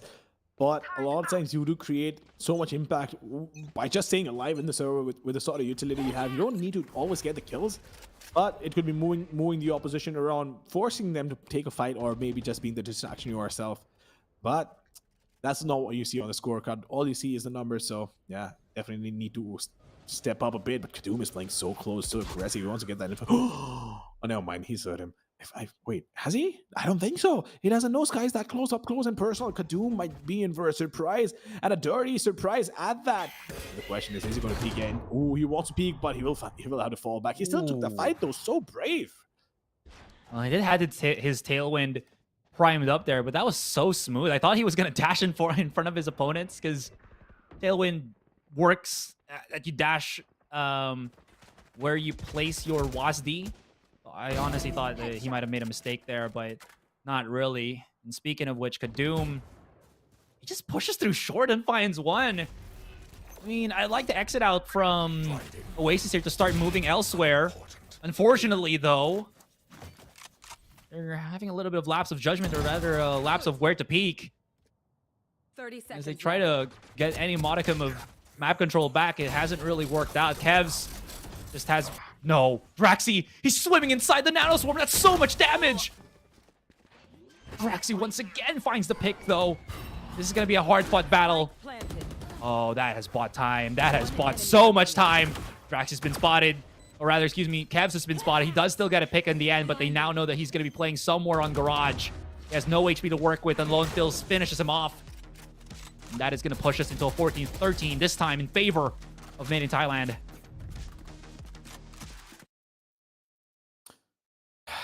Yeah, that was interesting. But Kadum, once again, just being so aggressive, so confident in his own ability to go out there and pop off, right? Get those kills consistently. It's not like he's been missing a lot of shots, and it just shows, right? It just shows. But Drax swarming in the Nano Swarm, as you pointed out, I feel like he didn't realize he was literally standing inside the Nano Swarm and lost so much HP that he didn't even have a fighting chance. But yeah, for now, Erax has a couple of words for his team, so they absolutely need to slow this down and try and take this to one more overtime, because one mistake and you're out. You're literally out of the tournament, because this is the lower bracket semifinal and they're already a map down, so they can't afford any mistakes whatsoever. This probably will be the most important round they've played in this entire tournament so far. It's elimination. It's do or die. Oasis, though, I mean, if you look at the cameras, they don't look disheartened or shaken, at least from, the facial expressions of the players. Maybe a lot more serious in their faces, but honestly, that gives me hope, at least, feel-wise. Now, obviously, I would love to see more PH teams be able to be in the LAN event, because right now, the only PH team, I mean, let's not talk about Team Chicken, because they got invited. The only PH team that is still hovering at upper bracket is Southville Esports, while Oasis and Naos are fighting for their lives in the lower stages. Actually, no, I think Naos got defeated already by Fancy United, if I'm not mistaken. Yeah, you casted that a while ago with Universe. Anyways, Oasis, the final PH hope of the lower bracket at least, while Oreo... Oh, no. I love the idea. I love the timing, but unfortunately, layers upon layers of offense there from Myth. They had 2 players marching outside of Garage, and Conqueror just says, yeah, I'm gonna stay here 5 more seconds and start pushing out and find myself a kill. Now Coco's gonna have to try to find Conga Red here, and he does. Gives a bit of hope for Oasis. There's still more angles to try to deal with. PTC is holding the angle right now, and he finally deals with Coco. This pushes us into the 2 versus 4. Well, yeah, the threat of PTC being alive inside Garage, that was so massive. But look at that, Kadum gets taken down while trying to take out that recon dot. This is a problem, 2v3, but do they have enough time? That is the question. I don't think so. They have enough time to work with Ovia, and they will try their best, but that is not going to be good enough. That is the problem. Ladies and gentlemen, Made in Thailand winning the lower bracket semifinal to 2-0. Of course, struggling quite a bit, but Oasis Gaming, you had to give respect to them for sure. Yeah, they played this hard as they can, and I gotta say, I mean, we still went double overtime, and Oasis looked so much more convincing that they could push a Pearl game in game number 2 than they did in game number 1. We saw a whole lot of clutches and great plays coming out from, I think in this order, Kev's Headhunter, if you didn't know that was Kev's. We also saw Wild Oreo, and I think Marky at some point started really reeling things in that second half. He started finding a whole lot more better cohesion with how he approached the sites, whether it's on the retake, things like that for Oasis. Unfortunately here for them, it just was not enough to really beat out Made in Thailand. That just felt like they still had so much in their reserve, you know, from how they played and what approaches they did in each and every round. That is true. That is true. But Oasis, I feel like, again, the reason why I went the distance is because of the fact that Oasis had the perseverance of bringing back rounds which they had no business winning, and Made in Thailand allowing that to happen as well. So Oasis, of course, showed a lot of resilience, showed a lot of promise, but again, this wasn't good enough, right? So yeah, it is what it is. Made in Thailand taking the series away 2-0. Of course, there wasn't a lot to analyze in the first game, but in the second game, I'm sure you could probably write half a book on what things worked out and what things didn't. But let's have a look at the map MVP over here and see who was the top performer for the team. And PTC this time around, not in Kadum. Well, I mean, you got to give it to PTC. His lurks on that KJ, just absolutely gorgeous. And I got to say, he also was just able to deal with the lurks of his opponent. So the anti-lurk and lurk of PTC was just spot on. And I think that was one of the biggest pivotal moments here for Made in Thailand for the most part on the attacking side, because usually that's where Haven tends to be broken down, right? Especially when you do B pushes, which I think Myth did a whole chunk of, and PTC again hold his own against all of that. Definitely with Kadum, I think he still did a phenomenal job. I think we will probably see it in the team score later on, how much impact he still did. But you know what? It's still a great team effort overall for Made in Thailand here. Oasis on the other side, on the other team, I am still very thrilled and happy about the performance that this team has. As I mentioned, you know, during game number 1, that Oasis were still in a state of transition. They actually added a whole lot more analysts. You'd think that that's going to be a big thing as well as coaches, right? But the thing is, they're in somewhat unfamiliar territory with the players that they have and the support set that they have. So there's still definitely a huge adjustment period here for Oasis. But being able to bring Myth almost to their knees in this double overtime Haven still makes you very much hopeful about what Oasis has to offer in the future. And there you go. Look at that. Kadum is actually 27 kills. So not really far off from PTC's 29. Oh, yeah. But of course, PTC and his consistency was absolutely on point. The same in Kadum was crucial in getting those openings and making sure that his team has a lot of space to work with. So it was extremely confident and on point. So I feel like in my eyes, both these players absolutely deserve this. But on the other side, we have Wild Oreo with 25 kills, an average damage per round of 181, which is pretty decent. I'm not gonna lie. But yeah, Made in Thailand coming out on top of this one, ladies and gentlemen. PTC once again proving his mettle, and the entire team once again proving their mettle. But at the same time, you have to give it to Oasis. They played their hearts out. They definitely did. And as a fan, I was again, very delighted with how they have placed themselves. But can't be remiss to mention this, that Oasis, the other PH team hovering somewhat in the lower bracket, has now been eliminated by Made in Thailand, which means Myth is going to be fighting for their lives once again, now this time against Fancy United. So whoever wins this series in the lower bracket will be facing the loser of whoever wins in the South Built Esports versus Bleed in the upper brackets, and a chance at grand finals. This is going to the absolute limit now, Mamba. And unfortunately, I won't be there to be casting with you and Universe and Caster JT. Would definitely miss this because I want to see again South Build be able to win. Again, that's just me, obviously, because I want to see another PH team be in the main event. But yeah, this is what you guys will be looking forward to come tomorrow. Oh, absolutely. Of course, tomorrow we have some incredible matches coming your way. There is no doubt about that. So we'll see what happens. And all these 4 teams, right? They're looking phenomenal right now. So we'll see. We'll see how it all pans out. But it's been a long day, of course. I feel, at least not as long as yesterday. Yesterday was incredible. I feel like, look, here's the thing, right? Yeah. Games going 3 maps isn't the problem. It's just how intense they were. Every single match was absolutely up there at 100%. So, of course, as fun as it is, it's also that exhausting. But today, ladies and gentlemen, all I'm hoping is that you had fun watching these matches. Asurai, thank you so much for being with us and, of course, being the storyteller. But before you sign off, do you have anything to say to the audience? Yeah, just keep supporting our teams right now. Give them as much love as you can. They definitely need it. And again, if you guys can go to the main event and start watching live, again in Hyderabad, India, would be amazing because this is a definite fun LAN event to go to with all of these amazing, amazing players and amazing, amazing teams competing. So again, with all that being said, that's it for me. I'll be seeing you guys on the main event. It's going to be up to Mamba, Caster JT, and Universe to bring you guys all the action. Dude, it's been a pleasure, man. Oh, wait, why am I looking to this other side? You're here. There you go. Yeah. Dude, it's been amazing, man. Absolute pleasure. Thank you so much. I'll see you around, and to all of you lovely people, we'll see you tomorrow.